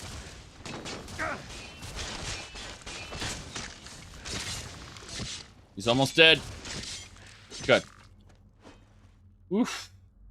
Nothing here but a Nordic war axe and a ring.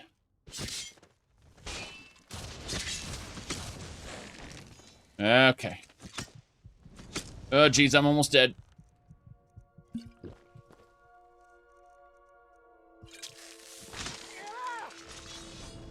Okay. The whites hate you. Damn it. That guy's sniping me. Yep. Okay. Does he have anything? Throw the rat. Hey, what's the quest say? Kill Sinding. Okay, so no problem.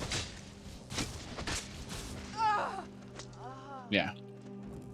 Guy's trying to escape me. We're good, we're good. Riven sword. More arrows. Oh, we're still bleeding terribly.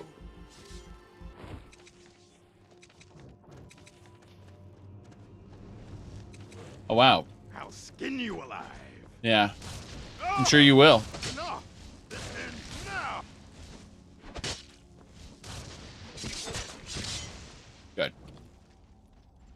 Yagro Gruck.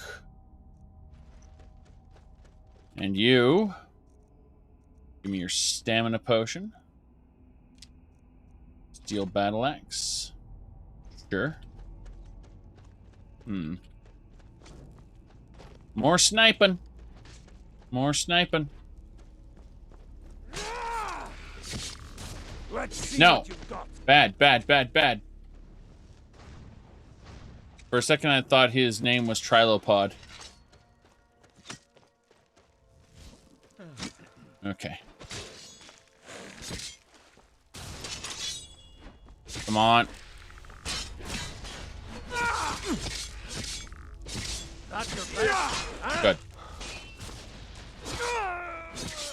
Okay. Uh-huh.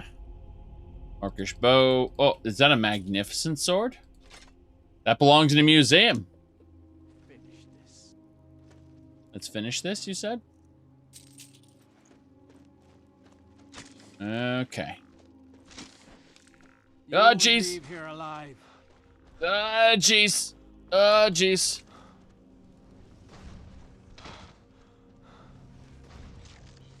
Okay. He's distracted. Good. Hopefully they'll kill him. And if they don't, we got our own beast form. He should die, though. Yes. Good. He's dead. Now I can eat him. I think I can eat him. No, I can't eat him. Nope. Hey! He's back up. Excuse me!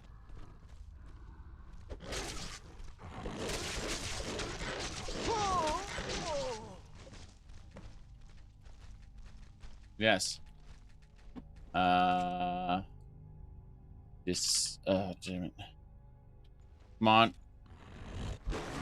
His corpse is broken. I've seen this happen to werewolves before. Look at this. Move to player. Look at that. Disable, enable. Good. Tear the skin. Yes. You've done well, Hunter. Thanks, Bosmer. And found my favor. That skin will serve you well, child. Look more closely at it. My glory shall protect you from all this world's grievances. Right. Good hunting. Okay. The Savior's Hide. Yes.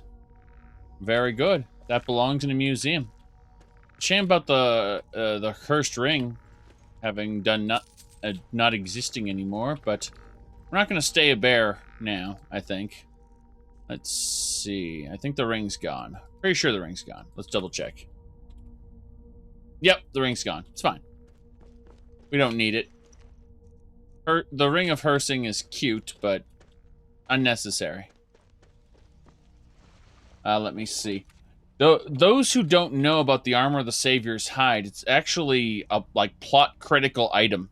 Not for us, but let me see. Okay, increases magic resistance by 26%, poisoned by 86, grants increasingly powerful blessing for every 20 animals killed, increasing damage against animals by 0%. So it's a hunting armor, at least in this game. Let me go ahead and grab this really quick. It's called, let me see here. I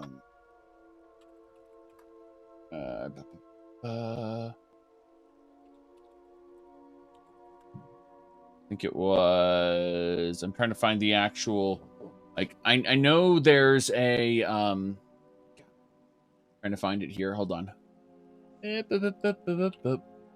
Okay. Going down the list here. Still down the list. Further down. No, it's here somewhere. We just gotta go further down. I definitely posted it to the YouTubes. That's for sure. That's one of the endings. It's not the ending I wanted to click on, though. There's a very particular part that I wanted. It's not the ending. It's earlier than the ending. Years of material here. Let's see. That's the opening movie. No, we don't need the opening movie. Don't need the ending. I just need a very particular scene here. That's not it either.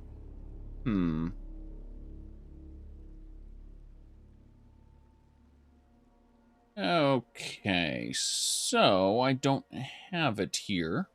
That's extra annoying. Let's see.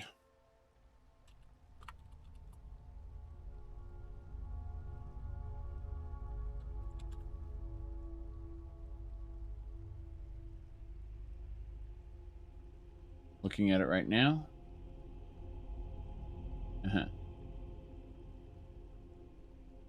I think I found the YouTube channel that might have it, yes.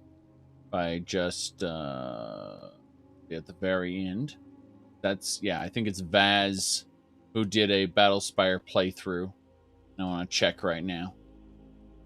So, let me see. They also did a Bloodborne playthrough. How nice. That's not really what I wanted, though. I wanted to... Yeah, they did a Skyrim playthrough. Doesn't matter. I'm going to search, so I need to go to videos.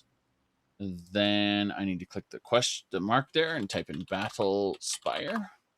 And it's the complete playthrough playlist. And it should be at the last one. Let's see. All right. Ahem. You ever seen a Battlespire with a... Unfortunately, the woman you came to rescue being naked and Mehrunes Dagon standing there?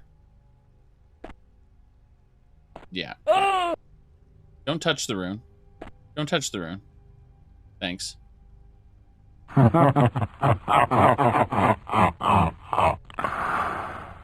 At last. I trust I find you in good health. I had wondered at your delay. Congratulations.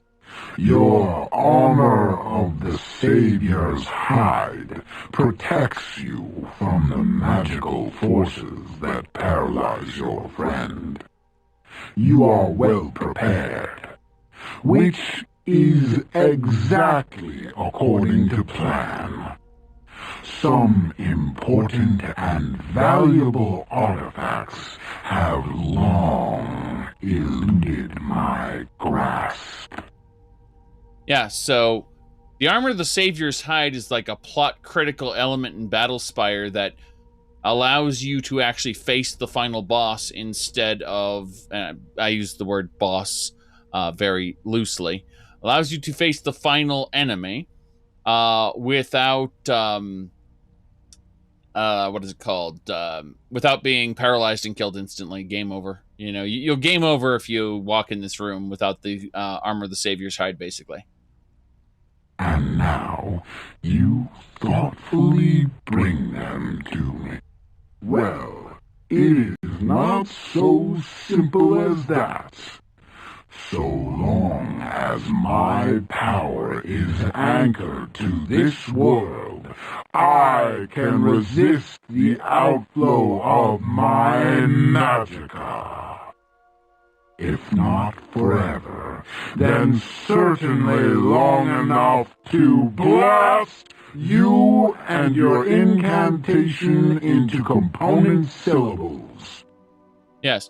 How could I be so silly to come all this way without a weapon to sever your ties to this realm? Only a weapon forged from your own substance could ever harm you. But wait!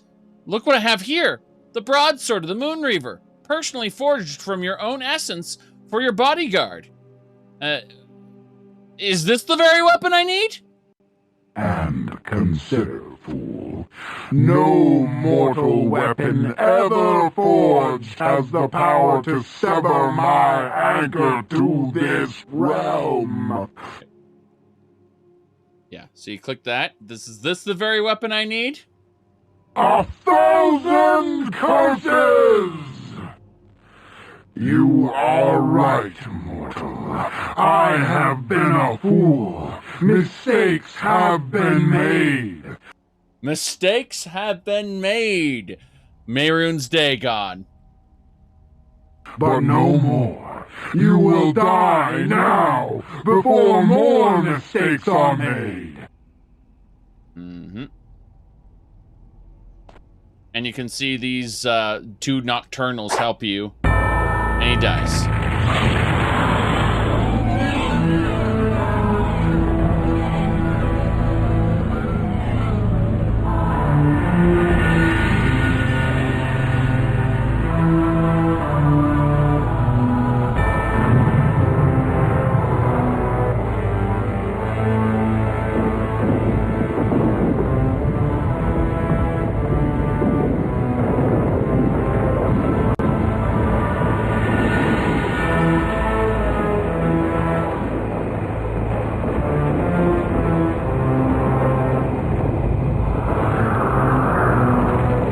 Yes.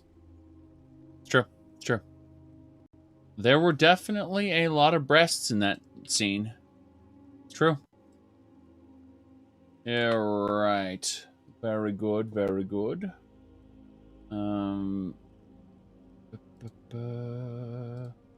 Okay.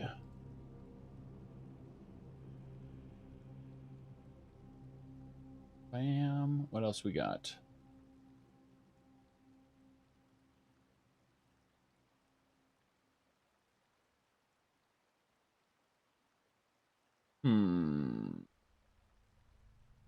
Seeing what else we have here. A lot of shenanigans going on. I just need to look at something really quick.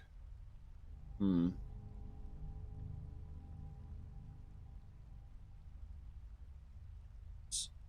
thing. A second.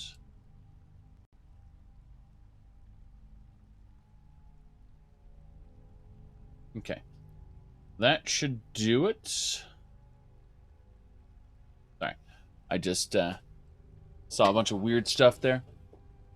Okay. What was going on there?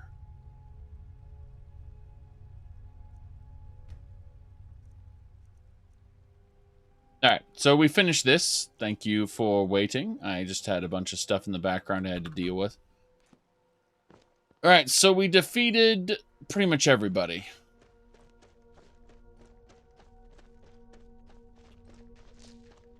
That was the important thing. We got the armor of the Savior's Hide, which belongs in a museum. I'm surprised we didn't get a Hersing ring, but I suspect that we'll be able to make a replica of the Hersing's ring anyway. Interesting, we were able to climb up here. That's cute. I wonder if there are any other items around here that I may have missed. Just in general. I like how the red filter went away from this place after I beat the main enemy. Beast form powers ready to use again. And no one cares. Let's go. Wait, if that's not the exit? That's the exit, okay. I got confused. Yes. Goodness gracious. No.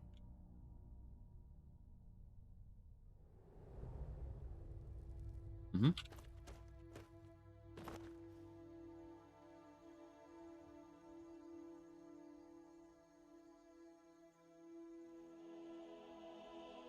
No more blight storms in Skyrim because you killed a wolf. Yeah, ain't that silly. Alright, so we did Hersing's little task. We got the armor of the Savior's Hide we don't intend on using, but it needs to be sealed away in the gallery regardless, just like the Mace of Molag Bal and the, what was the other item? Mace of Molag Bal, Dawnbreaker, Voldrung, and the Ancient Daedric Lord Gauntlets and Boots. Lots of ancient Daedric stuff that just needs to be sealed away so that it can never be used. All right, we can head on down now. We should probably let's do this in reverse order. Actually, let's go for the leader of the mine first, then the Glenmoral Coven, and finally we'll turn in the ridiculous key, and then we'll head on down back to Falkreath to turn in the bandit leader's death, which is fine. So, a way to script NPCs' actions? You mean like actually write NPC scripts that they will play out a series of actions? You don't do that in Skyrim. You do that in the creation kit itself and then, you know, trigger it. Oh, that is a mature Chunder Troll. So we got to be careful with this. It's going to try to kill us. Thank goodness we were able to levitate it for a second. Destruction magic increased. Damn right. Destruction magic's fine. Just don't go burning down any buildings. Alright. Where are my followers, and why are my followers attacking a ridiculous little bear instead of fighting this troll? Waiting for my magic to regenerate, yes.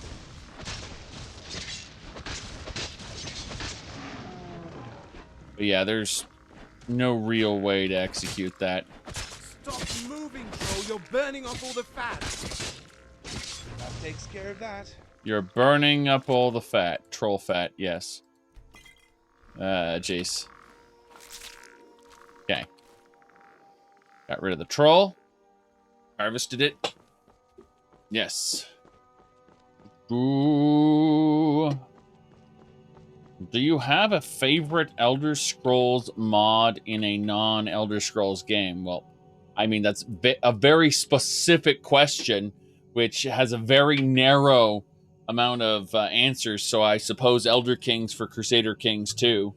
That's about it, really. I mean, otherwise, why would you compromise better settings with the Elder Scrolls? The reason you want Elder Scrolls in the first place is to have a nice, big, expansive sandbox. So when, you know, like, how do I put this?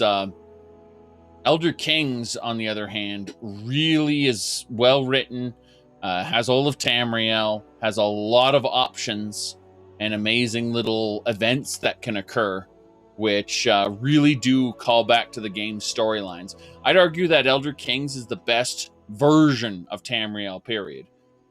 But, no, I don't really care for, how do I put this? Any kind of, like, real-time strategy game, Elder Scrolls mods. That wouldn't be exciting. No. Told ya. Like, you immediately replied with what I told you I don't care for. Okay. So, let's see here. Now, let's continue. We are going to... I mean, it's like the people who play Mount & Blade only for the battles. I'm just like, okay, that's fine, I guess. There's been word of some trouble nearby. I'm on my way to investigate. Right. We're gonna kill you. Nah, we'll leave her alone. She's a Dunmer. I thought she was a human just for an instant. Also very dark. Yes.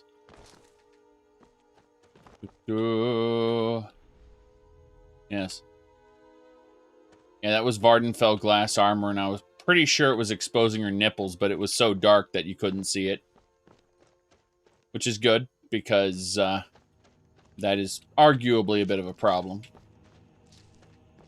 I mean, you could just say that the shading is, you know, some kind of covering, but we'll run the whole thing through body slide and remove that particular variation of the armor. Yes. You said see-through glass armor? Yes, exactly. At some point, I will have to nuke that, though.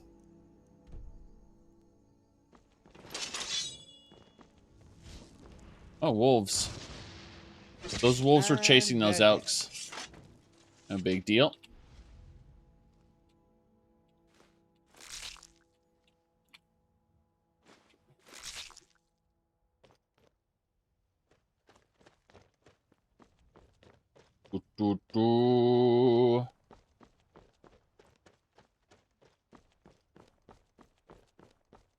A quick save here. I still love the fact that your character in Elder Kings can actually do like the Pilgrimage of the Graces and get an official standing with the temple or the Mages Guild and such. And despite being the ruler of a region, they can also have, you know, standing with these factions. And they can use that to their advantage as a ruler. I always thought that was really cool.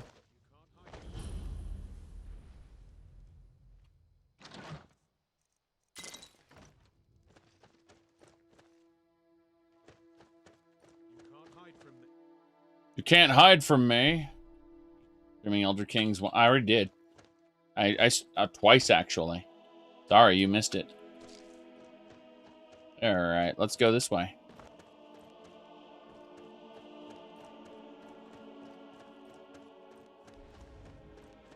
Ooh, wait, what? I think the first time I streamed it, Khan was there on the line, and we were running the Lord of House Dress, and I remember I was going to lose a war, and the Argonians sent a force up, and I thought, oh no, I'm going to lose this war. Then, because I was in good standing with the Tribunal Temple, Amalexia sent 2,000 Daedra to my assistance and completely wrecked the Argonians. A toadstool ring. It's also called the fairy ring, depending on which mod you're using. Because in real life, if you get mushrooms that grow in a ring pattern like this, they are called a fairy ring. And these do exist. Quiet, serene, and full of rich orichalcum. Who wouldn't want to live and work in Bile Gulch Mine? Nice. Got the dragon mound discovered. Very good.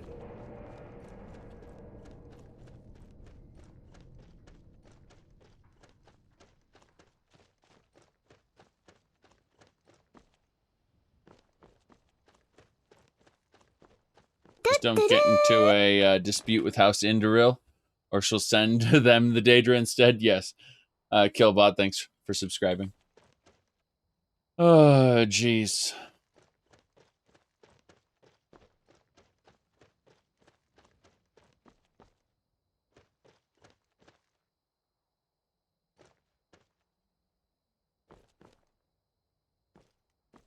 All right.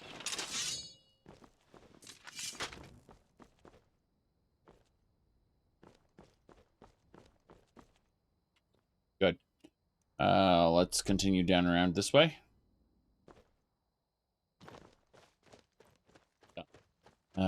Moving on.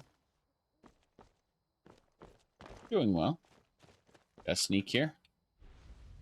How many hours will it take to catch up on this series? Well, I'm going to be starting later this week, or sorry, early next week. I'm going to be putting these back on YouTube.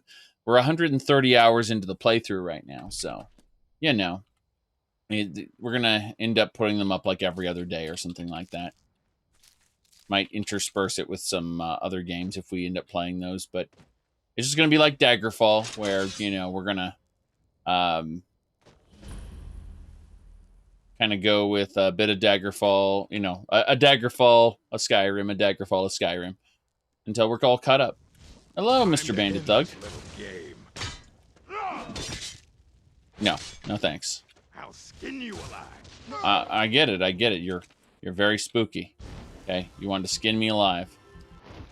Yep. Ooh. Memes included? Some of them I have to remove. Others I don't have to. Believe it or not, whenever I go press a meme button, or should I say I go play a video, I also go over and put a pin in the stream so I know when that is. Because in order for it to go to YouTube, it has to be edited.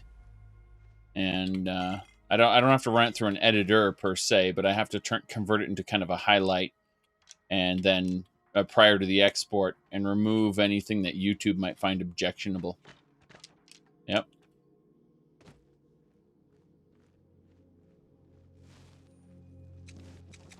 That's why I don't put everything up instantly. It's because, oh, you mean you have to do some level of work? Yes. You can't just play the video game and then put it up, unfortunately. YouTube don't like that. YouTube throw a fit. Demonetized, copyright claimed, copyright struck, community guidelines struck. You know, all the fun stuff. Here we go. Damn it, skeleton. Pisses me off. Get a job, you stupid bandit! I'll see you burn. Get a job, you stupid bandit. Yes. Ooh, do I feel differently now? Go look up a video called What If Skyrim Wasn't Skyrim? Yes. For Skyrim's details. For Ideal Elder Scrolls 6, understand something. Okay? My ideal Elder Scrolls 6 will probably never exist. As far as, like, people go, well, you have to update it now because it's going to be Hammerfell, right?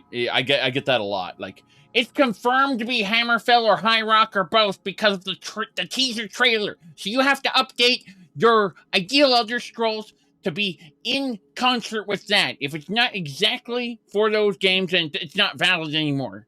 So I just, you know, no. Why would that make it any less my ideal Elder Scrolls 6? I mean, I don't understand that perspective. So, yes. Those rocks sure look Yakuden to you. Yes, exactly. Yes, people actually said that. People insisted that I update my my ideal Elder Scrolls 6 because now all of the big fat YouTubers posted their trailer analysis videos, and the community has decided that it is that it's either High Rock, Hammerfell, or both, and therefore you know, you need to update your ideal Elder Scrolls because your ideal Elder Scrolls needs to reflect the reality, the new teaser trailer, basically. Isn't that exciting? Yeah. I'm not even joking. People actually feel that way. Yes.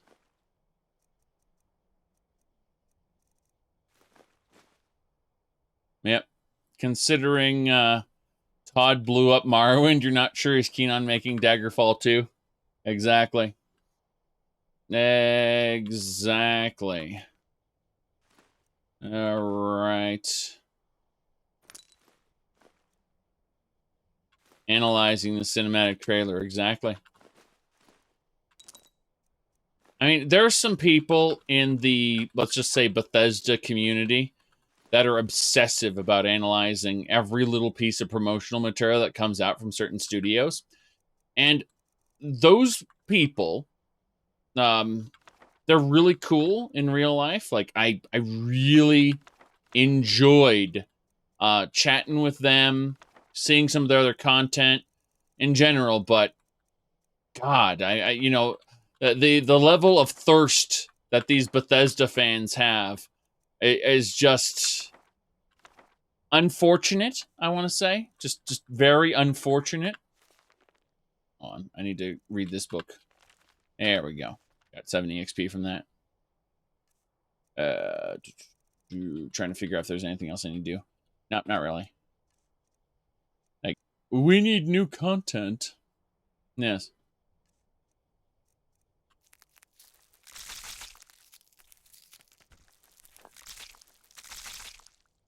Aspirations of growing big as an YouTuber, you know. Got to go with the Skyrim stuff or Halcon ore. Nice. That's actually really good. I thought about becoming a bandit. I decided I preferred clean clothes and fresh mead. Yes.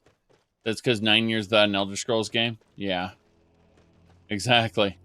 It's gonna be another 3 to 6 years before another Elder Scrolls game. And yeah.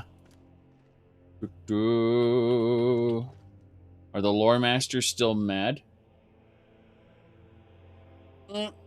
I just disagree. You see, I've moved away from what is or isn't canon, and I've moved more to a stance of judging Bethesda games based on the quality of their writing, which if you take your time and expand into Forgotten Realms and other fantasy worlds, like even Dragon Age, for instance, you realize just how badly Tamriel is written, how shoddily it's put together.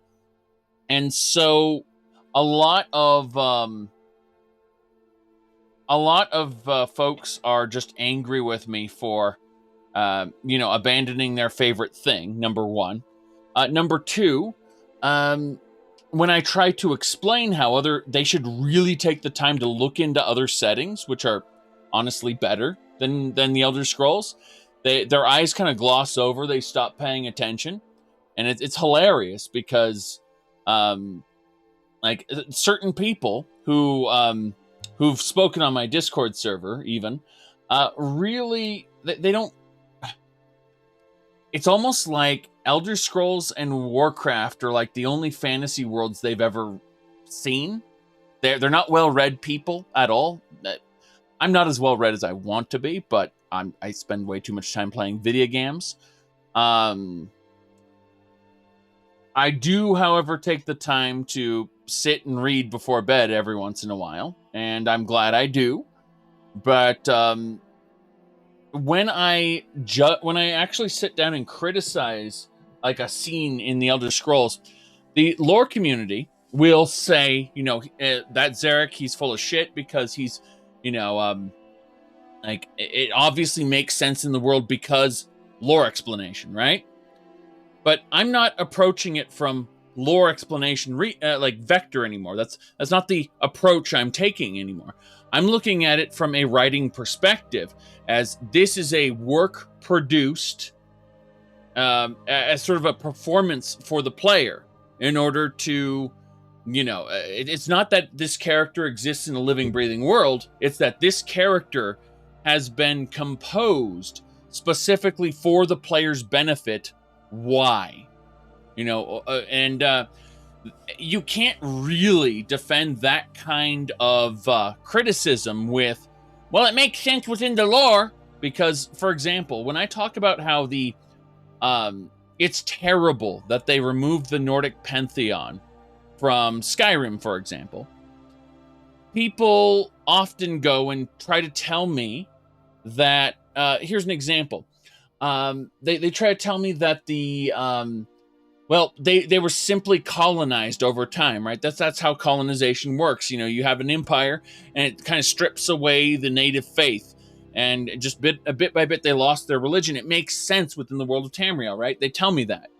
But that's not my criticism. My criticism is that the game developers made the choice to remove it. They made the choice to make Tamriel less interesting.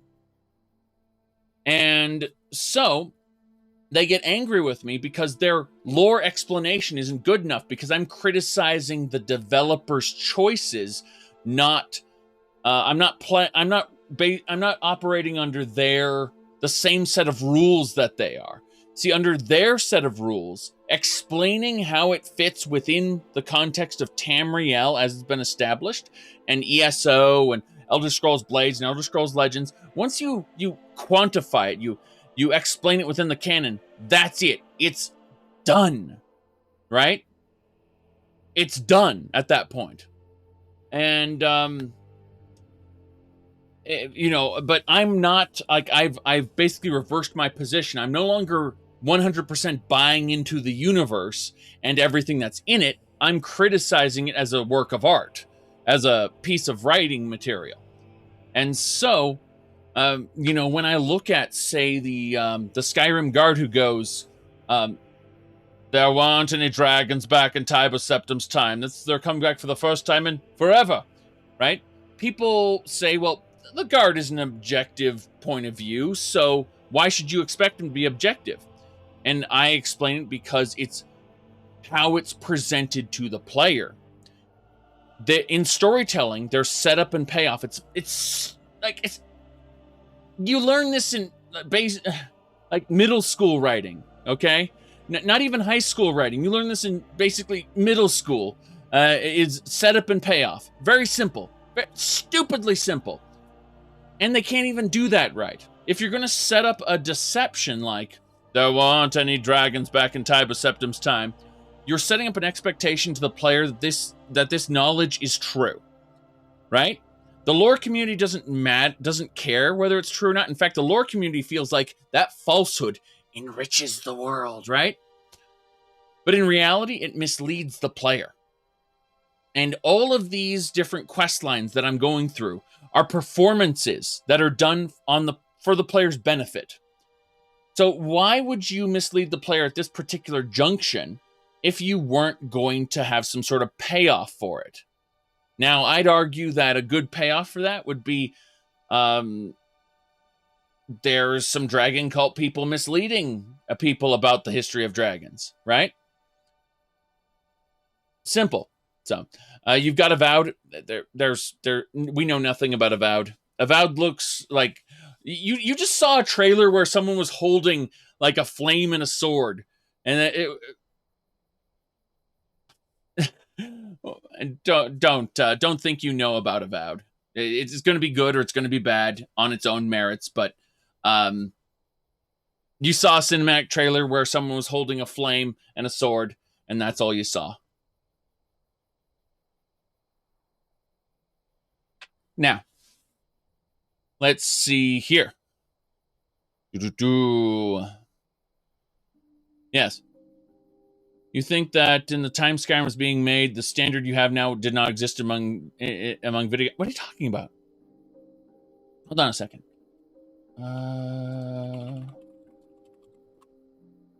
Okay. This game...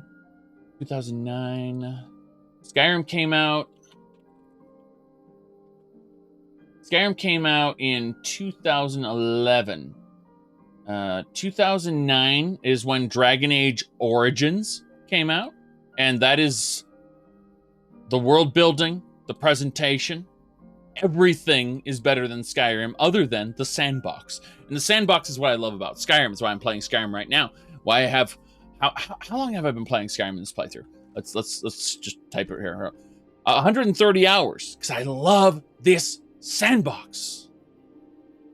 But there's a story being told in it too, and the story is bad. So when we that's about it there. Maybe we should play Origins. Yes. Oh, I mean, even Legend of let me look at Legend of Heroes Trails in the Sky. Hold on. Legend of Heroes Trails in the Sky came out in 2004. All right. Trails in the Sky kicks Bethesda's world-building ass any day of the week. The NPCs, the storylines, everything. Okay, so Trails in the Sky. It is a JRPG about a world that has just recently gone through what is known as the Orbital Revolution. Right? It was originally medieval Europe, but like a fantasy version of medieval Europe, right? Then orbital energy was discovered, and they went through an industrial revolution in like under 20 years. And so it upended all the monarchies. And now there are trade companies that are as powerful as countries, and everything is a mess because we've gone through an industrial revolution in, under a generation. It's just, bam, it's insane. And all of the events that are happening in Legend of Heroes Trails in the Sky are the result of this this topsy-turvy world that is far better defined than anything Bethesda has ever done. Yes. Correct. It has ridiculous amount of writing for every NPC. Correct. I'm just saying that, but however, you won't get the sandbox in Trails in the Sky. It's a very first of all, it's very anime.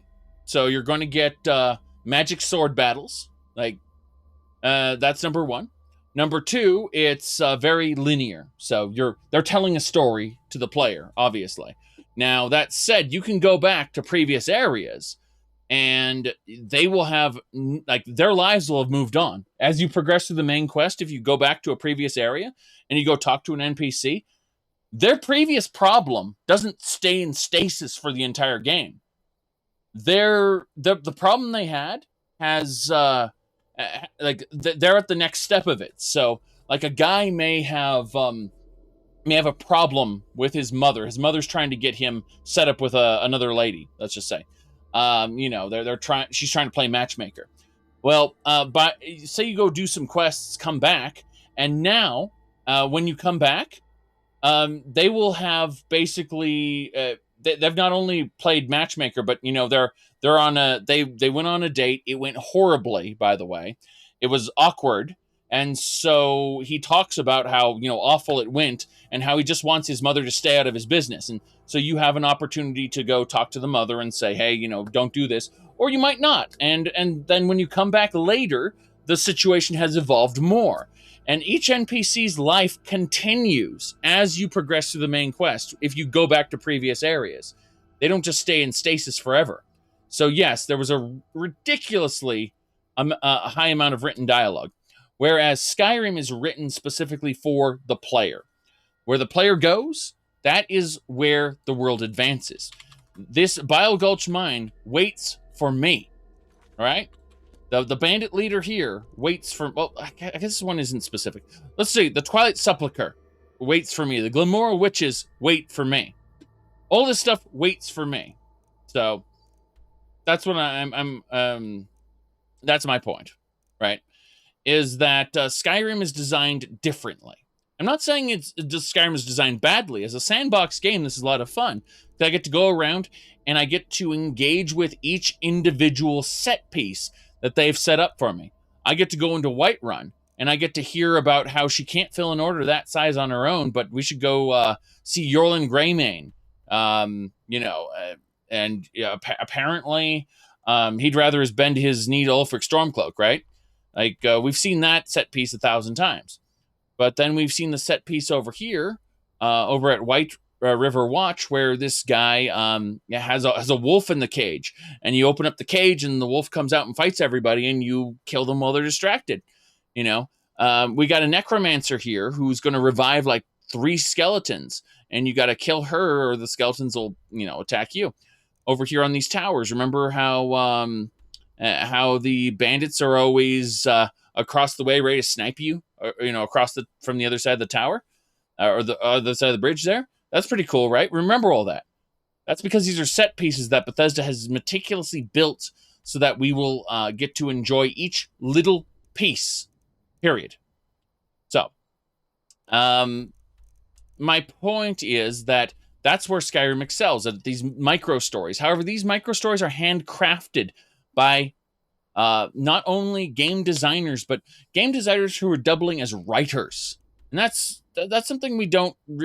that's where Skyrim is failing, by the way. That's where the Elder Scrolls series and Tamriel as a whole is failing. It's because they don't hire writers. And they could keep the same designers, but then they could hire writers on top of that to keep things consistent, to be able to actually, write good stories. Good, the designers would still make their set pieces, but then they'd consult with the writers to make sure that the set pieces followed, the right story. The NPC said the right things. If we have a shrine that the designers made, you go like, you're gonna need to change some of this just a little bit, right? You need to change just a little bit of this. You know, like we're going to need to change this Temple of Kinnereth. It needs to be the Temple of Kyne, right? Because Kyne is the Nordic version of Kinnereth. So we need to get this temple changed out. Okay, this needs to be a Temple of Kyne, not Kinnereth, and so on. You know, you go through, you get the developers to consult with the writers. Unfortunately, that's not happening right now. What do you look for when considering a new writer? That's a tricky one. Actually, our designers are our writers. So obviously we look at writing samples. You know, it's another thing where most people who do video games tend to overwrite. We overwrite. Like we write way too much stuff. Most people who play Fallout, I watch them play it. We wrote all this brilliant stuff. And they get to a guy and they're like just jamming the button. Shut up, shut, shut, shut, shut, shut, shut, shut, shut, shut, shut, shut, shut. Oh, that's who I kill. Thanks. So I think the trickiest thing to do is to write really short things, just to get the information across. But our writer, we don't have anyone as a sole writer. They're also quest designers, level designers. So if you're looking for that kind of thing, we would look for, like a quest designer, you really have to understand some programming language. We'd look for a quest, like here's what the player does, here's what the characters say, that kind of stuff. Yeah. Todd, you said Todd is telling us how he plays games. Well, I mean, a former Morrowind developer flat out said in an interview, Todd is the type of guy who runs in with the two-handed axe and chops things up. You know, he doesn't want to sit there and talk. So, yeah. That tracks with the interview. Whether that's true or not, we don't know. What's the story with Bethesda's stories? How do we make our stories? KISS. Keep it simple, stupid. This is my own personal rule for myself, right? Keep it simple, stupid. What does that mean? When I'm coming up with a story for a game, I like to concentrate on strong central themes. You know, Skyrim. Skyrim is a game about dragons, right? Even in the studio. What is the game about? It's about dragons. But the story is not really about dragons, right? It is about the lone hero. It is much more biblical than a lot of the other stories we've done. It's about the Dragonborn, the Dovahkiin, is much more of a messiah sort of character. You say long-winded dialogue can be daunting. Let me ask you a question. If the dialogue is good and it fits the situation, is it really long-winded? Or when he says we wrote brilliant stuff, let me ask you something. Maybe his judgment is a bit skewed and it really isn't brilliant stuff to begin with. Also, the people he may be testing it, the people he may be watching play Skyrim, might not be the sort of people geared to play the role-playing part of role-playing games. Think about those things. Anyway, let's go ahead and let's do Bile Gulch Mine. Yes. See, at the end of the day, this is a hand-waggling game. You don't remember getting bored with any Witcher 3 dialogue? There was quite a few bits of Witcher 3 dialogue that were quote-unquote long-winded, but a lot of it was actually quite short and well-written. Yes. You said there's a argument for against verbosity, but simplicity does not replace good writing. Yeah, pretty much. Yeah, there we go. Good, good, good. Anyway, let's go ahead and grab this. So, yes. No, but most of the contention between myself and the quote-unquote lore masters is, number one, I had, my personal interpretation of the lore, which, was no greater or less than theirs. And then afterward, there was the, after that, I moved past that to criticizing the writing and the quality of the writing. And so that's kind of where the lore masters kind of despise me at present, because, they buy into the world and everything about it. And I criticize the world and everything about it to try to make it better. I look at it not as a set in stone you know, completely living, breathing world. I look at it as a piece of art that can be deconstructed, broken down, and then we can figure out how it could be made better so that future people don't fall into the same pitfalls, trying to copy Skyrim or copy this or copy that. You know, it's a case of I'm not, quite frankly, a blind fan. I'm not a Bethesda fanboy, as it were. And there's a completely different approach with completely different rules as a result. So I'll never be able to come to terms with a lore master about this stuff because I'm not operating under the same rules they are to begin with. That's the best way to explain it.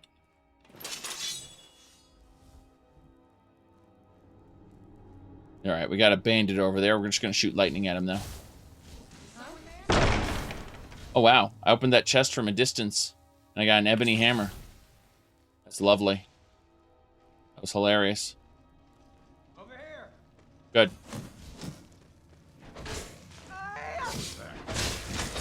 Well, no, both approaches aren't necessarily valuable to franchises.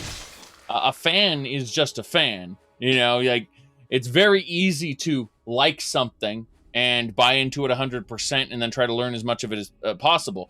But how do I put this? Lore at the end of the day is just part of the... It'd be like someone who says, I've read all of Frank Herbert's work and I know the deeper meanings of Dune. Okay, that's fine. That's fine. But we're still going to criticize it. You know, some of Frank Herbert's later work, like the Chapter House, I'd argue wasn't quite up to snuff. But we also have to respect his son's work, which are official canon, you know. You mean the official Dune fan fiction, which is his son's work. I don't respect his son's work nearly as much. I think these are kind of nice action-oriented sci-fi books, but they don't really capture Frank Herbert's Dune. I'm sorry, they don't. Yes, exactly. So, the point is, I don't see the innate value in fanboying over things. I like collecting all the information and then being able to recite it. It's cool. It means you're a nerd, really. But and I'm one to talk about being a nerd, right? However, at that point, what other value are you bringing to the work? You see, that's where I'm saying it. Like, both approaches aren't good necessarily or important to franchises. In fact, I'd argue the opposite, that just being a blind fan, there's nothing wrong with it, right? I'm not saying it's bad, it's just you are not being constructive. That's all. Yes. Yes. Anyway, you said just immersing and building upon the lore. No. You don't get to build upon it. You get to write fan fiction about it, sure. But it's the developers who write from the, add on to the lore. You said build a more involved fan base, so... The very idea of a fan base is, okay,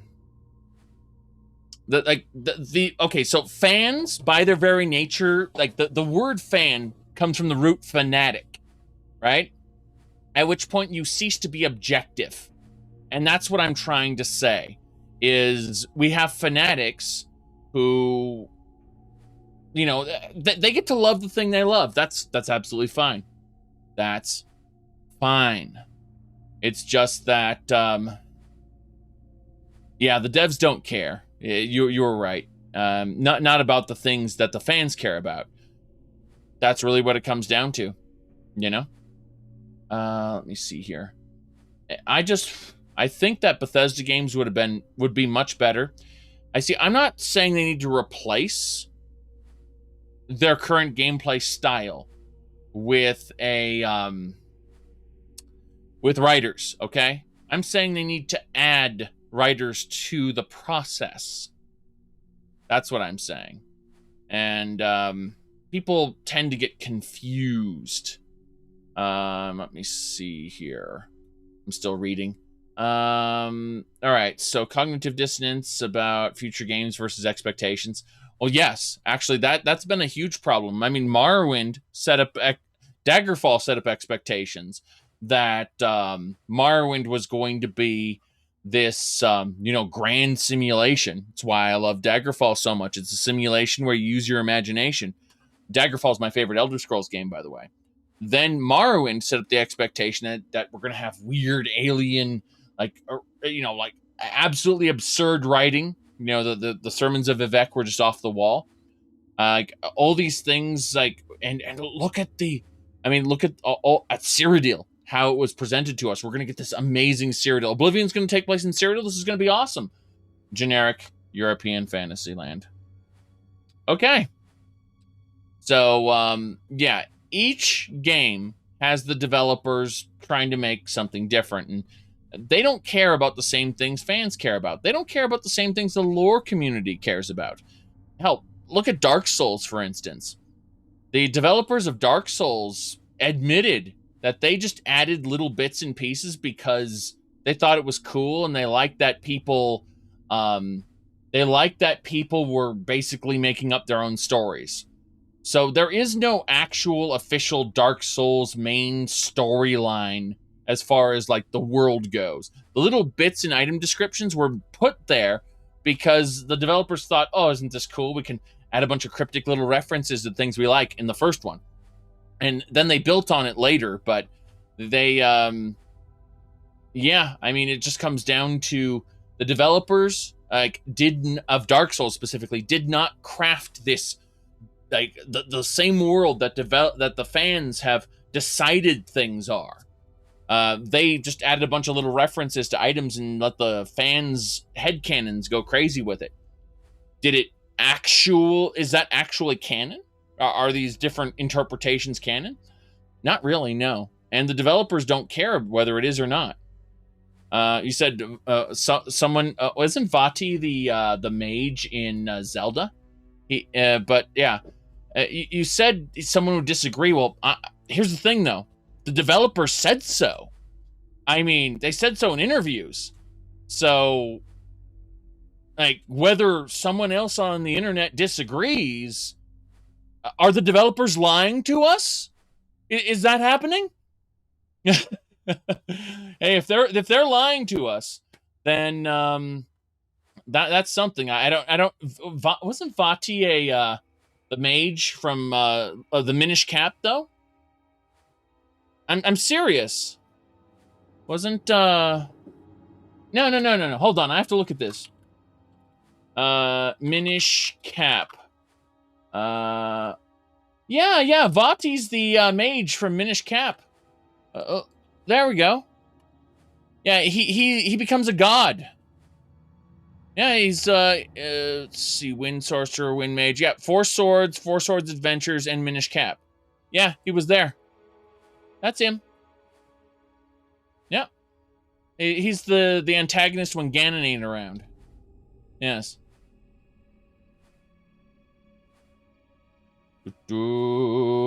Said he weaves a narrative. Yes. Well, people can do that. That's what I was just saying, is the lore community can weave, different stories and headcanons and pieces together. And so when something doesn't make sense or contradicts earlier lore, the lore community starts assembling things, right? They start putting stuff together. And that's how they come to the conclusion that the developers were right all along to do these things. Yay! Right? Dark Souls is no different in that respect. Other than the developers didn't actually establish a canon to begin with. They just put a bunch of little item descriptions together, created some really cool set pieces for you to enjoy, and then left it up to the fans to do all their jumping through hoops and assembling things. Which, you say this Vati person, weaves it all together. He's the target audience for those developers. Like, those developers made that game for that person to do that. Period. Yes. Yep.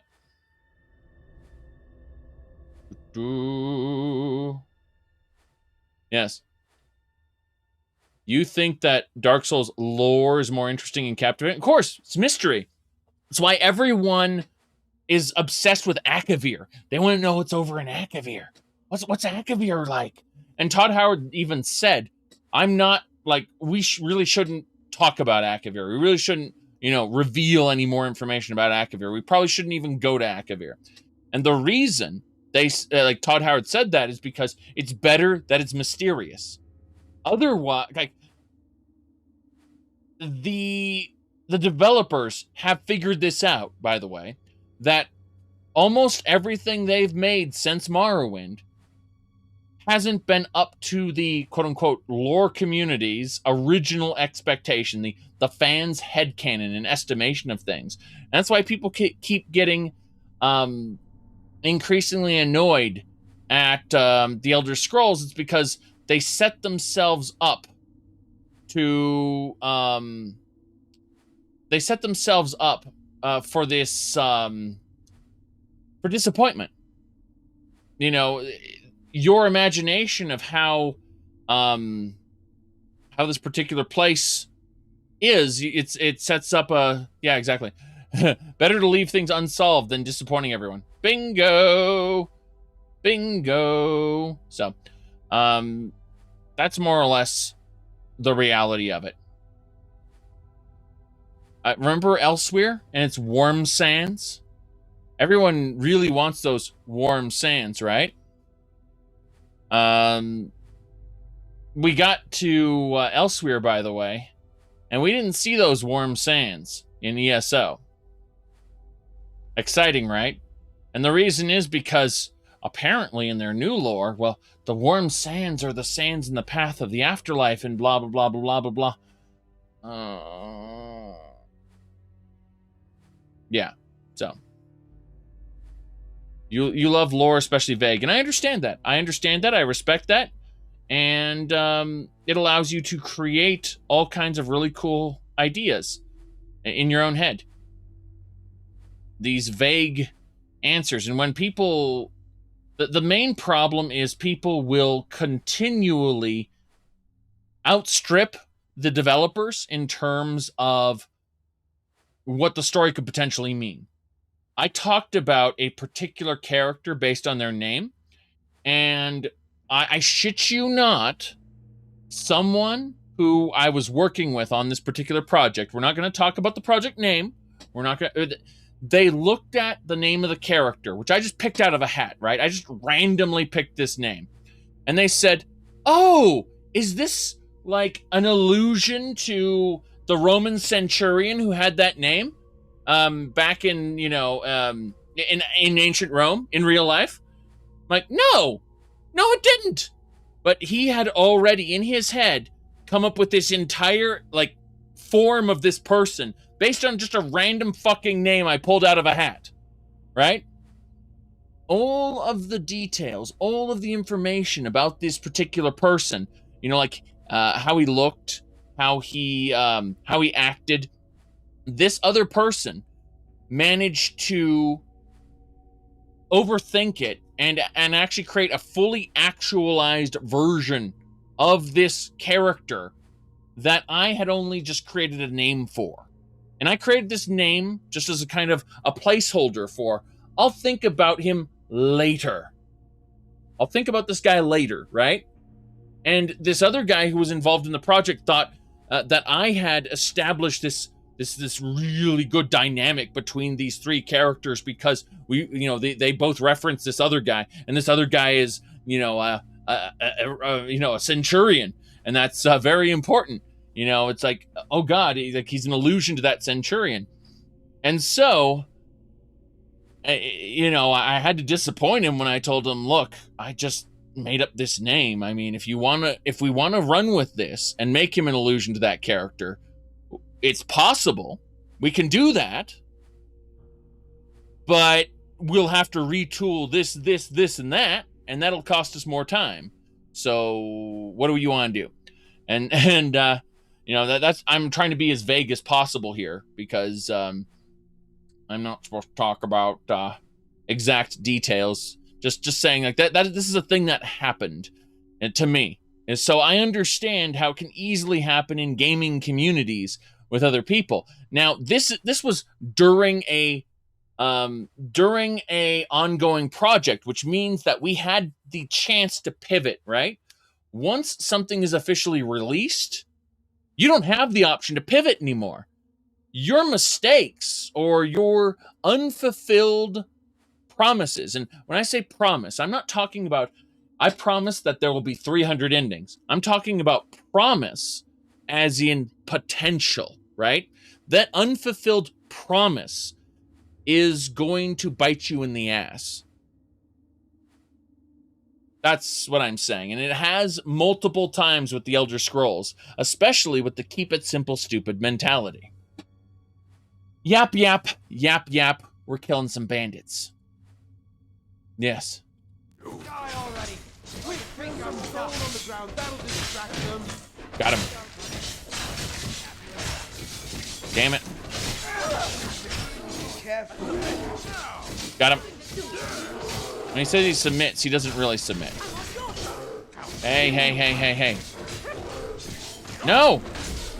You're trying to shoot me. Okay. Oh, damn it. Another one of these wenches. Always so annoying. Killing people is no way to make a living. Yes. Oh, right. Yeah, let's see. You asked the other day and you think you missed the answer. Do you think the Daggerfall spiritual successor is going anywhere? I like the direction that the Daggerfall spiritual successor's various ideas and concepts are going. I like the ideas that the Elder Scrolls I like the idea. The ideas where it's called the Wayward Realms, by the way. And I like the ideas, the concepts that I've seen thus far. Everything that I can talk about, which is very little, I like. But I can't actually answer your question, which should be more telling than anything else, since I'm not at liberty to answer it. Yes. Okay, let's get going. There's no way to make a living. Now you'll pay. Now you'll pay. Yes. I'll see you burn. That's what I call good Good. teamwork. So we managed to clear out this mine. Yes. What do we have here? God. Help me! I hate this part of immersive wenches. Yes, we're here to save you. Get me home. Yes, we'll help you. Just don't forget about me. Don't forget about me. Help me, help. The intro for that is, what do we have here? With a that's so creepy. Like, you can tell the mod was made for those people. Yes. Oh well. Either way, it's like immersive wenches is so well put together for the actual serving wenches part of it. But then there are the quote-unquote captured wenches where your character goes, well, what do we have here? Orcish halberd there. Very good. We'll take everything here. Let's give her some tavern clothes so she's not naked. Yes, young lady. Take this outfit. Oh, that's so sweet of you. Yes. Thanks. I like how her hands are bound, but like in a minute or two, in a minute or two, they'll be fixed there. Yes. Very good. Very good. All right, let's see. You mostly wanted to know if it ain't dead and it's alive and well. I am not at liberty to talk about that. That's all I gotta say. Yes. Misanthrope is probably... okay, I can't... I have to be very specific with my words. You should probably trust that instinct. How about that? You should probably trust that instinct, Misanthrope. All right, let's get going. So,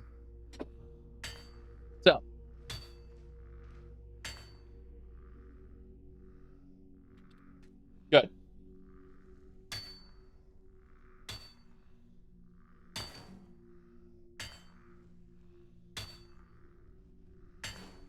Raphonics, very good. You see, this is why people were saying, like, you should go work for Bethesda. If I did, I couldn't tell you anything. You don't realize how this shit works. All right, painting there. Beef there. Oh, Ring of the Iron Fist. Unarmed strikes do more damage. Stamina regenerates faster. That's really cool. Yes.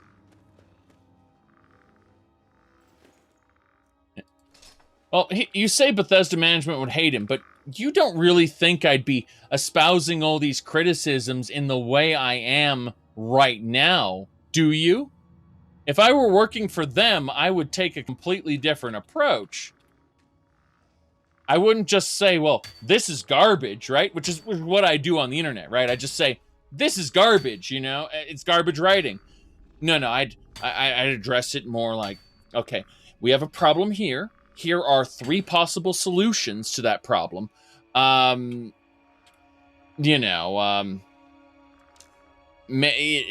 you don't want to go with those, I can think of something else. We'll get it done. And that's how it works.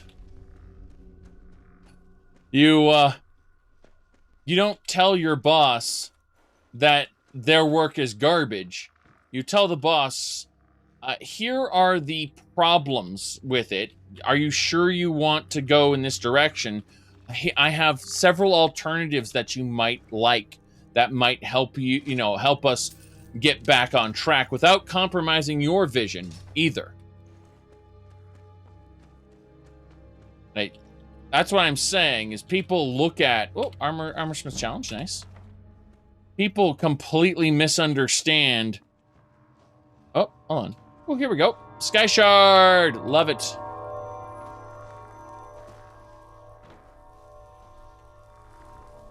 Said wrapping garbage with tactful buzzwords. Well, first of all, there's respect, okay? You say tactful buzzwords. I like to call it respect, all right? That's first and foremost. Holy shit.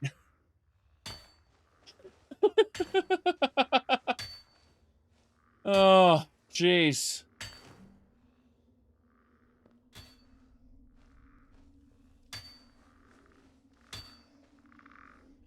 These earthen passages do not agree with me. I already miss the wind and sky. Oh, the wind and sky. I've been sitting here for an hour and I feel bad. Yes.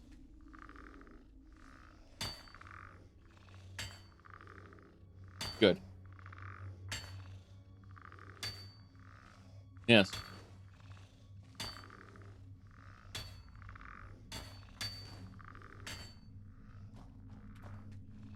I'm just trying to impress upon you that working in a writing room, and I assume a game studio because, we've had limited contract work. We haven't actually done anything, there is no writing room equivalent to your modern video games because the writers are expected to work with the developers.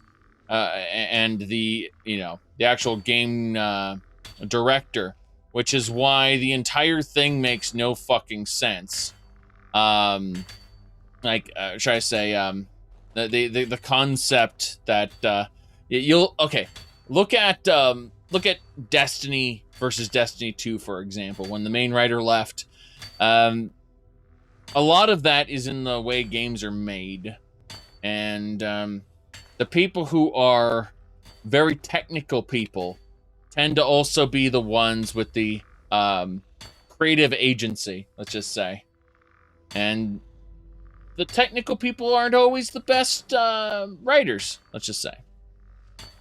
But all I'm saying is that the experience of being in a writing room, working for, say, a television series or a movie, it isn't the same as being at a game studio at all, at least in the modern climate of game studios. However, Bethesda has proven itself elusive and hard to pin down as far as how game studios are done. They haven't followed the same rules as other game studios. I've noticed that. I originally thought that they had a more conventional corporate structure, but they don't. And it's really awkward at times. But one thing is universal, and it's something that people don't quite get. You don't take an adversarial tone like, what if Skyrim was good? You try to work within what you've been given in terms of the limitations of, whatever the project is, number one. And number two, whatever your boss says goes. That's just the long and short of it that people don't quite get. Yes.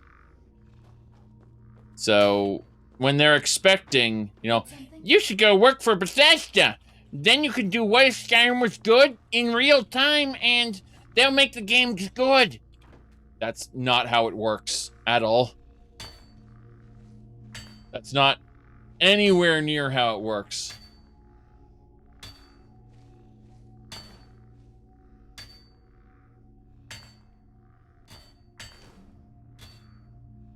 Yes. Gamers want game mechanics first, graphics second, and way, way behind coherent writing. Basically, yes.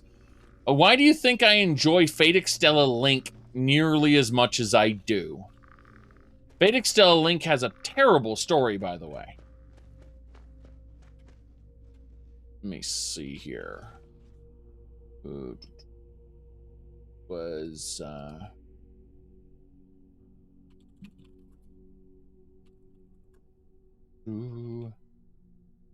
let me grab some of this here. Turn off the audio because it's creepy. Yes. Let's put that there. Did it not get placed? Oh, it got placed behind. I have like 4 windows. So yes. This is a game that I really enjoy playing, okay? Let me see. Is it even... this is recording 720p. But this is a really fun game. And the story is terrible. Like, the storyline is awful. You can read the character's dialogue at the very bottom. See? And it happens while you're going. But you can see how this is basically Dynasty Warriors, but with, King Arthur and as a woman, and Nero Claudius of Rome as a woman, and what's it called? I'm trying to remember. Oh yeah, and Attila the Hun as a giant woman. Yes, not even joking. It's pretty amazing. It's a damn good video game. But there's Gawain. Gawain and Nero Claudius are talking. Yes. Don't worry about it. Yes, a giant space alien woman. Exactly. Yes. So, as fans of the Elder Scrolls, we all understand the main story is not important. Correct. Correct. Learn the historical figures and then get confused. Yes. Sexual arousal. Exactly. Why not? Why not? There's Karna. He's a famous, I'm gonna say demigod, basically. But yes, it's a damn fun video game, and it's one of my favorites, actually, just because of how insane it is. Bam. The problem is that people continually talk about and espouse how good, quote unquote, good, Elder Scrolls story is. All right. And he said, is that a 500 hit combo? Yes. Yes, it is. Exactly.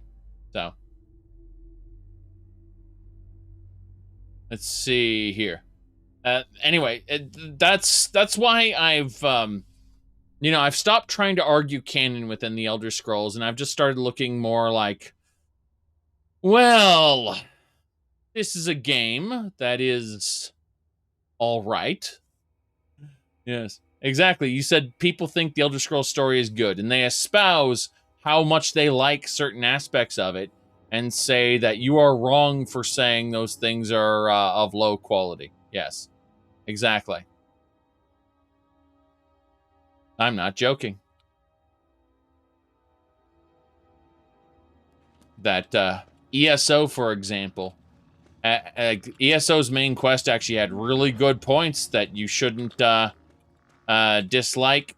You should have more respect for Elder Scrolls Online's main quest, because it had really good things about it. Yes, yes, indeed. Let's see.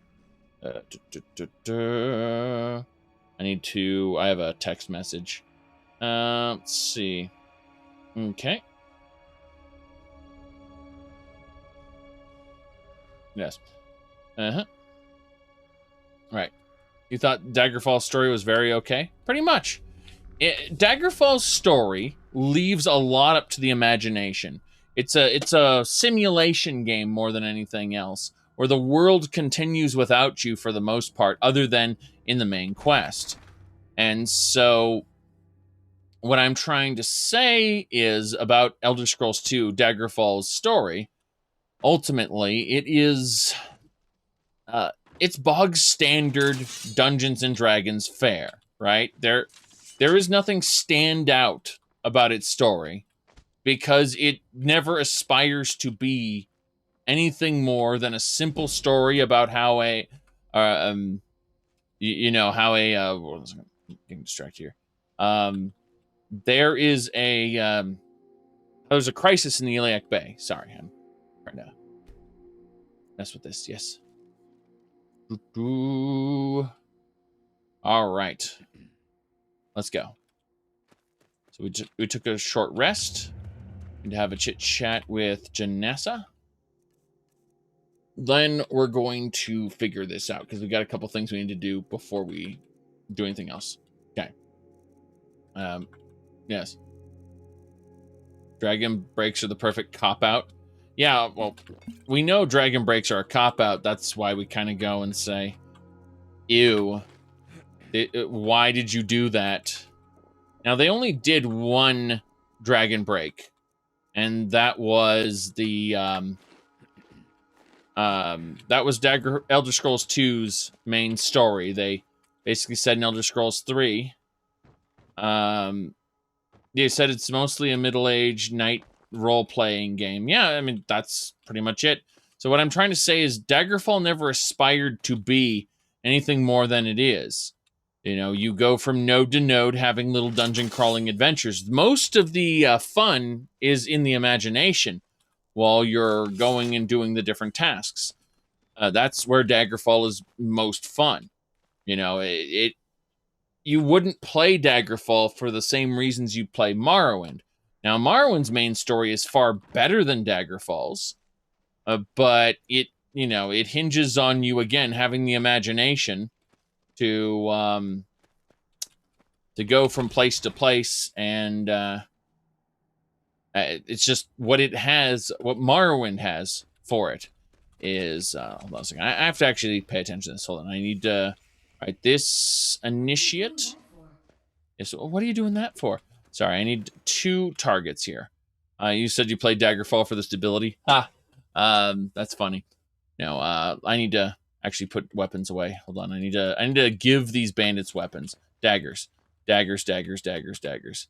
Yes. What was I going to say?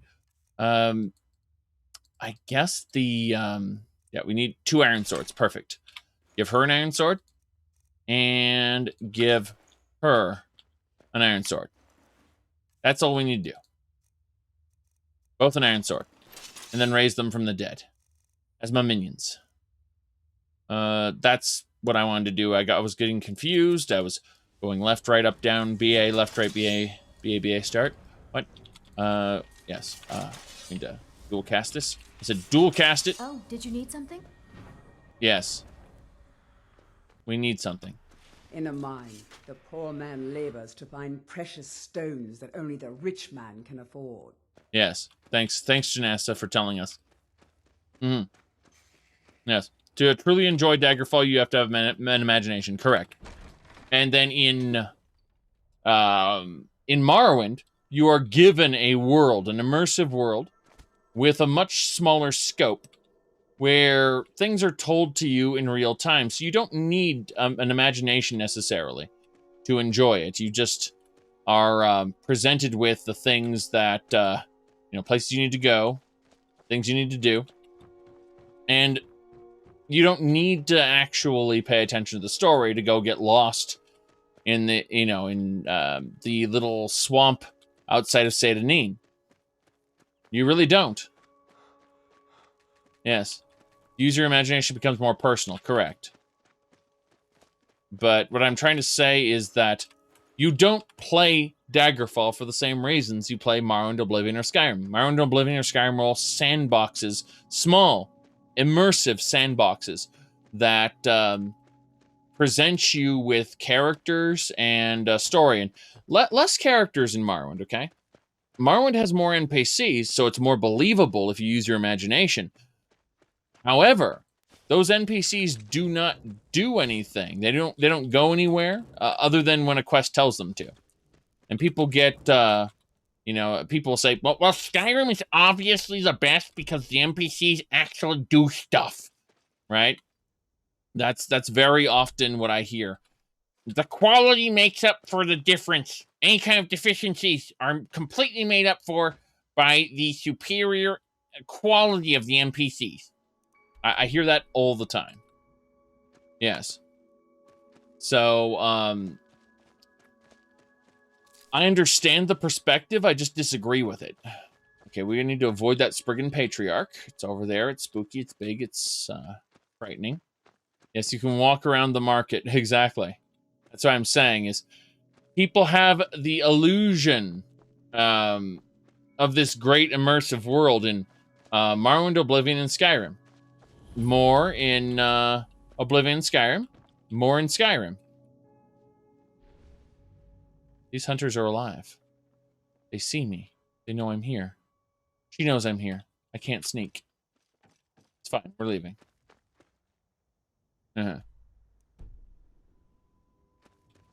Said Skyrim NPCs are actually less complex and reactive. You're thinking of it in terms of the NPCs awkwardly exchanging dialogue with one another. Yes. It's a bit different. Oh, hello. Deathhound.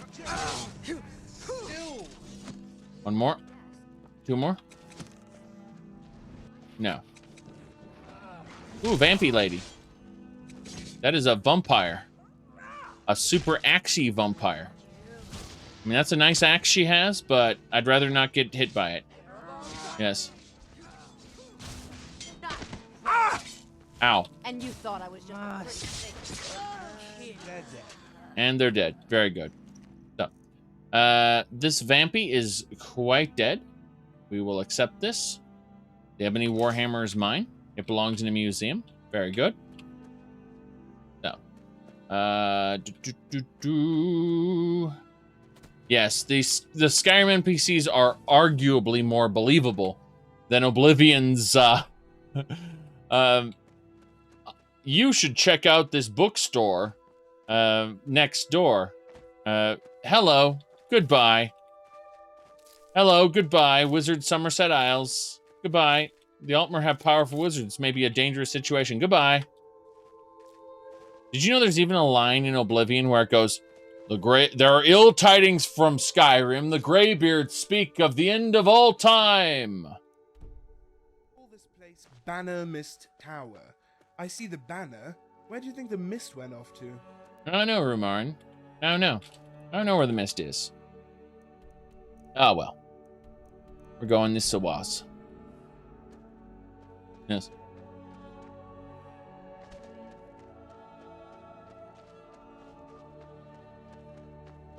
Oh, there's a sky shard over there. I need it.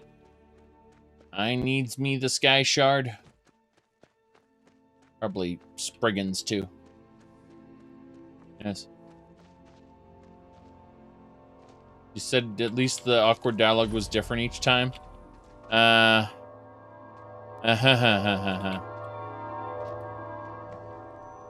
no.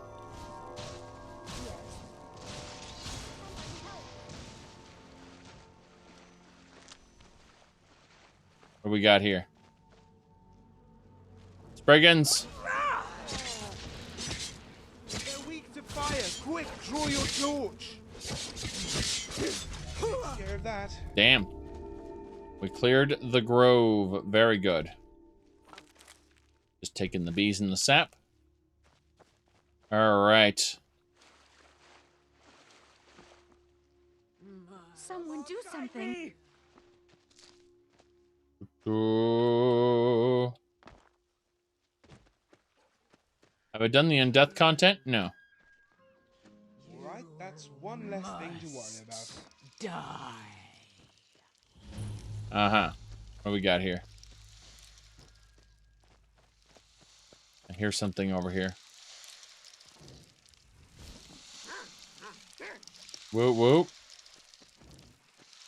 This sounds like it's hissing. The dog is hissing. What is happening here? Why is the dog hissing? Sounds weird.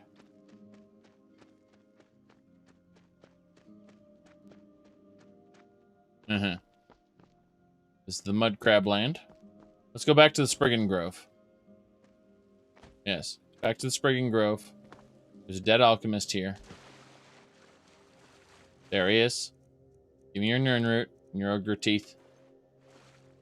What do we got? Manny Marco, King of Worms. Alchemy book. Love it.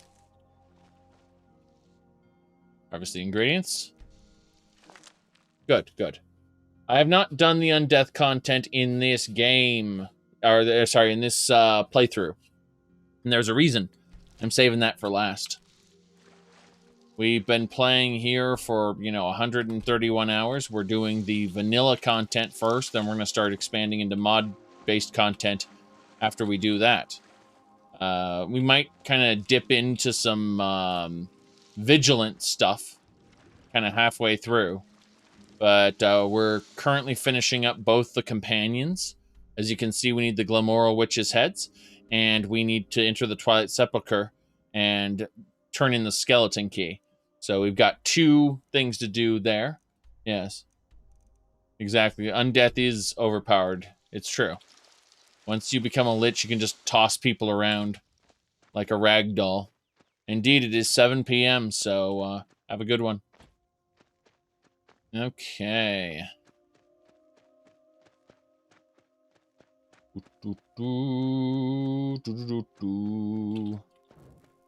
Yep. Got it. Anyway, Oblivion NPCs were, as it was put, uniquely bad. And they may have seemed on the surface more complicated than Skyrim NPCs. But that that complication didn't actually lend themselves to being more believable. Oh, interesting.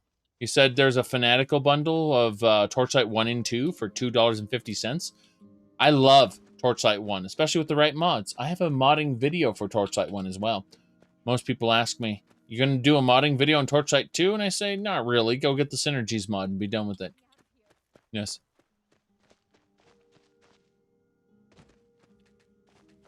Yep.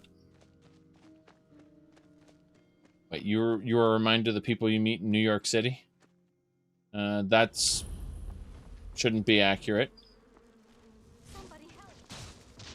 She's shooting bees at me.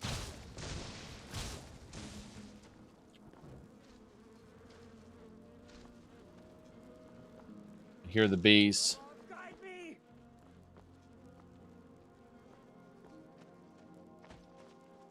Okay.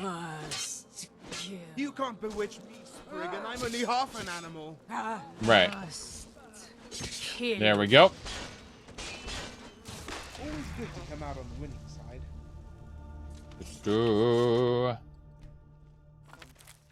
Yeah.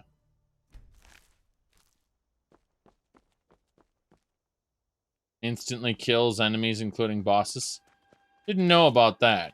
I mean, I think that sounds overpowered as hell. So, when I did Undeath the last time, I just abused the crap out of, what do you call it? I abused the crap out of flinging people around, you know, being able to grab them and toss them into the air. It was funny stuff. I don't think I would, you said it ruins Vigilant? Of course. Of course it ruins Vigilant. Why do you think I said I was willing to maybe dip into Vigilant before the, before I finish all the vanilla content, even though I kind of want to focus on the vanilla content? There's been word of some trouble nearby. I like how this mercenary's still here. Vigilant's pretty good. I've done it once, twice before, technically, but once on stream before. Oh, my goodness. Still grabbing alchemy ingredients. So many ingredients. What's this area? This area looks suspicious. Very suspicious. Yes. Huh, chokeweed. Love it. Gotta get those choke berries. They couldn't possibly make something terribly poisonous. What is the music of life? The lute? No, drums! You are not worthy. Okay, I'm not worthy. Let's go.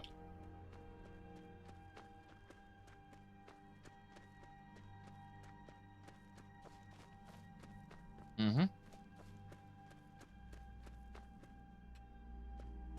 Alternate death mods, yes.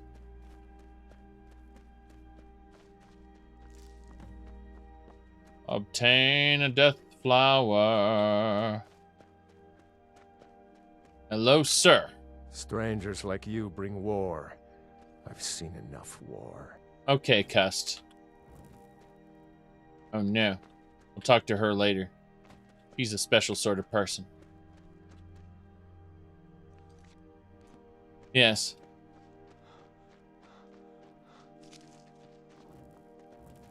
Ugh. Been tending your hounds? Just be careful. Sorry. You were just saying something that offends me. Okay, there.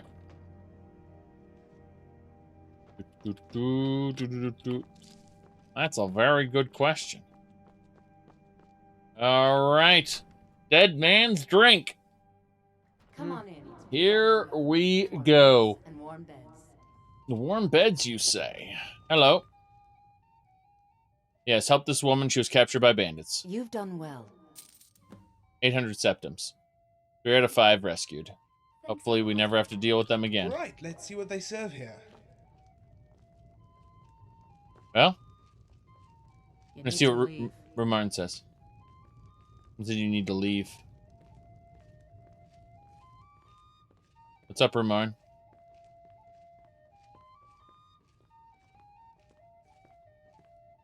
Welcome. Let me know if you want anything. Put I think that I got down. a clean mug around here somewhere. What kind of food do you serve here? It doesn't have to have good presentation, but need ideally to I leave want a now. balanced meal. Just what you see here. Never mind, I'll just eat what we have packed. Shouldn't be too rotten. Never mind. I'll just eat what we have packed. I don't like this inn after all. Yes.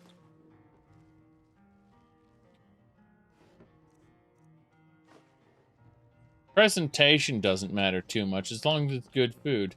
Just what you see here. An Oblivion plate. Well, these are one of the plates, yes, that are not canon. At least it's one less thing to worry about. Very good. The super secret plates. So that's 2 items that belong in the museum. What about this? It's nothing else here belongs in the museum. It's fine. The life of adventure and song is the life for us, eh, friend? Sure. Hello there, friend. How lucky for you to chance upon a bard on the road. Nope, no thanks. We're leaving. Yes. Shoving the guards into being shocked silent. Pretty much. They needed to be stopped. Alright. Has your character evolved since how they started, personality-wise? Oh, absolutely. We've gone from being an upstanding Ariel worshipper to falling down into degeneracy. We are now full-on conjuration. Yes. Ravenous Dead, Dreadtide, Reap and Sow, Edge of Oblivion, Barrow Lord, Plague Upon Thee, Conjure Altar, and Necromaster. I mean, yeah, upstanding Ariel worshipper, right? Right?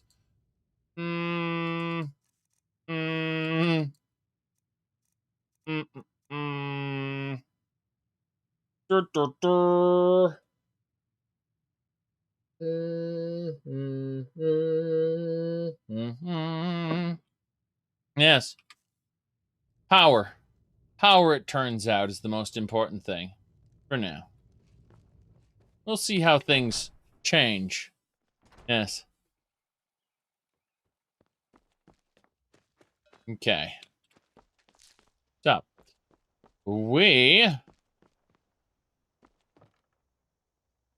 yeah, well, our last time we ran this particular character type, the Altmer Supremacist, we went down the tree of Daedra summoning, and we were still a devout worshiper of the divines, right? We didn't go into those fringe religions, like we worship Zenithar and such. So, looking at this is a bit much. For sure. Yes. Skyrim doesn't punish you for being evil? Pretty much. Well, technically, there are some mods that punish you for being evil, Yes. but... I was Dengir's personal guard for years. I risked my hide more than once to protect him. You must miss those days. But if you can't swing your weapon, forging one's the next best thing. Okay, then. Well, let's go this way. You were talking to that murderous savage, and then he escaped. What are you hiding? Well, I'll tell you. I know you had some part in Sinding's escape. Don't deny it. How did you even know I was talking to him in the first place? Chaotic Stupid. I only remember one particular character I ever had that was Chaotic Stupid.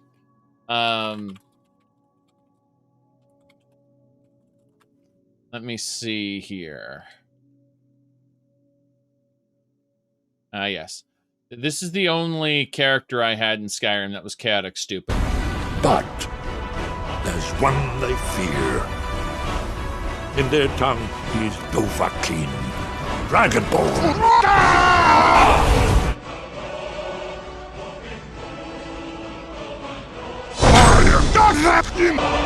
There you go. That was the only character I ever had that was Chaotic Stupid. Yes. There you go.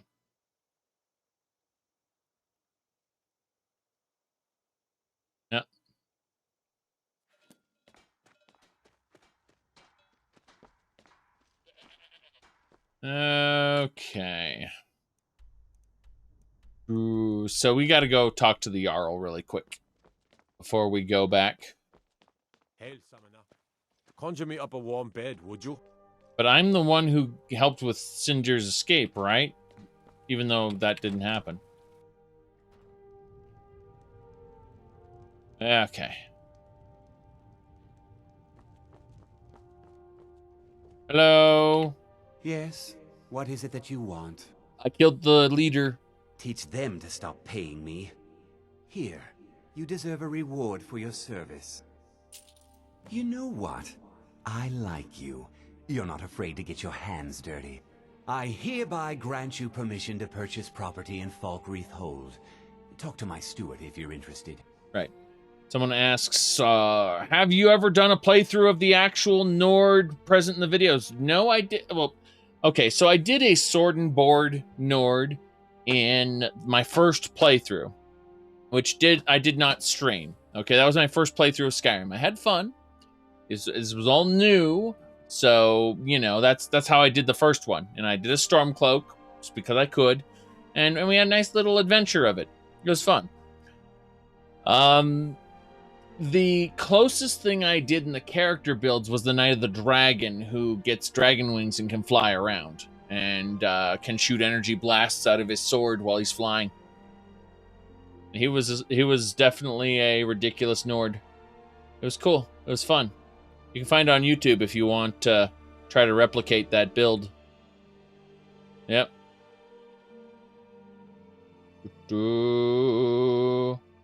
I choose not to use any ENBs or graphic enhancers other than Imaginator, specifically.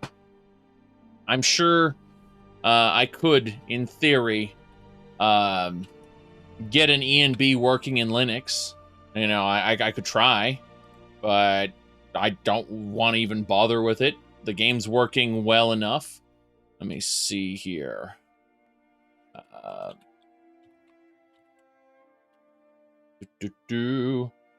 Yeah, my loadout's just fine. He said ENB doesn't like Linux.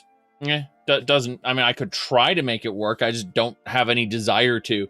The graphics don't matter to me that much. So, I mean, I have 32 gigs of RAM. Not that Skyrim uses that much. Skyrim's actually pretty pathetic. Let me pull up. Let me pull this up really quick. So, as you can see right here. Hold on. Skyrim Special Edition's using 10%. Let me pull it up. Make sure it's not frozen. Okay. So, whoops. Anything else, my Jarl? There is room in my court for a new Thane. It's an honorary title mainly, but there are a few perks someone like you could make use of. However, I could only grant the title to someone who is known throughout my hold.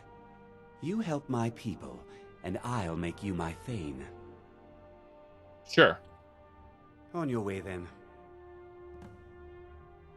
Yes. But I've assisted people more than 0 times. So, alright. Come and see me again sometime. I might have some use for you. See, Skyrim's using 17% of my CPU and 3.5 gigabytes of RAM. Kind of pathetic. So I'm sure I could get away with using an ENB. I just don't want to bother trying. Yeah. This runs well enough, and I've been, I'm 131 hours into the playthrough. I'm not really gonna change anything right now, not majorly anyway. The only thing I'm gonna do is run Body Slide to try to fix some nipple slipping that happens on occasion. Yes. Yes. Yes. Let's go. Mr. Boards. Okay. All right, we are moving on. Did you see a dog out there? No, I did not.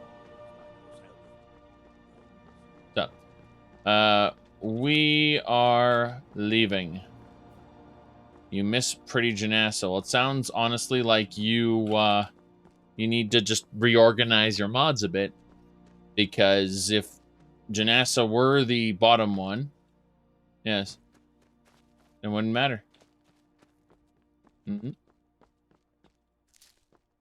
Ooh, said later you find out the Imperials win the end. That's not true. Oh, there's a fight cave there. We ain't going there. Yes. Okay.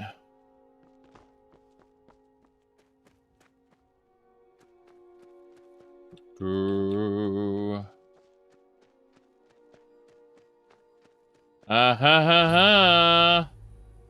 What do we have here? Ayleid ruins. Technically snow elf ruins. Yes. Ayleid ruins. Straight out of Oblivion. What is that a moon well? Oh, sorry,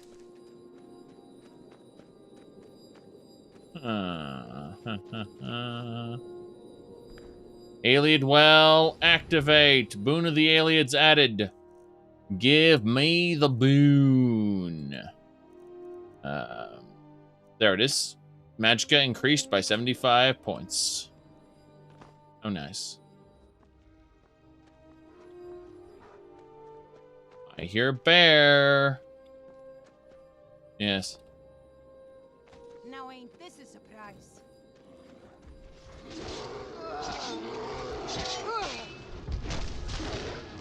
Dead! I wasn't wearing my armor. Damn, damn, damn. Okay. Huh.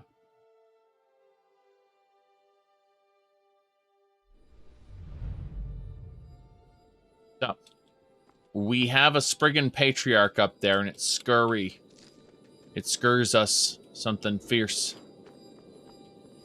Grab the well. Run away. I'm gonna go back to the actual dungeon here. There's another well. Are these just 3 Ayleid wells in one spot? They're not supposed to be 3 Ayleid wells in one spot. That's weird.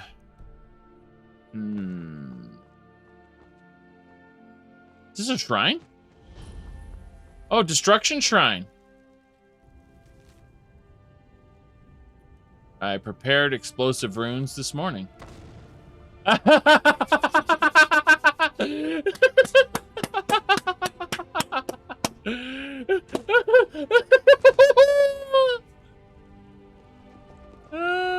It didn't even kill me.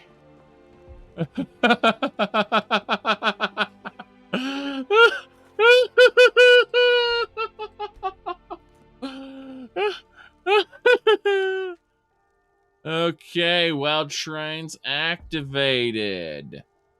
Level progress. Good.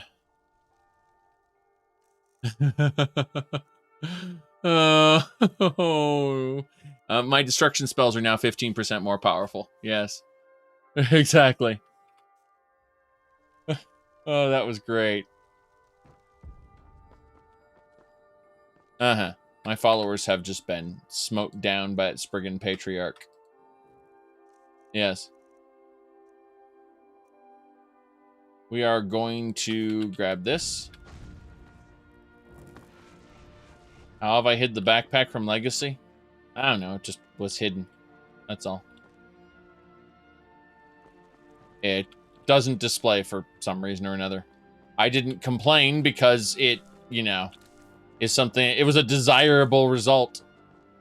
But yes, it was just kind of hidden by default.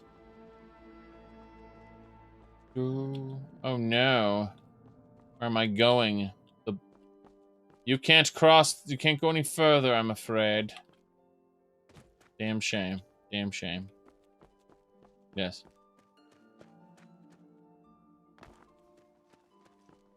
Yeah, the backpack just didn't display. And I didn't question it too much because I was like, that's weird. Backpack's not displaying. Oh, well, I don't want it to display anyway, so... Positive outcome? Yay? That was pretty much it.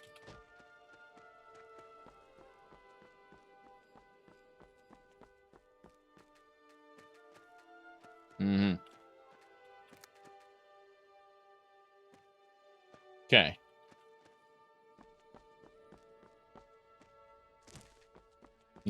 No, I didn't hide it. Uh-huh.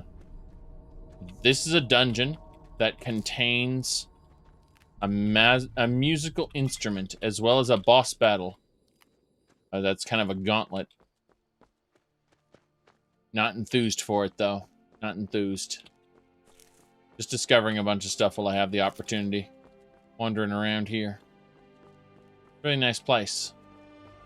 All things considered. There should be a shrine over here. That's just a straight up dragon shrine, yeah. Uh-huh. Let's go check it out. This place looks like something. Oh, it's a full-on barrow, isn't it? Screw that. I saw bandits in there. I'm like, nope. Okay. Damn it. It's all wrong. All wrong. The miscellaneous file on the patch page? Nice. I would never use the quick loot. It would break various mods. Yes. I would never use the quick loot menu. It would break various mod-based quests.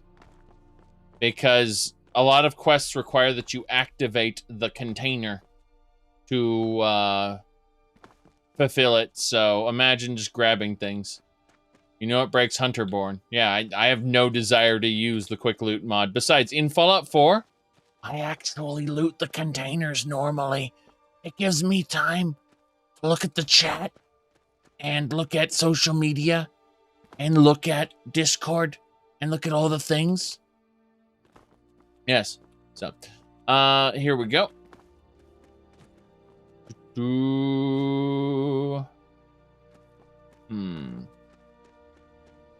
All right, let's have a look here.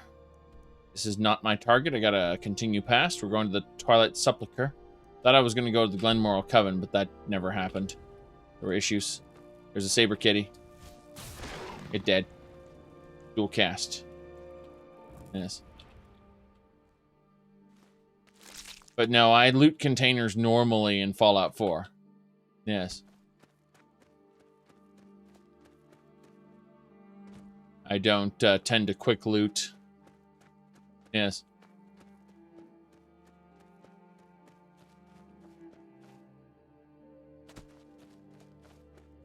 You said, you've used quick loot mod, it works great until there's too much stuff in chests and whatnot, then it instantly crashes. Yeah, and if you want to run with Genesis where it dynamically populates empty containers when you open them, unless you actually loot the empty container, it won't, like, unless you open the empty container, it will not dynamically populate them at all. So it's a waste of your time. You know, you look at it like, well, the container's empty. I better not do anything there. I found they do populate, but you have to take something. Yeah, that's what I mean. They populate, but what you have to understand that the empty containers can populate as well. Like when you see the little empty tab on a container, it can hold items.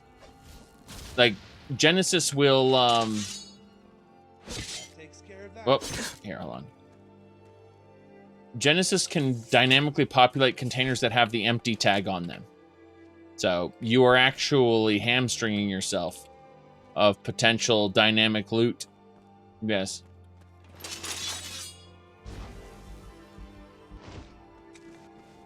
You wonder how much you've missed in your playthrough. Well, you've missed none because you've never opened a container to dynamically populate stuff.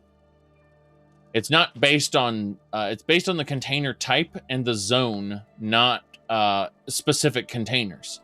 The script is very dynamic. Yes. Hate that the gameplay pauses. Yes, is the wench following me? Shouldn't be. Gonna say I brought the wench over to the inn and told her, hey, you gotta, you're free now. She's like, yay, and I received money. So. Here's the Twilight Sepulchre. Yes. I mean, you can use the Skyrim Souls mod to make it so that containers don't pause the game. In fact, for many cases, people prefer that. I personally like the fact that the game pauses so that I can then go and do stuff. Yes.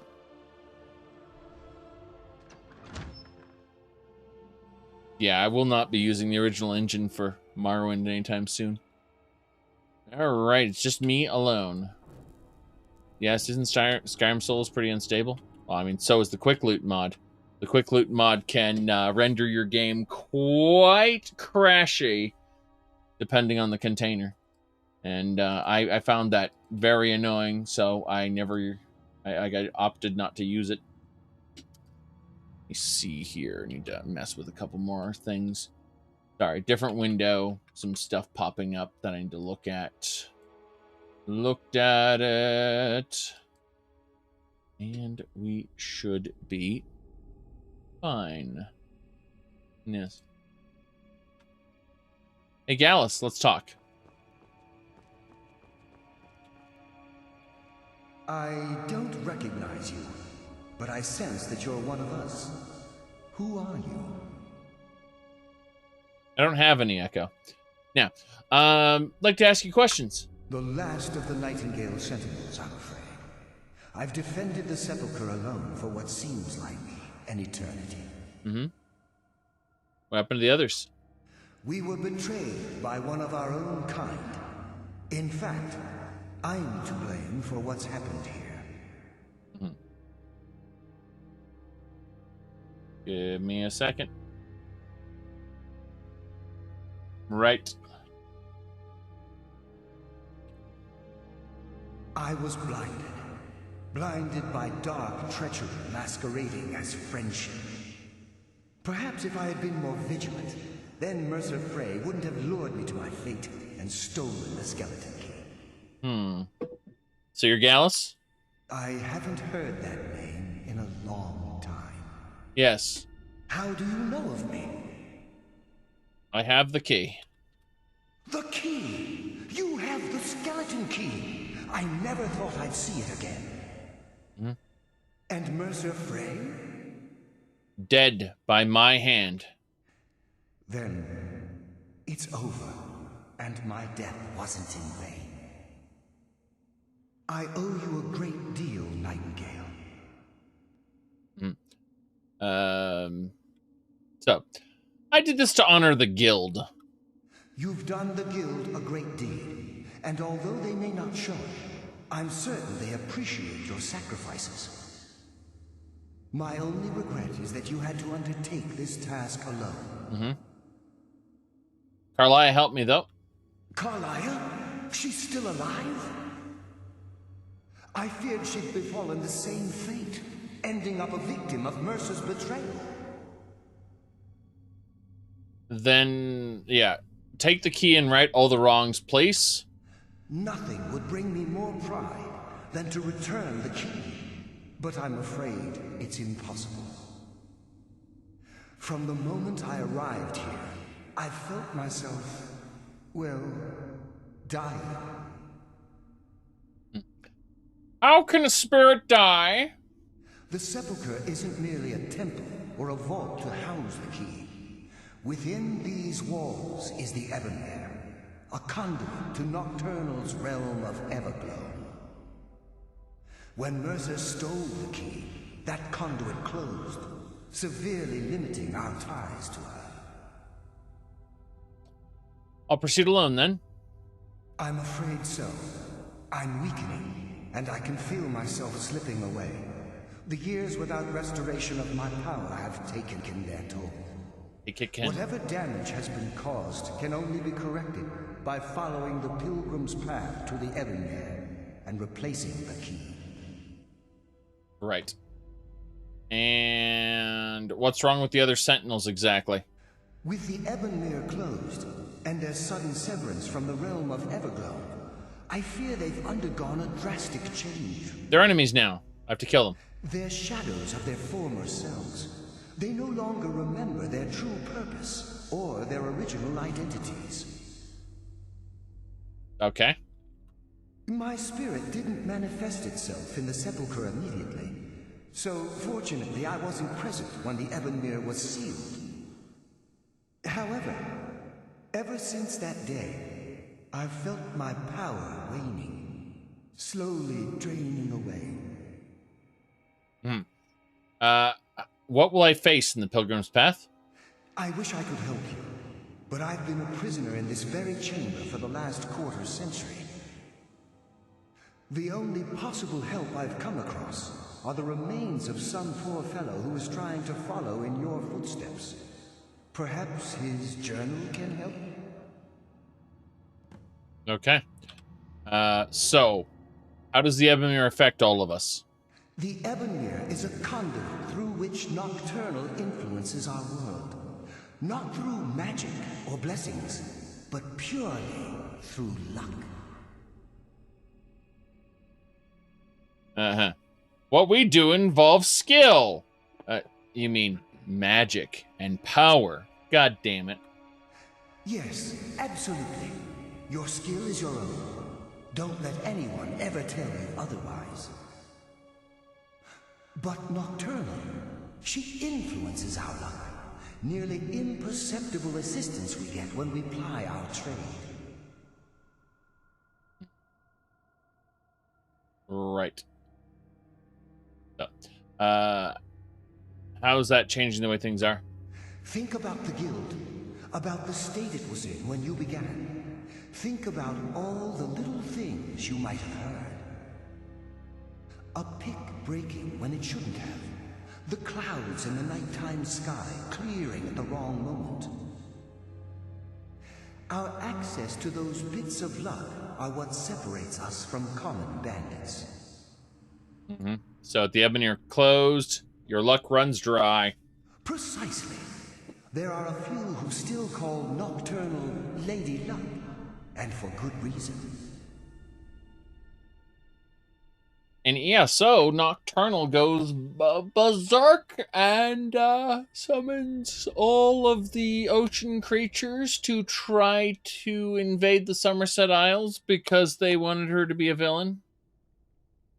Yes. After the Slodes die, she takes over. It's really stupid. Alright. Are you sure you can't take the key? Whatever is affecting the Nightingale Sentinels is starting to affect me too. Mm-hmm. As I get closer to the Ebonmere, I begin to feel myself slipping away. Even right this moment, I feel strange, when I don't think I should be feeling anything at all. What's funny is I actually like ESO's Abyssal Geysers, where the Sahuagin, they're not actually called the Sahuagin, I just call them that because that's the Eberron version, invade the land on the Slode's behalf. Yes. Good luck, Nightingale.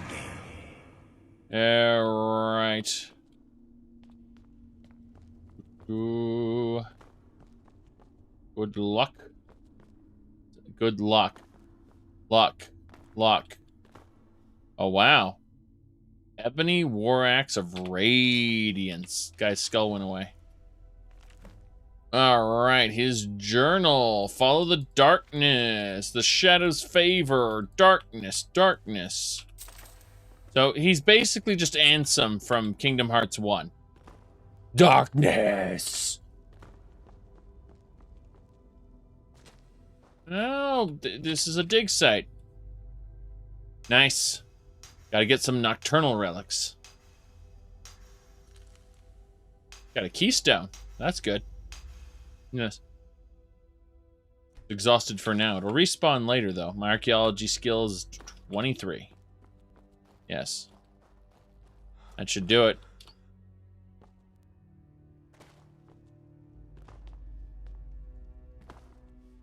All fall to darkness.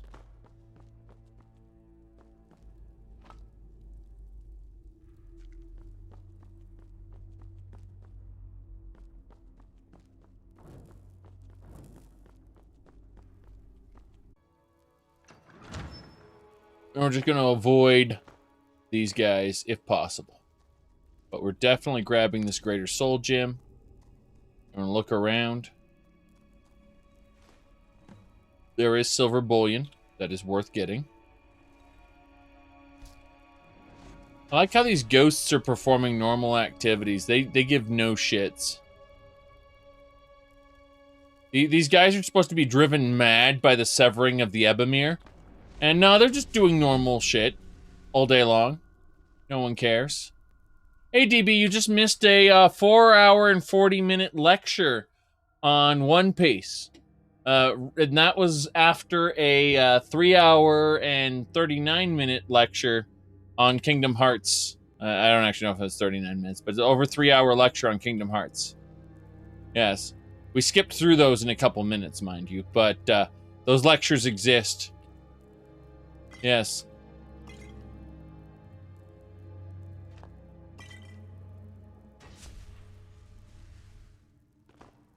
The Sonichu page? Yes.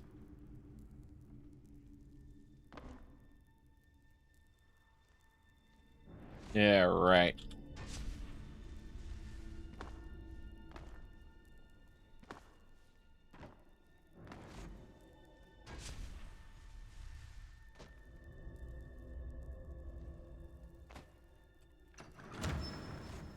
Okay, the light is deadly. But I want to loot the corpse.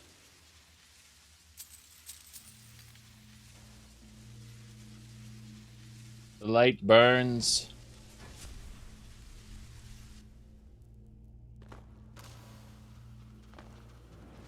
Sorry, those traps aren't good enough. Alright. You know the best part about that 3-hour Kingdom Hearts lecture? The best part about it is that it's get this, it's before Kingdom Hearts 3. I'm not even joking. That 3-hour lecture contains no content from Kingdom Hearts 3. Yes. Only Kingdom Hearts 1, 2, and all the side games.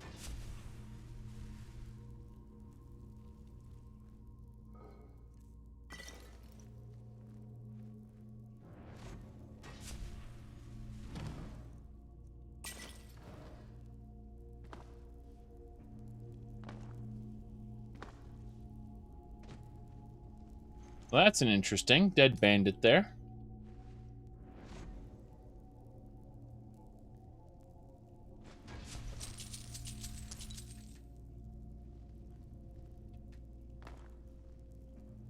Can't touch this. Looking for a switch, whole chain, a button. Where are we going?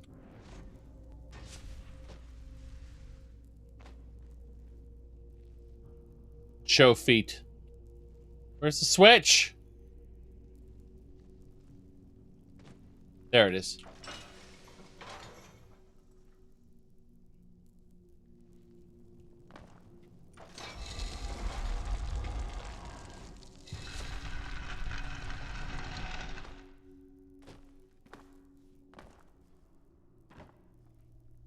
Okay.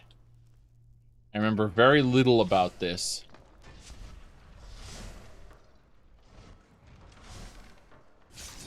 Dead! Dead, dead, dead. Tails gets trolled. Well, yes, Tails gets trolled was an interesting phenomena. Let's leave it at, let's use that word, phenomena.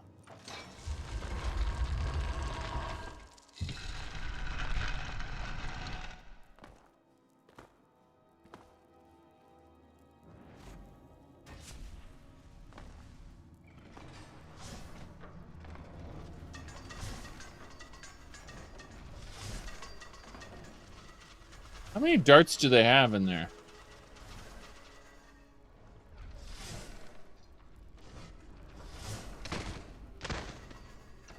Okay. Hello. I keep mentioning that traps can be fun, but what is this? That's the inner sanctum. I should go this way. Why are you going the other way? I don't know. I guess I'm crazy too. Hold on a second. What the hell's the point then? Inner sanctum. What about that side path?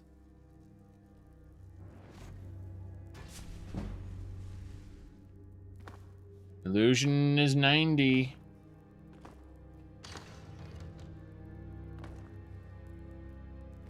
Everything's getting super dark.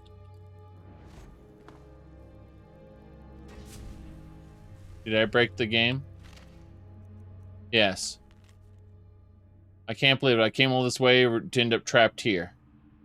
Right. I'm stuck here forever. Love it. I'm stuck here forever. It's a trap. That was, there we go then. So what?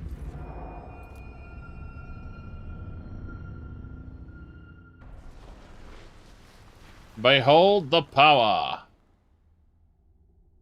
That's how it works.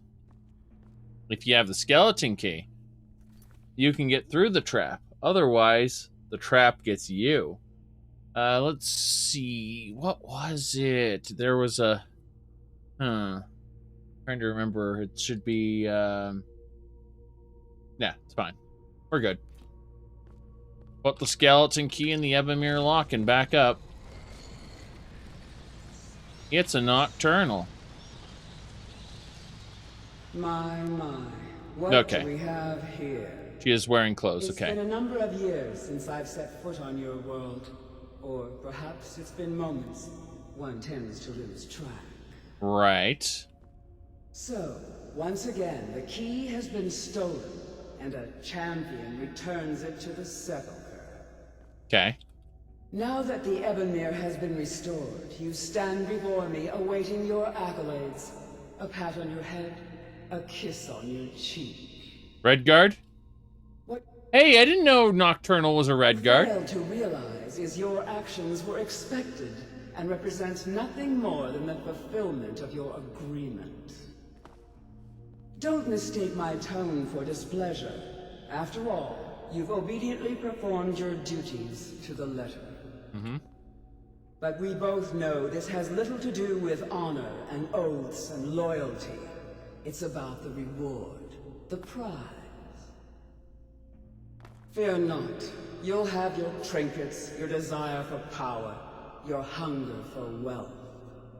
I bid you to drink deeply from the Ebonmere mortal, for this is where the agent of Nocturnal is born.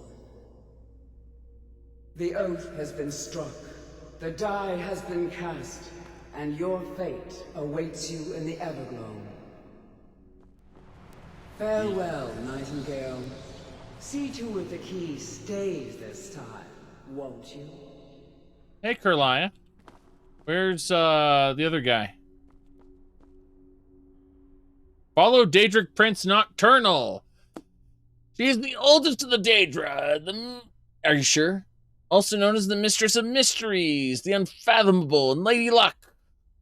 So, pray to remove bounties for lesser crimes. Pickpocket, mysterious person. No thanks.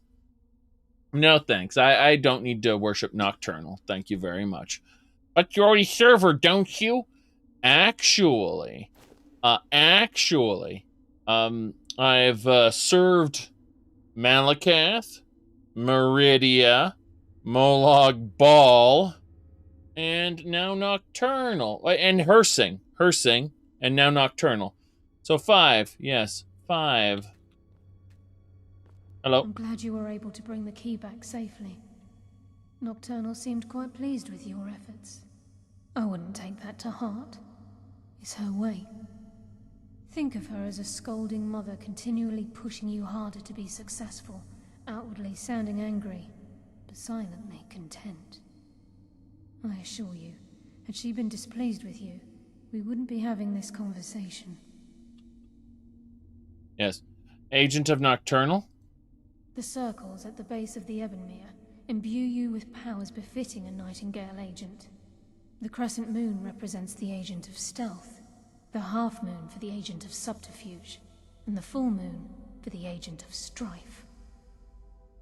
Why can't I be all three? This is Nocturnal's way of maintaining balance. If you ever feel the need to change your abilities, you can return to the Sepulchre and step onto a different circle. Okay. Be warned that once you've chosen, you can't reselect for at least a day. Okay. Now, your life as a Nightingale begins. Should the need arise, you'll be summoned to the Sepulchre in order to defend it. Ah. The Guild has welcomed me back with open arms. I feel like a void in my life has finally been filled. I only hope that this isn't an ending to things, but actually the beginning. Sure. Why, perhaps the greatest crime spree Skyrim's ever known. There are pockets brimming with coin and coffers overflowing with riches ripe for the picking.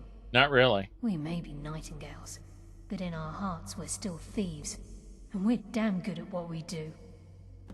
That's our entire character concept. We are thieves, nothing more. This is a thieves' guild, you could say? I suppose so, but you'd think that becoming a Nightingale would mean stepping beyond the role of a petty thief. And indeed, it's the other way around. It's, you know, we're a thief despite the fact that we're a Nightingale. Like, the Nightingale is not the deeper meaning. The thief is the deeper meaning, and the Nightingale is just some kind of obligation that we had to do for bullshit reasons. Thanks, Skyrim.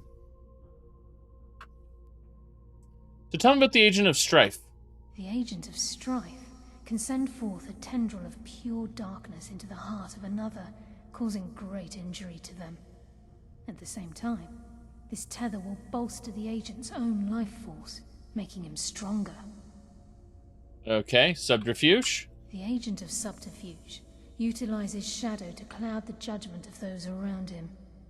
By weaving the darkness to their will, this agent can manipulate others into fighting for the Nightingale for a limited time. That sounds funny. The Agent of Stealth is the master of remaining unseen. They are able to manipulate the darkness and use it to their advantage. Okay. On moonlit nights or in darkened rooms, this agent literally becomes invisible. Cute. Alright, well, subterfuge it is. The Agent of by weaving the darkness to their will, this agent can No. manipulate others into fighting for the Nightingale. Darkness returns. Alright. Eyes open and walk with the shadow. Gallus! I feared I would never see you again. I was afraid you'd become like the others. If it were not for the actions of this Nightingale, your fears would have come true. He honors us all. Of course. What will you do now, my love? Nocturnal calls me to the Everglow. My contract has been fulfilled. Will I ever see you again? When your debt to Nocturnal has been paid. Look at this guy. Look at Gallus's armor. Look at Gallus's armor. It's top quality #1.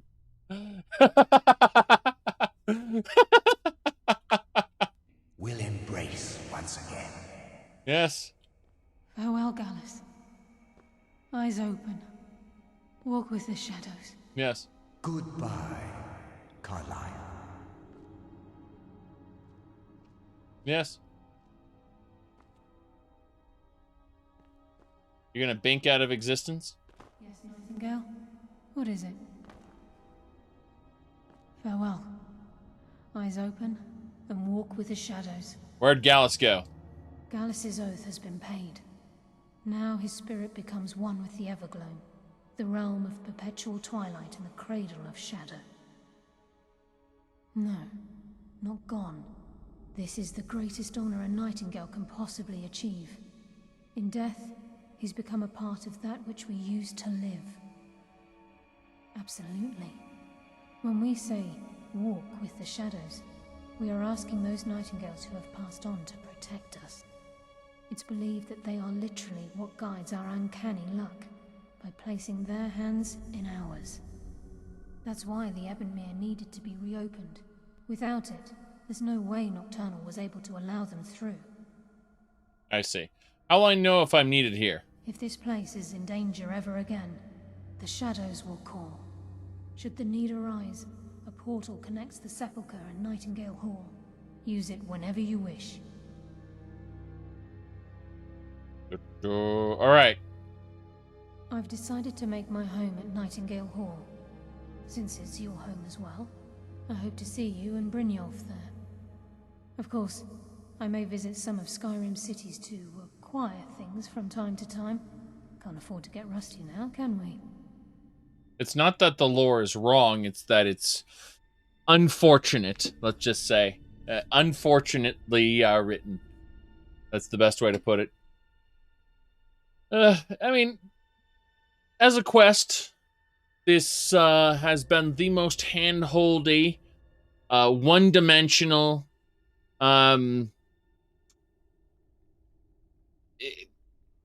this doesn't befit an RPG. That's all I'm saying. Anyway, let's get going.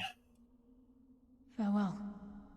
Eyes open and walk with the shadows. It contradicts a lot of what we've seen before, and it really doesn't fit within the Thieves Guild in general. This feels like it's just been appended. I don't really have anything to talk about right now. He said it's the worst quest in Skyrim. Yeah, I suppose so. It is a bit ridiculous. Wait a second. So that leads to the exit. Where does this lead? To the exit there? Honestly, where else do you think it should go? Like, or what else do you think is worse, potentially? And that's the question. Can you think of a worse quest than this? Yes.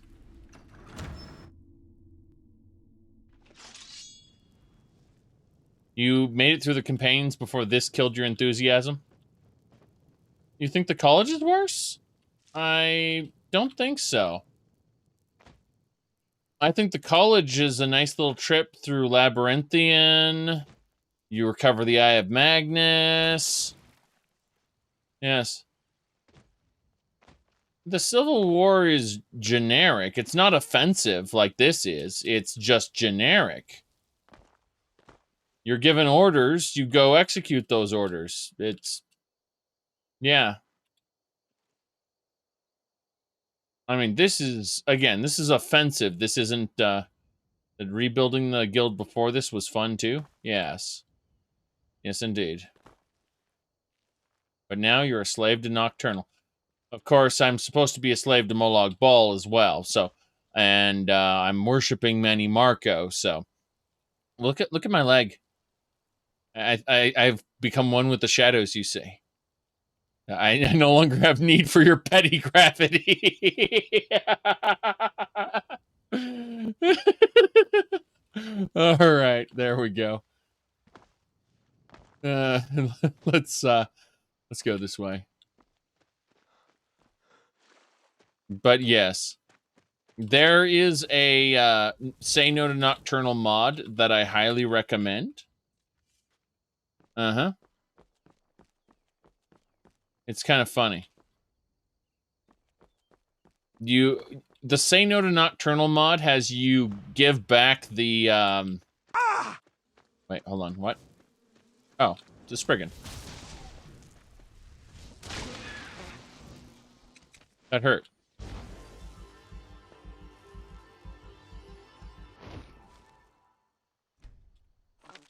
Again, the Alduin quest is underwhelming, but It's not offensive. That's what I'm trying to say. Is this quest is just offensive to pretty much anyone who doesn't want to serve Nocturnal. It's like, well, you gotta do it to finish the Thieves Guild. Aren't you gonna finish the Thieves Guild? So, anyway, we did the thing we were supposed to do. We got the Shrine of Akatosh, which we don't need to pray to. Tragedy in Black, we'll take it. Flowers. Olaf and the Dragon. We don't need Olaf and the Dragon. We already have one of those. Huh.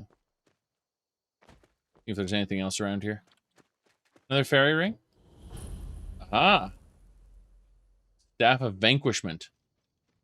Makes people run away. Excuse me, is this what I think it is? A treasure map. This belongs in...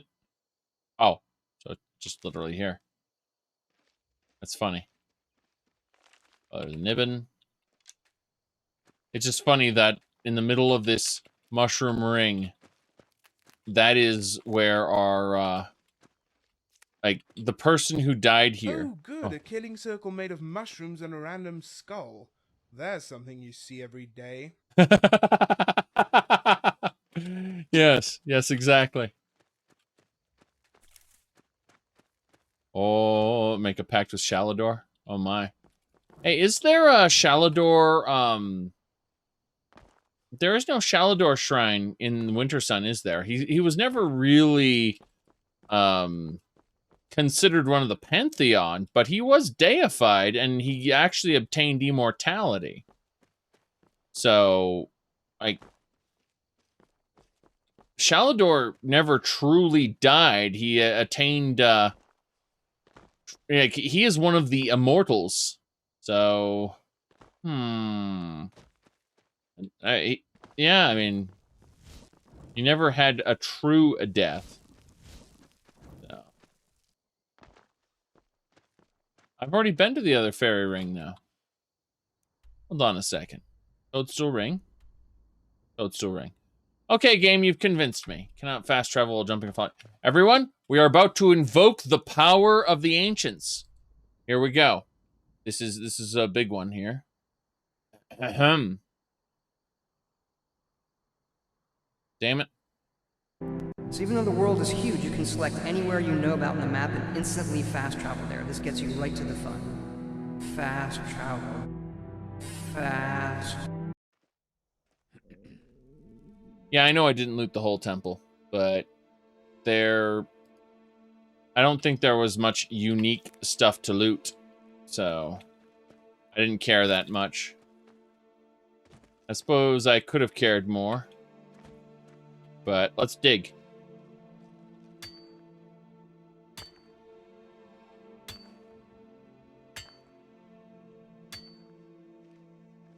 Skull. What are you talking about? We'll be able to get the able to put a thing in a museum. The skeleton key. It'll go in there. Alright. 3 black soul gems. Dragon scale helmet. Damn, a dragon scale helmet. Jeez. Janessa, you need to get your Conan headband off and get the most powerful non-artifact helmet for light armor in the game. Yes. Congratulations. Now you're looking like an ancient Nord woman.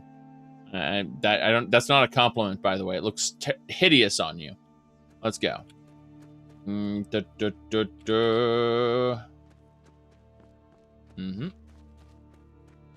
So. Good.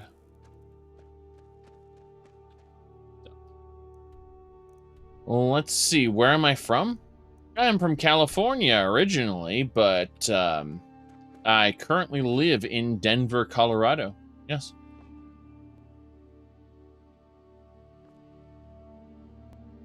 Yeah, right. We gotta go up and over this. Very good. Almost there. We gotta get over to the Glenmoral Coven and finish this up.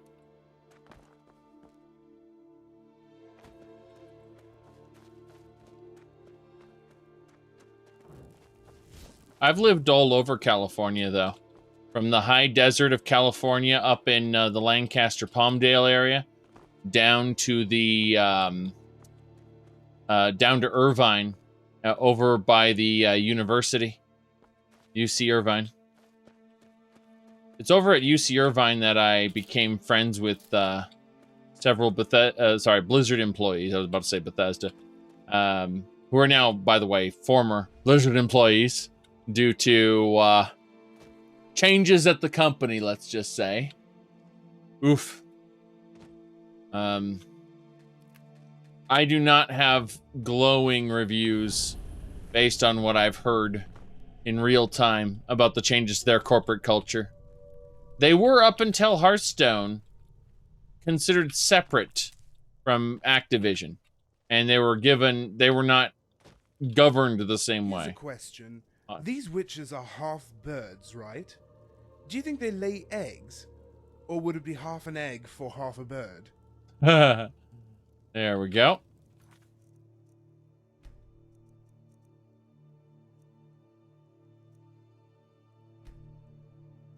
Yeah, all right, let's go back and save way down here. Make a save over one of the old ones. Okay. Going to the Coven. We need to kill at least 3 of these hag ravens. One for myself, one for Codlag, and one for the museum. The rest of them may live. I don't need to loot all of them. I don't need to wipe them out. In the air here. So. Should be something over here. Yes? Wait. Novice chest, yes.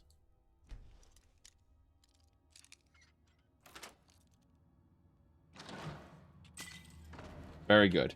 Is that holy saves? Yes. Well, technically it increments the number whenever I save over an old save. So, like, if I go down and I save over, say, save 25, it will increment the number. So it'll be 410. It's kind of weird. That said, we are 132 hours into the playthrough. Keep that in mind. 132 hours in, and get this. We have never been to Helgen. We've never seen Alduin. The main quest has not started yet. All right. Let's get going.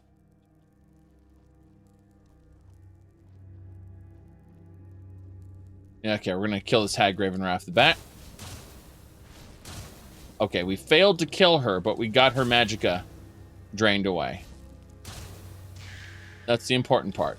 As long as she can't get us with her spooky magics. Oh, she's trying to whack people. Good. Got it? Yes. Yes, it's definitely, whatchamacallit? Hold on. Yes. Absolutely on Linux. Yes, we're using KDE Neon. Mm-hmm. Okie dokie.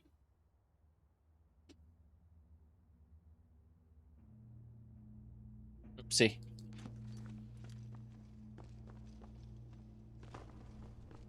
All right. Spurter. Always good to come out on the winning side. Oh, these aren't scenes. Okay, so this is one scene, but I'm changing desktops. So the way it works is I have 2 virtual desktops, one on the top, one on the bottom. And what's happening is I'm switching out all the windows from the top desktop, which has Skyrim, to the bottom desktop, which is just empty and has this. So it's just a change between one virtual desktop to another. That's all. I have, on the top one, I have my streaming control panel, I have Discord, I have a website, I have the Twitch chat. However, keep in mind something. I actually have the Twitch chat pinned, which means it's on both desktops, meaning that the Twitch chat never disappears when I change I change virtual desktops. That's important because I don't want to, what's it called? I don't want to miss the very important Twitch chat when I'm on a different virtual desktop, right? Yeah. Yes, we love chat, don't we? Here we go.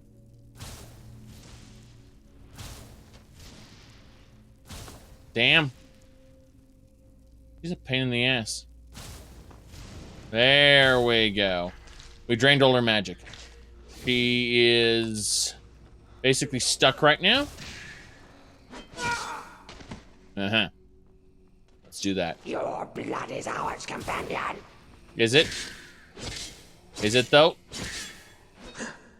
This is called the Daggerfall move, yes. Back and forth.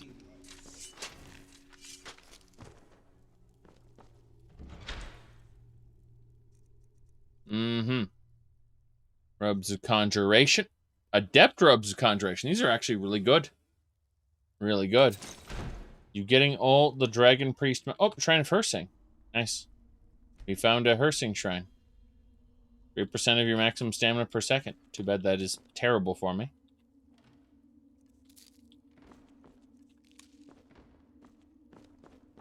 Yeah, the Daggerfall move is slash and back up. Slash and back up. Hold on, I'm looking in the water. Uh-huh, look at that. There's a little section over there. What's over there? I don't know. I don't care. Okay. How many heads are we up to? 2 heads. We need a 3rd one. We don't need anything else from this coven. I mean, we could wipe out the witches, but... we don't need to. So, I think we'll just kind of grab these 2 and call it quits. Yes.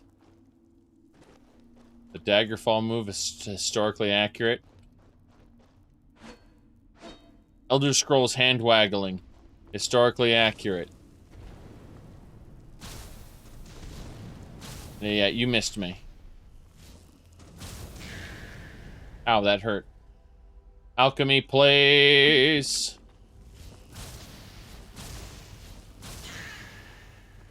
Yeah, you're basically dead at this point.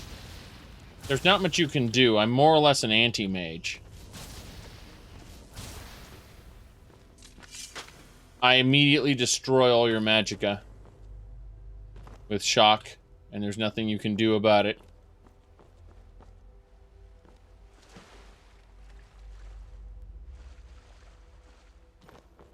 If I get a harsh lesson, I could become a spellbreaker.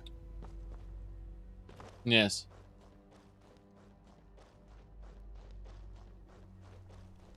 Yes, I know exactly what you talked about. Back off and then attack constantly. I mean, do you want to die? Do you have a death wish? Is that why you stand in front of the enemy and not do anything? We got all 3 heads. We don't need any more. We don't need to wipe out the witches. We're done.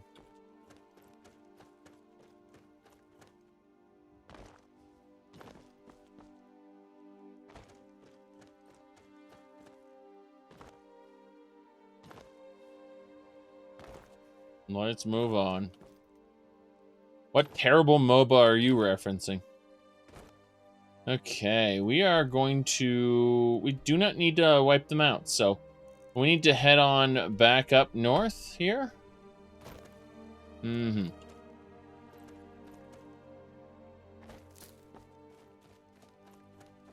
North it is. We do not need to kill all the Glenmoral witches. Optional. Do this thing that you don't need to do. How will it benefit me? It won't. It really won't. But what can you do without all the heads? It turns out you can make more. Not joking. You can generate duplicate heads. It's real. Yes.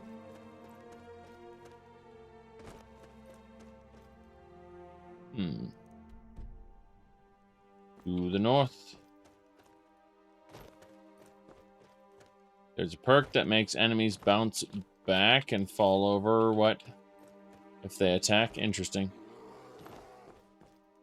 Yes.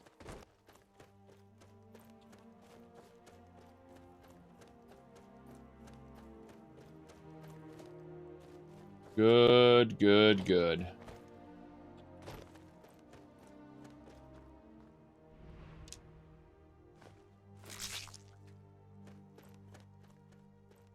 Yep. I still remember all that yippity yap that 2 or 3 people were giving me about, you need to use X-Edit. I did. I used auto quick clean. And that's it. Alright, have you ever completed the gallery before? No. But I've had like 2,000 items in the gallery before. So, define completed. Yeah? It will be a good day. I can feel it in my gut. Oh, jeez. The bees!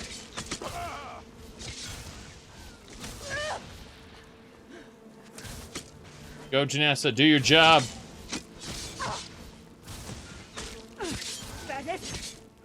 Yeah, she's dual wielding True Flame and Hope's Fire. We won't return Good. empty-handed. It will be a good day. I can feel it in my gut. Yes. What's the maximum gallery count? I don't know. I just know that I've put a couple thousand items into it before, and it still wasn't capped, so... unless I'm misremembering, which is distinctly possible. Distinctly possible I'm misremembering things. But, yeah. Depends on the mods you have installed. Bingo!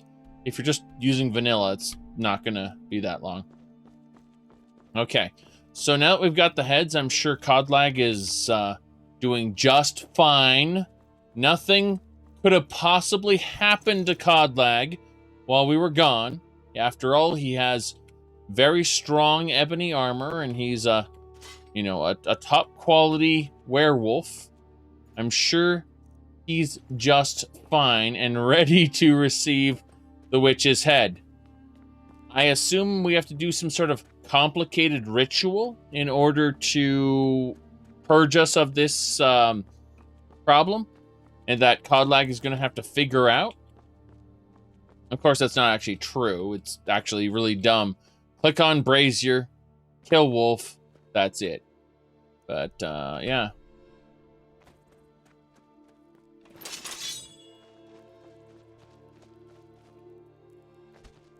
Good, good, good.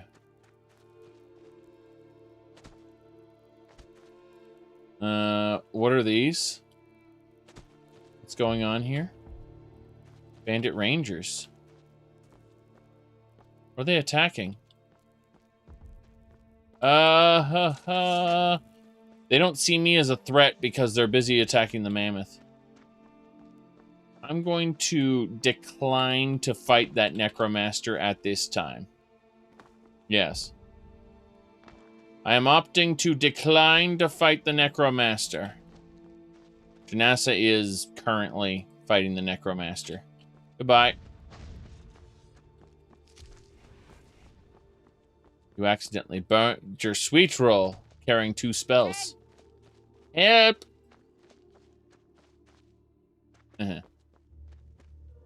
What's this? There's corpses all over here.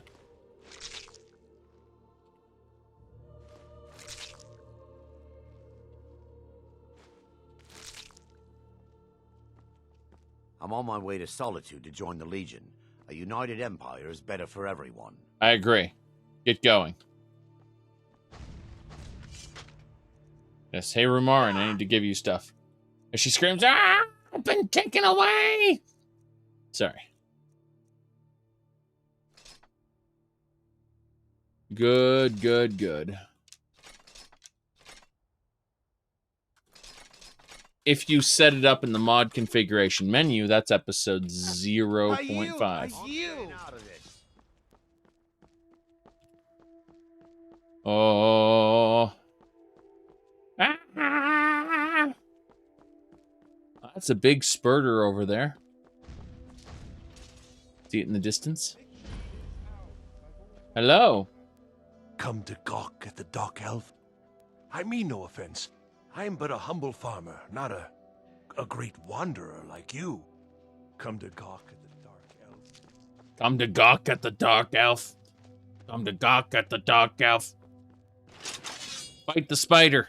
Destroy it. The spider is leaving. It's back.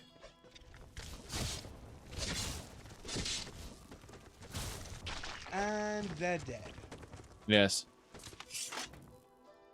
So what we do is we crouch down, and crouch down equals process. So we're using the process mechanic to process the corpse. Yes. Only works on hunter-born targets. Are these butterflies? They are butterflies. Yay, is that another... Oh, for a second I thought those were spider. They're horses, though. Like, who is who here? Make it quick. I have nothing to say to you. Now move along, or I'll order my guard to attack. I'll order my guard to attack as I teleport to my horse. I am a god, you see. By the time you go to strike at me, I will instantly teleport.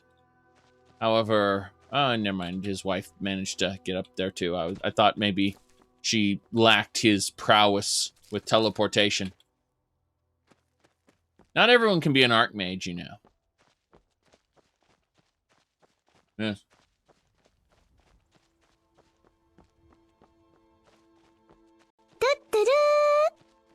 Nathan, thank you for subscribing. Heading back to Whiterun now to turn in this amazing companion's quest. There's a rhino. Avoid rhino, please. Rhinos are painful. They are strong. We do not want to anger the rhino if possible.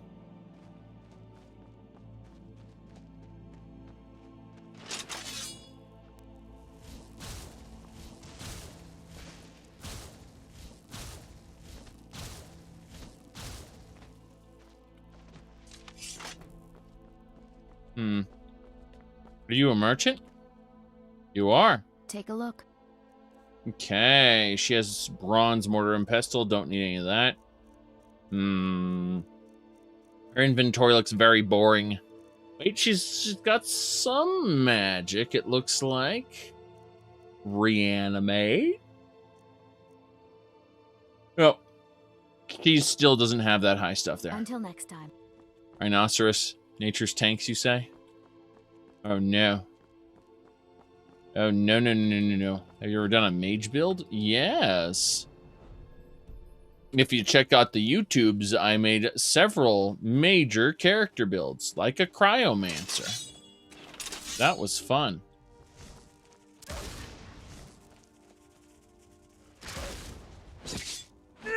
Behold the levitation. It's ferocious. My favorite build out of all the builds I've done was the Night of the Nine, though. Yes.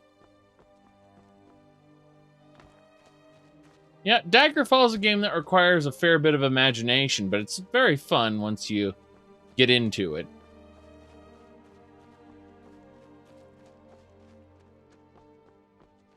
Ooh. Okay, we are going up and over. Yeah. Oh my goodness. What's the Night of the Nine? You'd have to go to the YouTubes and look at it. Unfortunately, I make build videos so that I don't have to go over them again and again and again and again. Okay. So, we are heading on in to Whiterun, where we're going to talk to Codlag. See, according to this, we have to return to Kodlag. We did not wipe out the witches. We only got 3 heads. 1 for ourselves, 1 for Kodlag, and 1 for the gallery. Because the gallery is very important. Yes. Yes. Hey, Infinite Oni, I have a question for you. It's pretty important. Some people will know exactly what this question is. What's a paladin? Yes.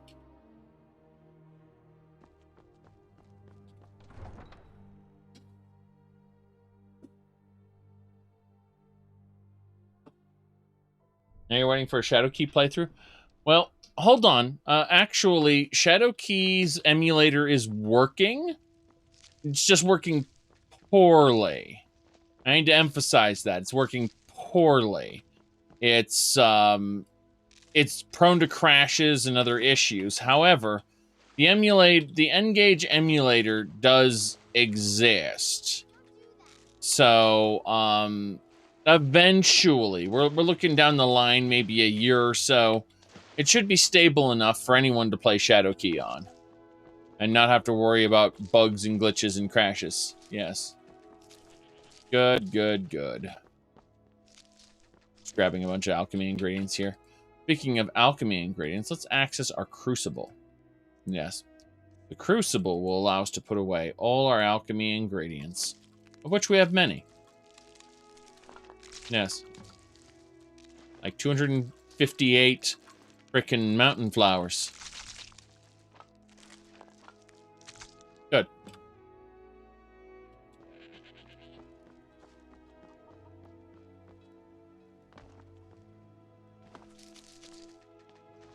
Mm-hmm.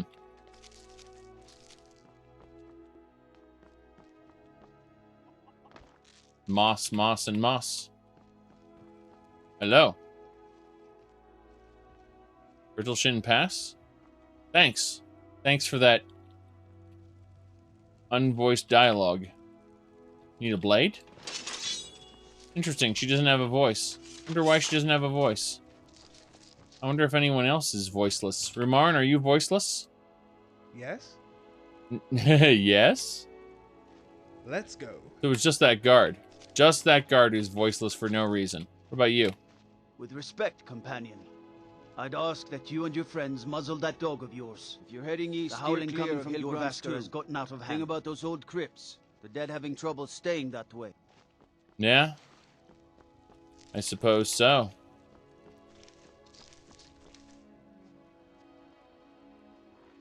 Taste test. Well, we have serpents. What do you call it? I was gonna say we'll have to look at the specific ingredients in question, because if you look at these ingredients, for example, we can see we know what they all do already. So, sure. The Silver Hand. They finally had the nerve to attack your Vasker. We got most of them, but I think a few stragglers made it out. These two aren't a problem anymore. They finally had the nerve to attack your Vasker. Okay. The Silver Hand. They finally had the nerve to attack your Vasker. Whoa! Sorry, I just couldn't stand you saying the same thing over and over. Hold on a second. Are you saying someone might click on the statue of Talos, this static here, and they would hit like something like that? Oh, no object selected. Interesting. I was hoping on shrinking it, but we click on this right here. It should... no, still doesn't want to be clicked on. Interesting. No, that one is right. Talostatue.nif. So we hit that. And then, I was going to say, if we do that... not quite. Yes.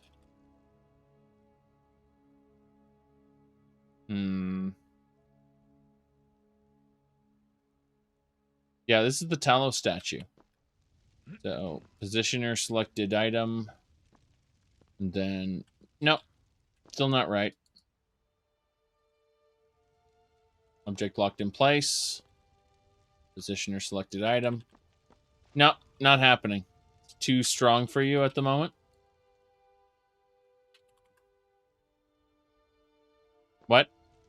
Sorry, what'd you say? What'd you say? I fixed it. The Silver Hand. They You aren't a problem anymore. Okay.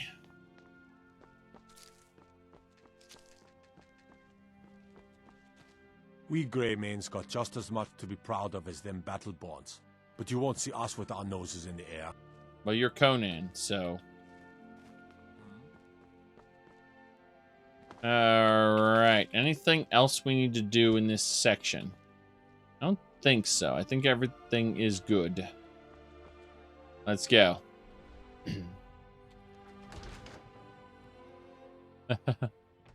Where have you been?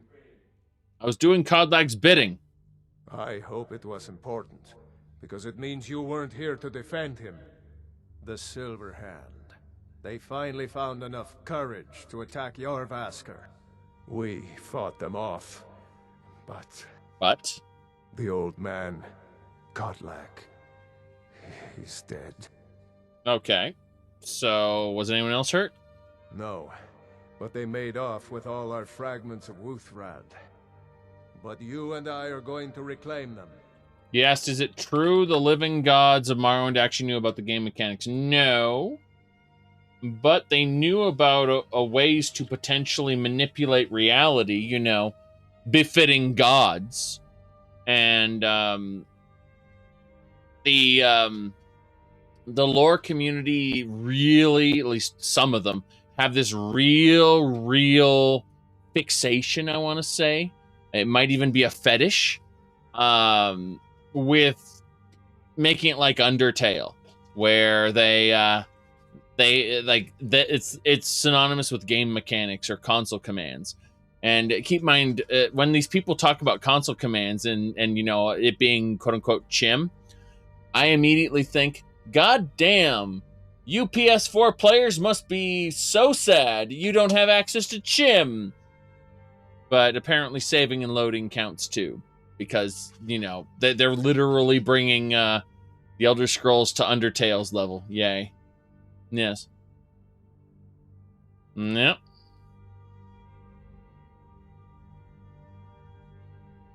Undertale was fun, but it was something silly. Why would they want that, though?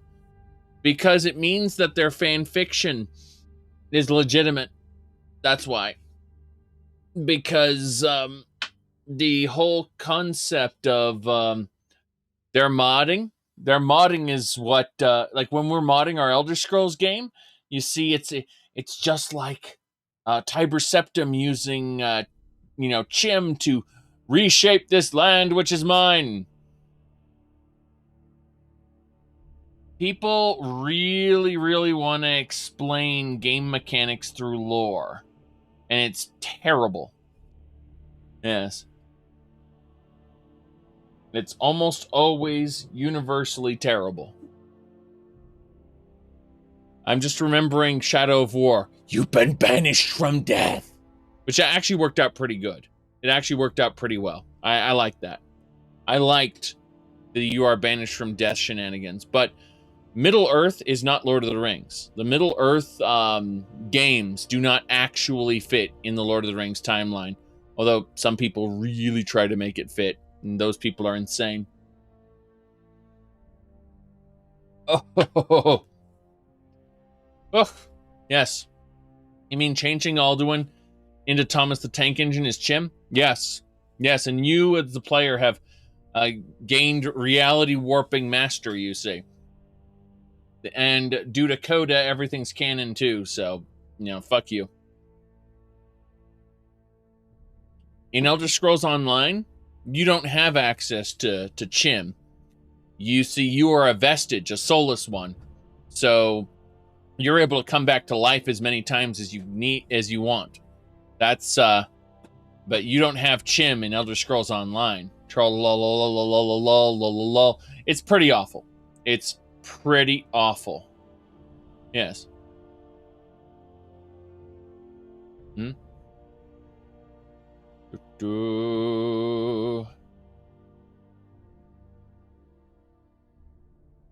Which did you try reading? And, oh,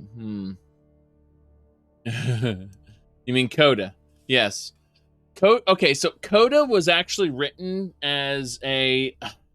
It wasn't made to be a fan fiction. It was made to be a graphic novel, and the pictures never got made, basically. That's the best way to put it. I didn't notice the corner of this screenshot here, but that's something, I guess. Anyway, let's resume game. We will bring the battle to their chief camp. There will be none left living to tell their stories. Only songs of Jorvaskr will be sung. We will avenge Kodlak, and they will know terror before the end. Okay. Do I level?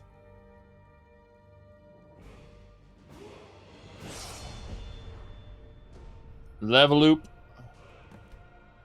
Conjuration 99.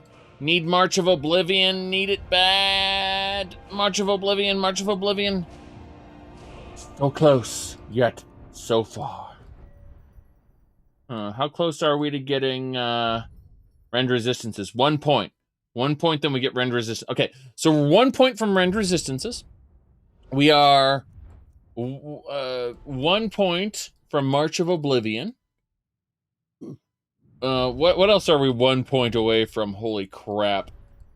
You know what? Poisons are highly corrosive. No. Let's go get that extra speech perk. Don't think of it. Better intimidation. Yes.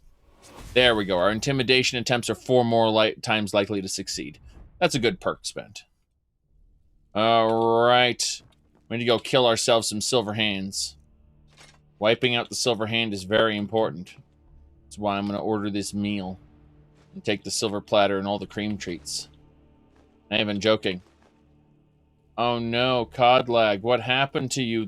What happened to your ebony armor? I can't believe the old wolf is dead. What do you think, Rumarin? Did I ever tell you what my name means in the old Aldmeri? That's because I have no idea. You know what they say, timing is all about something or other. Right. Give me septums. That's fine. I've been tending to the warriors at Jorvaskr for as long as I can remember. That's fine. I need to grab all the silver. Yes.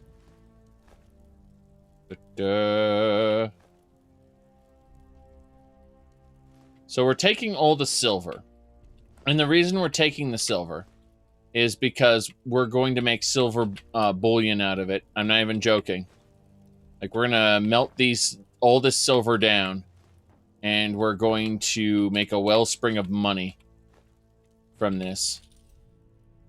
We have multiple schemes. Currently, no one is in charge because everyone's panicking.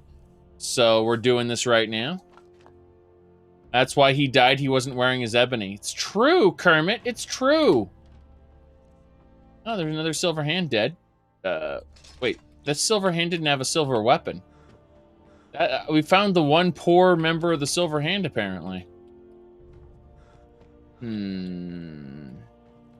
Double checking to make sure we didn't miss anything.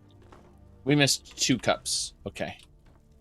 2 silver hands? Wait. Yes, that's fine. Yep. These silver hands don't have, he's only an iron hand. I know, right? She doesn't have anything to say. She just wants to do what she was doing, which is to crouch over this guy. Isn't he sad? Wasn't she the girl who was beating him up, or was it someone else who was beating him up in the beginning? I don't remember anymore. So, either way. Oh, Book of Riddles. Nice. We definitely wanted that. It's a new book. Okay. That'll do it more or less. Don't need a green dress, don't need a kettle. That's it. Okay, you could get bribery if the bribes haven't gone up due to the economy. The bribes have gone up. The bribes are based on a percentage of your crimes, basically. And I've modded the criminal fees. Like, murder is 10,000, for example. And assault is like 1,000. Or maybe assault's 500. I don't remember. Point is that I've increased the criminality. Yes. Let me see here. Alrighty then. We need to talk to Janessa. And then increase the criminality. Yes. Because I became a terrible, terrible person. 3 witches' heads. 1 for me, 1 for Codlag, and 1 for the museum. I didn't feel like wiping out the witches. I felt like just getting the 1 for Codlag, and then I kept on going for 2 more. Basically, that's my explanation. Give me my money. Let's see, that's 32,000. Contemplating here. Good. Up, more silver. Silver hand. No thanks. Silver ewer. Thank you very much. Yeah. We're leaving. So, we are going up to talk to Farengar Secret Fire. That's that kind of secret magic that turns wood into gold. What? Don't question it. Weak to iron. You do know. Don't leave any of them alive. Yes. You do know that magical creatures were originally, in mythology, weak to iron. I'm not joking. Iron was said to be able to contain magic. It had anti-magic properties in mythology.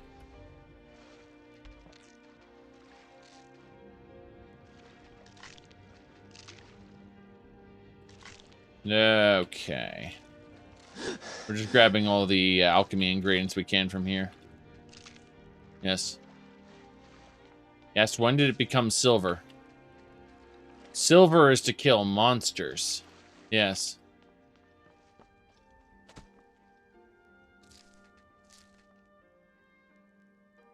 But iron armor, in theory, should ward off bad magics. Yes.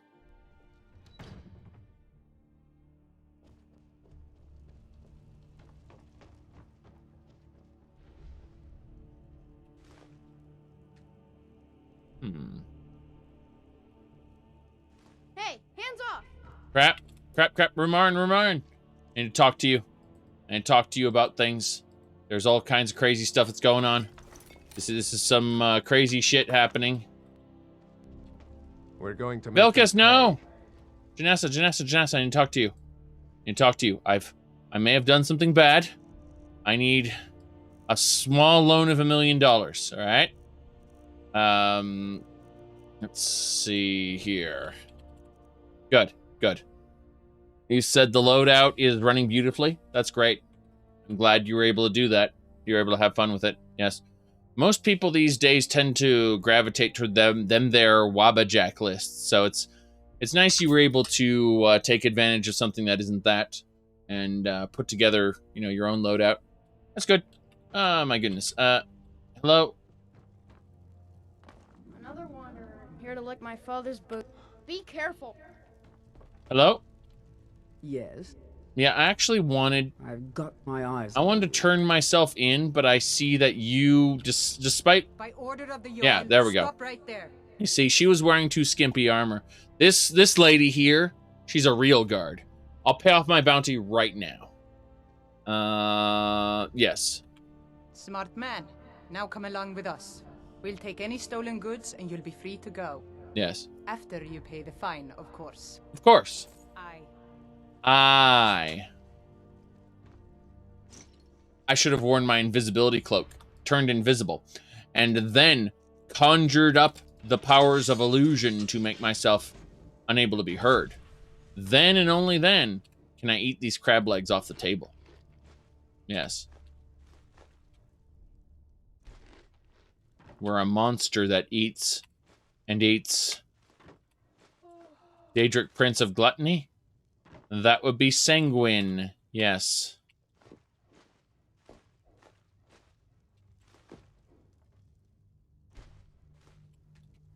So I thought I could just be sneaky. Turns out I need my invisibility cloak for this. Which is fine. I just want to get enough silver to be able to completely remake... well, to be able to afford all the magic that I want. You know how it is. Once I'm done and I get enough silver bullion to be able to bankrupt the Merchants Guild, then and only then will I be able to go to the College of Winterhold and buy all the books.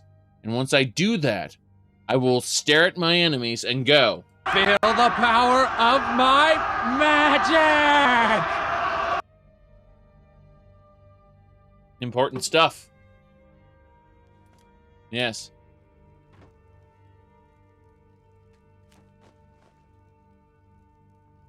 By the way, did you know that I get a solid 60 frames per second anywhere in this loadout? It's really cool. However, there's one place reliably that I keep getting frame rate drops. It's spooky. It's scary. And I think it's like a Lord of the Rings reference or something. So what's happening is I gaze into Farengar Secret Fire's little crystal ball here, and my frame rate dips. Look at this. Do you see the frame rate dip, like it getting all stuttery when I do this? You know, the frame rate drops when I'm looking into this orb. Whoop, hello, whoa. You see that? That happened. Now what's funny is that when I look into that orb, Skyrim actually uses less resources, not more, less CPU, less RAM. It stalls Skyrim. Yes. It's amazing. It's not overloading my computer. It's overloading Skyrim on a software level. Yes.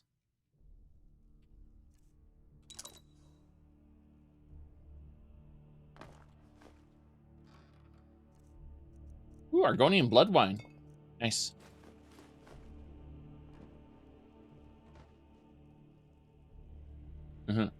Said, for someone who's dabbled in Linux, do you recommend switching to what I'm using? I recommend switching to Kubuntu. Kubuntu is Linux for normal people. I'm using KDE Neon, which is a lighter version of Kubuntu. It doesn't come with nearly as much stuff pre-installed. And so you kind of need to know what programs you want to install manually. Versus Kubuntu, which just basically has the entire Windows suite worth of functionality pre-installed into it.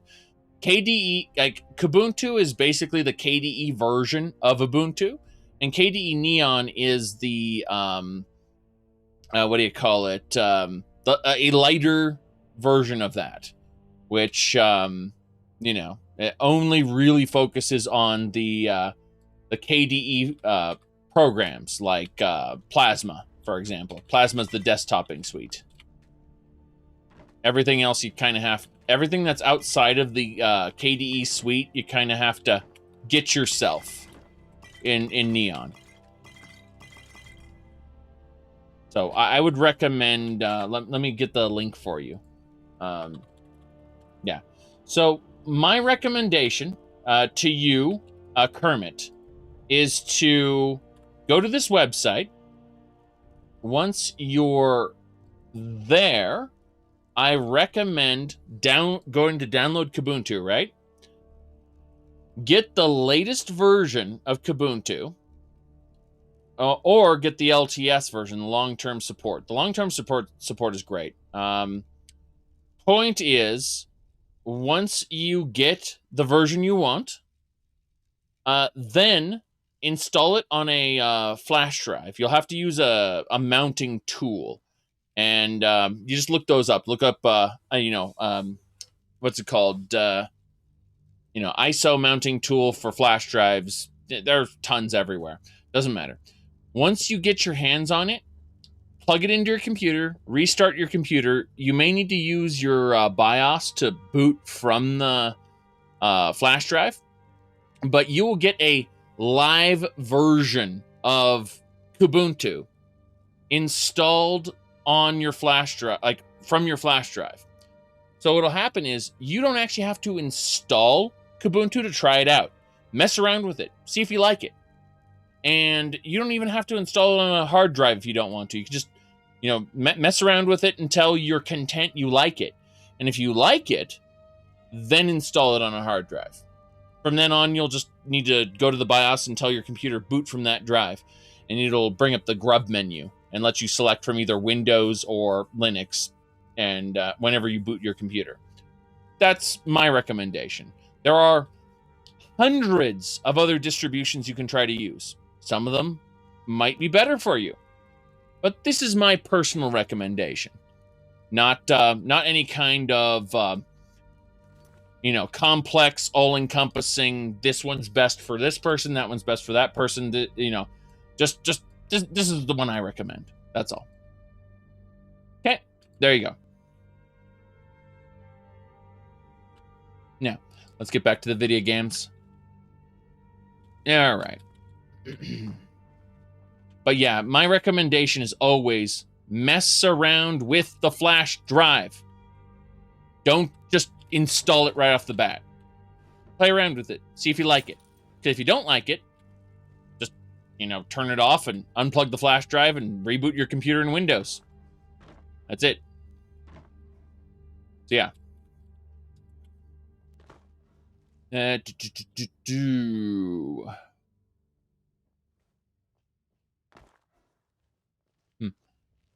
Oh well.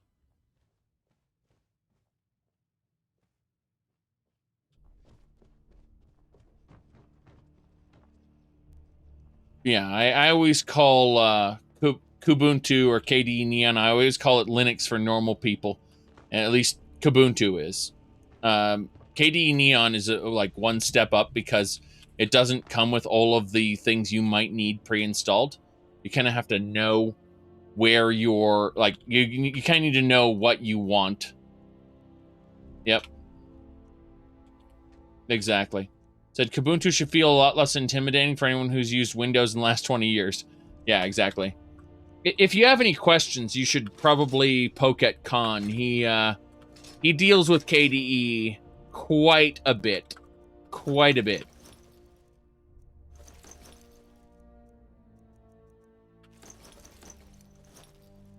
I'm not saying use him as tech support because he'd probably get offended at that. I'm saying, you know, if you have any generalized questions. All right. Let's see here. Ooh. Good, good, good. Mm-hmm. You liked Ubuntu when you played around? I played around with Ubuntu back when I was initially doing website development. This was years and years ago. So, as far as that goes, what is it called? As far as that goes, it wasn't nearly as good as it is now. And with the KDE suite on top of it, it's just very easy. Just very, very simple. You gonna play around with Kubuntu tomorrow? Yeah. I mean, just mount it on a flash drive, play around with it. That's my recommendation. You don't even have to install it on your actual PC. It runs entirely off the flash drive. And, I mean, yeah, it'll be a bit slow because it's running off a flash drive. However, if you're ready to have a fast version of it, you know, as your quote-unquote permanent operating system, then you can just install it directly from the flash drive. There'll be, once you quote-unquote try it out, there'll be a little icon on your desktop that just says, you know, install Kubuntu. And you'll be able to just double-click that and install it.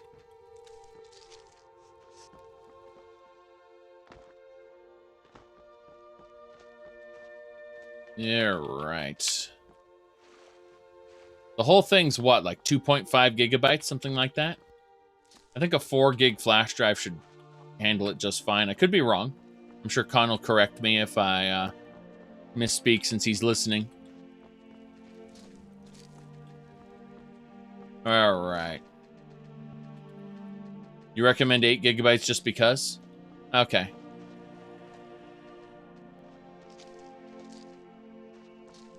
I'm just grabbing a bunch of alchemy ingredients on our way out. We got to go kill the Silver Hand. That's our goal now, the purity of revenge. Wipe out the Silver Hand. Now, I don't mind wiping out the Silver Hand. The problem is you never truly wipe them out. They're always still alive. Which is kind of annoying. Right, so here we go. Yes.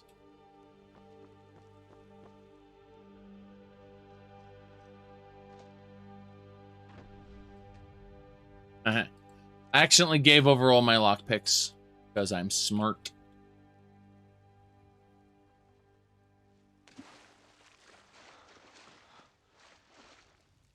No, I mean, we're going to make them pay. Mac is Unix, so not terribly surprising. Oh well. Again, I think with Plasma, which is the KDE desktop environment, you're going to notice a lot of Windows similarities, as in it'll operate just like Windows for the majority of your user end experience. Yes, as far as like the user interface and such go. Yes. Let me see. I'm gonna have to talk to Rumarin about getting my stolen goods back. Lockpicks there. You see things and click on. Yes. Well, all I'm saying is it does feel incredibly like it nonetheless. Just making sure I didn't miss anything. Aha! I see what's missing. Yeah, but I mean, when you hit the Windows key on your keyboard, you will notice that the taskbar pops up with something that looks suspiciously like a start menu and has the appropriate things to click on. That's what I'm saying. All right.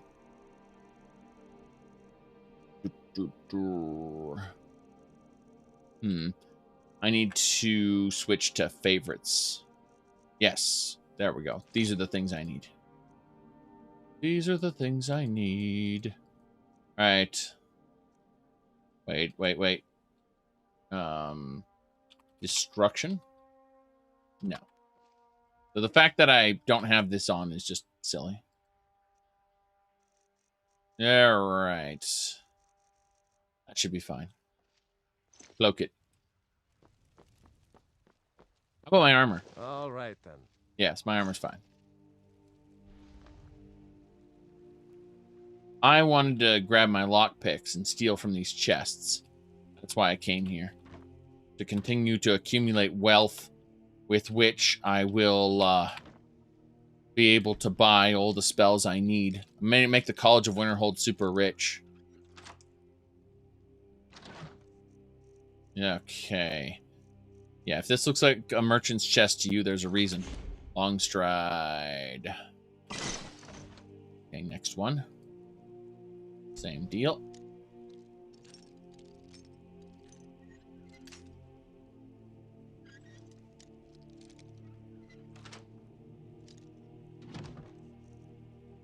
Adept Robes of Destruction. They're worse than what I got. But these Adept Robes of Conjuration cause my conjuration spells and effects to last 40% longer, which is cool. So we're, yep. I mainly wanted the money here. That's what I mainly did this for. We're good, though. We keep stealing the East Empire Company shipments, which you think is dumb, but slowly... I wonder who keeps stealing my merchandise. I know. Definitely not the person here. God, those damn Thieves Guild people. Always stealing everything. That's what we've chosen to believe. Those damned Thieves Guild people. Alright. Mostly those soul gems, though. I keep accumulating soul gems. I think what we're going to have to do with the soul gems is we're going to end up going to a, what do you call it? Hey, hold on. We're going to go to our soul gem not compressor. God damn it. I've already forgotten what it's called. There's a soul gem condenser that will just allow us to combine soul gem fragments to petty soul gems, combine petty soul gems to lesser, so on and so forth. It's nice. It really is. Oh, I forgot we have the Ring of Khajiit. Oh, it's not the actual Ring of Khajiit. Whew. Wait a second, is it? No. No. This isn't the real Ring of Khajiit. It's some bootleg version of Ring of Khajiit. Jeez. Let me double check. Expert robes of the elements. Adept robes of destruction. No big deal. We'll go with the armor. Might as well look extra fancy.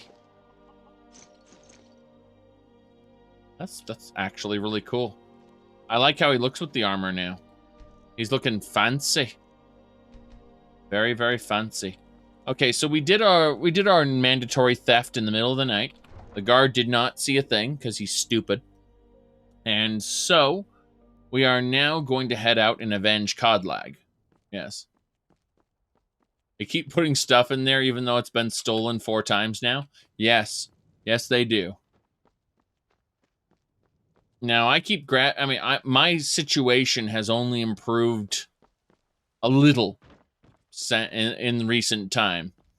For the most part, we're still kind of stuck with what we got, unfortunately. There's not a lot of space in these docks. It's true. There's not a lot of space in pretty much anywhere around here. Jeez. Let me see. You think they're getting money from insurance? Probably. So let's find out where this revenge is. Probably up here, yes. That's it. Driftshade Refuge. We need to get the fragments of Wolthrad back. You know what? We need to go north and get back to Solitude, I think. Is there anything we need in Solitude? I guess not. I think we're actually in a good enough situation. I was thinking about going back to Solitude and just kind of dealing with this, but no, I think we're in a good situation. So what I'm going to do is I'm going to really quick, let's head around. We need to figure out what direction we need to go. It's actually nighttime, means we should probably, you said Neo 1 is like 75 gigabytes. Hey, that's like the size of my Skyrim folder. Anyway, let's see. What are we doing here?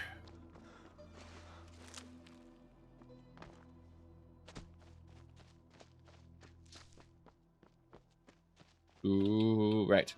So as I was saying, we are going to pray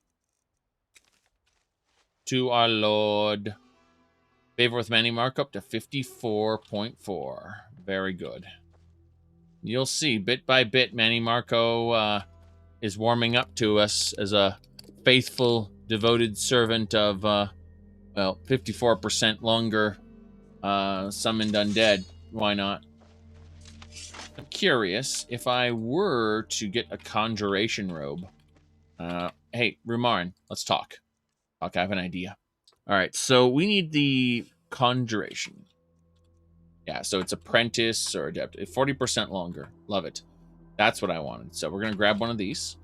Then we're going to... You said launched in March. Oh, God, launched? I'm just thinking about, like, using that for a single-player game. Like, saying launched.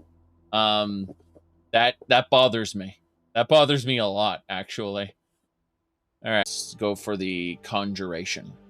So where's the conjuration item? I'll find it here. Hold on. Adept robe of conjuration. Need to favorite it. Then we have this conjuration robe, right? We're gonna favorite that. Put it into number 2. So now what we have, we need to also. Whoops, I screwed that up. Okay, so first things first. We need the Gloves of Alchemy. Yes. Then, wait, no, it's Stone Hands. Stone Hands that need to be in this one. So, Stone Hands, yes. What else? Hold on. I need to figure out which one's which. There's a necklace. The gold sapphire necklace. Then we need the Ring of Wartcraft. The Ring of Wartcraft. It's World of Wartcraft. Could be a thing. Okay, we got the Stone Hands. We got Deceiver's Finery. Let's go over this. So, sale prices, sale prices, sale prices. Not this one. No, it's that one, and Deceiver's Finery needs to be on here. So, D for Deceiver. The very bottom, isn't it? The Deceiver's Finery. T. I think the T for the should be disregarded and should just be D for Deceivers. But yeah, so this set is all selling things. Double check. We need to now figure out what necklace I'm going to wear most of the time when it's not that situation. And I think the answer is the, not the Pink Moon Amulet, but what is the other one? Hold on. There should be a amulet that I need. I'm setting up a bunch of gear sets. Yeah, this one starts with M for Mikuru. What? No, that's not it at all. Okay, so select that. Same deal. Same one. And then the last one. So the way it works is this set equips the selling necklace. This set is just bullshit. Ignore it. This set is tanky armor, and this set is invisibility, sneaky, stealthy time. So, we need the hat for the first one as well. The Thalmor silk hat, yes. Thalmor silk hat. And there. Also need the monocle, I assume. Yes. Monocle. Good. I like the original Phantasy Star Online back when I played it on the Dreamcast. Didn't care for anything else related to it, though. Never been a fan, really. Unfortunately, when it comes to live services, I have to be rather discriminating, considering there are so many of them. I'll tend to gravitate more towards Warframe because I love its combat, or Path of Exile because, you know, it's just the evolution. It's like it is what Diablo 2 evolved into, more or less. So, there we go. The Deceiver's Finery looks pretty good. And then we can change into our battle gear. Okay. That's nice.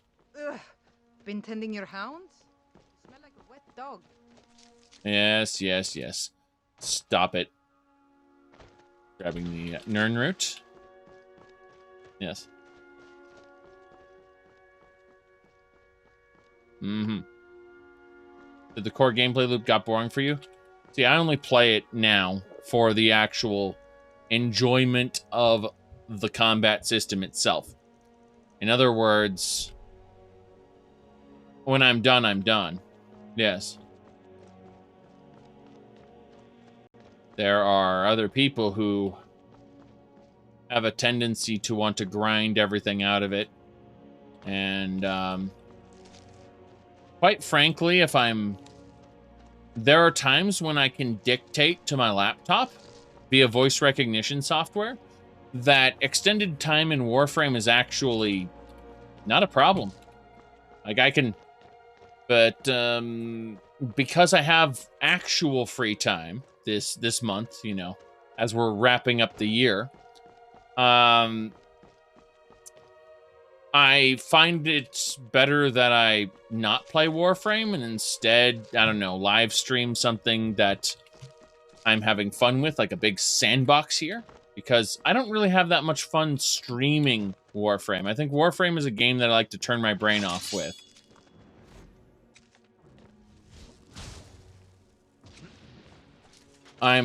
I'm usually multitasking with Warframe. That's what I really mean to say. I'm more like I'm focused on something else.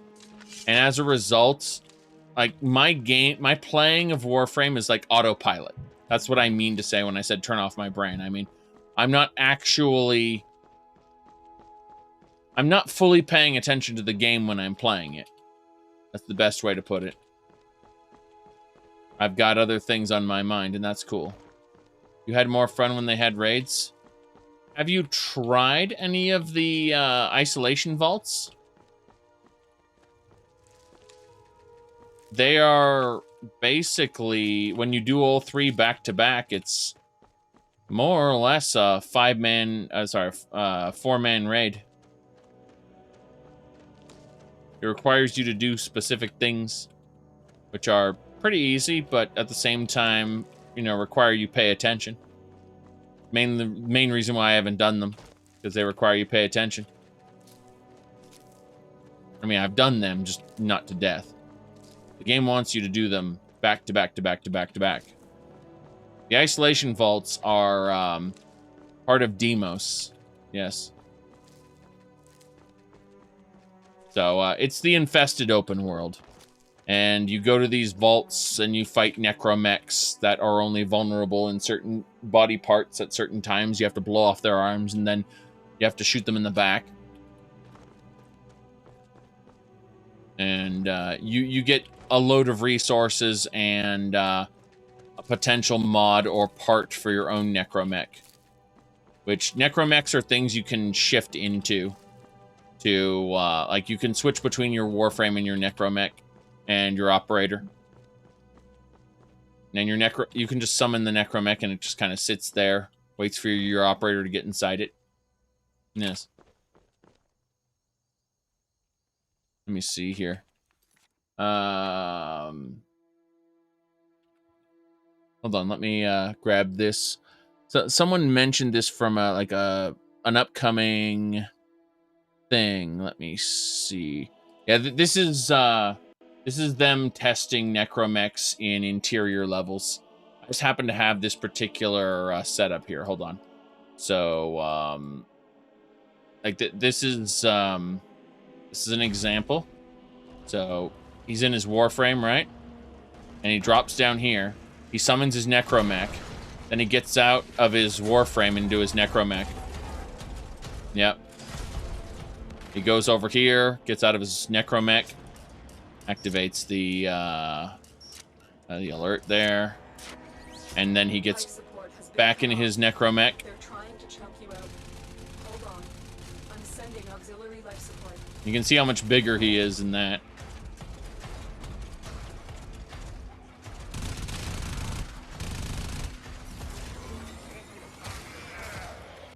Yep. But isolation vaults are where you get your necromech mods. They basically make you fight necromechs to get necromech mods.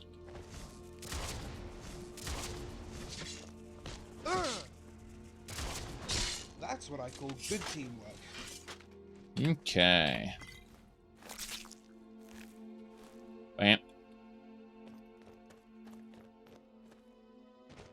They're essentially just giant warframes you can pop into, and they don't replace warframes, so you can have your warframe and your necromech basically right next to each other and switch between them as you see fit. The operator being kind of the vehicle you use to do that.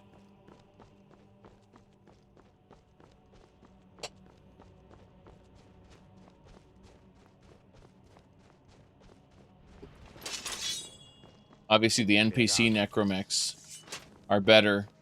This guy is Shrine of Azura, Goddess of Twilight. I'm on a pilgrimage to the Shrine of Azura, the Goddess of Twilight, if you'll excuse me. I remember when this guy just had robes on. Now he's got Spellbinder armor with, like, bladed gauntlets. This guy keeps getting stronger. Like, every time I see him. He's gonna be the final boss, just you wait. You corrupt the Black Star, and then he comes after you. You corrupt Azura's star, turn into the Black Star, and then he's like, it's time for you to die now. That's probably not what's going to happen, but it'd be hilarious if it was.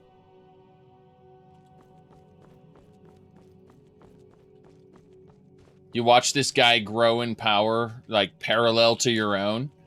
And then when you make a decision, you basically seal your fate, and he is the opposite side.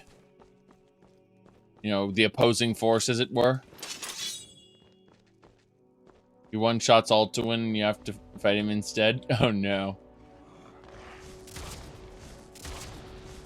It makes me think of Mega Man X, the first level, where Vile kicks your ass. And then Zero comes in and saves you.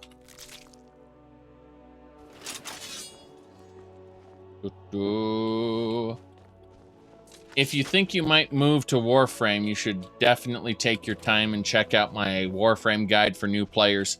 A tiny bit of it is outdated, but for the most part, it's the most comprehensive thing you're going to find as far as Warframe goes. There's a reason it's got so many views. Jeez. Let's see here. You remember when Destiny was supposed to last for 10 years? Jeez. Yep. My goodness. Let me see here. The police have deemed the Ubisoft Montreal hostage situation a hoax. Nice. I was mildly aware that something was going on and it's a hoax. That's funny. That is comedy.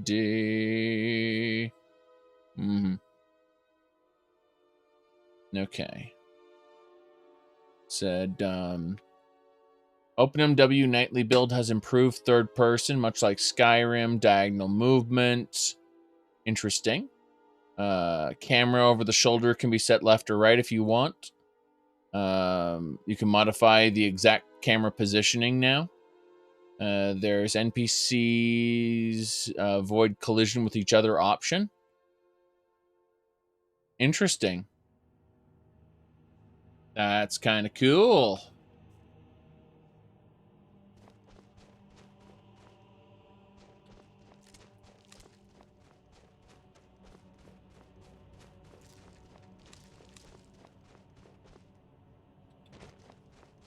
Yeah. As far as that Warframe guide goes, I think I have a thing here for it. There you go. Yep. Right. We need to... We're going to sneak by Fort Fellhammer. I don't want to actually fight the bandits in it right now. They're not Silverhand. There's no reason to fight them at the moment. We should probably sleep before our big battle tomorrow. I don't even know what time it is, jeez. We'll sleep at the entrance to this fort.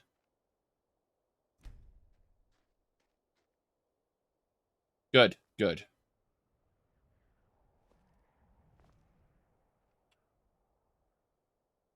Sleep. 8 hour. Hold on a second. Before we do anything else, I'm going to really quick just give another quick prayer to Mr. Marco. That's his name now. His name is Mr. Marco.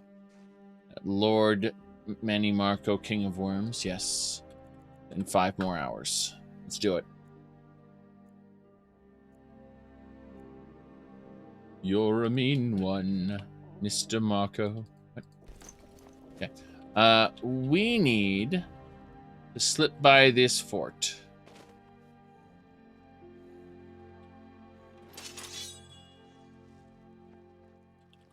Okay.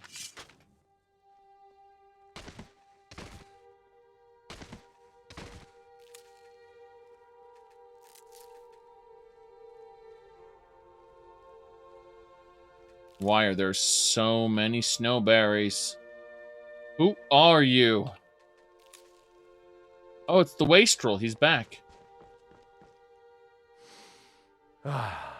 Smell that fresh air? Truly, this is a good place to play a song. I'm sure it is. I'm sure it is. Nessa, we must speak regarding the miscellaneous items, such as the troll hide and the food. Good, good.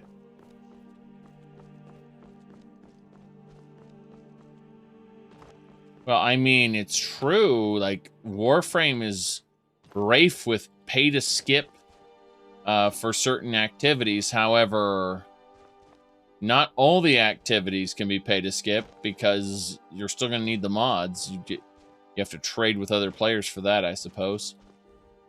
There is still a trading economy within the game if you want to skip progression yourself.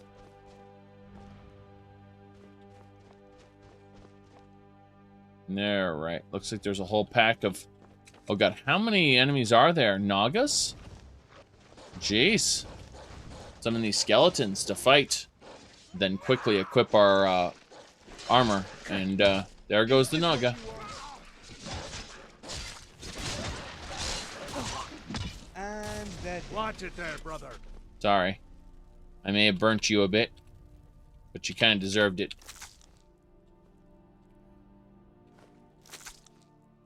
We're harvesting all the wolf claws. Very important.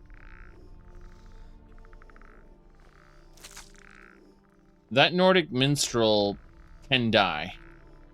He can get murdered. Unfortunately. He appears wherever you are on the road. At random intervals.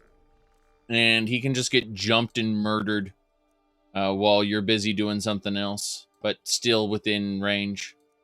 Unfortunate, but the truth.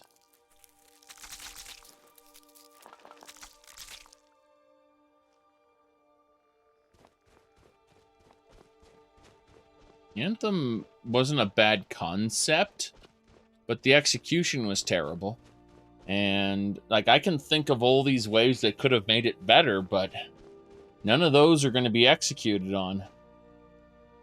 Oh, we found a Hunter's Overlook. Is this the Temple of Stendarr? Oh yeah, it's the Temple of Stendarr. I don't want to go in there, though. That'll trigger some stuff that I don't want to trigger, so. Plus, I'm wearing Daedric Lord boots and gauntlets. Yes.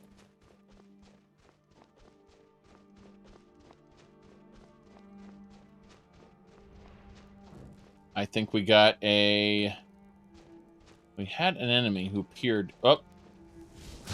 There we go. That's what I call good teamwork. It was a saber kitty. Quite frightening. Quite frightening, that saber kitty. Alright. I like how, not even trying, we ended up with the very dark look for our character. How long have you been playing this character? We've been playing this character for 133 hours. And in 133 hours, we have never been to Helgen.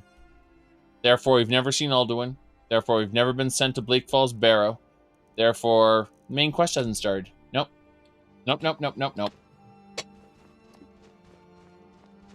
However, we have over 700 items in the museum. Yep. Successful relic hunting business. I like how that played a little cutscene for me not to hit it. We're almost to the target, though. We'll take care of these guys here. Yes. We're gonna wipe out the Silver Hand here. When I say wipe out the Silver Hand, I mean we're gonna have infinite Silver Hand forever, and we're not actually gonna be able to wipe them out at all. Skeletons. Minions. Where are you, minions? Come to me. There they are. Go. Okay. Oops. We got... That's not a big deal. It's level 40 Silver Hand. Think you can take... All over now. Good riddance, I say. Think you can take? Yes. Yes, I think I can take. Alright, so she's just a Silver Hand. We're gonna... Hold on. No, that scimitar isn't special. Okay. We're going to give her... First, we're going to take her arms and legs. No problem. Those will somehow stay on her. Let's give her this iron long mace. Yes. We'll give her the Iron Long Mace. Then we will invoke the power. So, in order to do this properly... We're going to make them pay. Yes, we are, Vilcus. I was just kind of confused there for a moment. Let's get this done right. First of all, we need our Adept Robes of Conjuration to make our Conjuration spells and effects last 40% longer. Very good. Then, we need to drink this potion, making Conjuration spells and effects last for 44% longer. Then, we need to use the Revenant spell on her. And now, she should last, if we look at this, 18 minutes. Yes, 18 minutes. This guy, on the other hand, he looks pathetic. What level is he? Level 5. Yeah, you can die. You can stay dead. You keep your soul. For the rest of these, snowberries for days. Be wary for trap. If you spy one, try to get an enemy to trigger it. Right. In other words, don't care. Right, Rumarin? Where's Rumarin? There's Rumarin. Hey, what do you have to say about this? Remember, when in doubt, aim for the crotch. Thanks, Rumarin.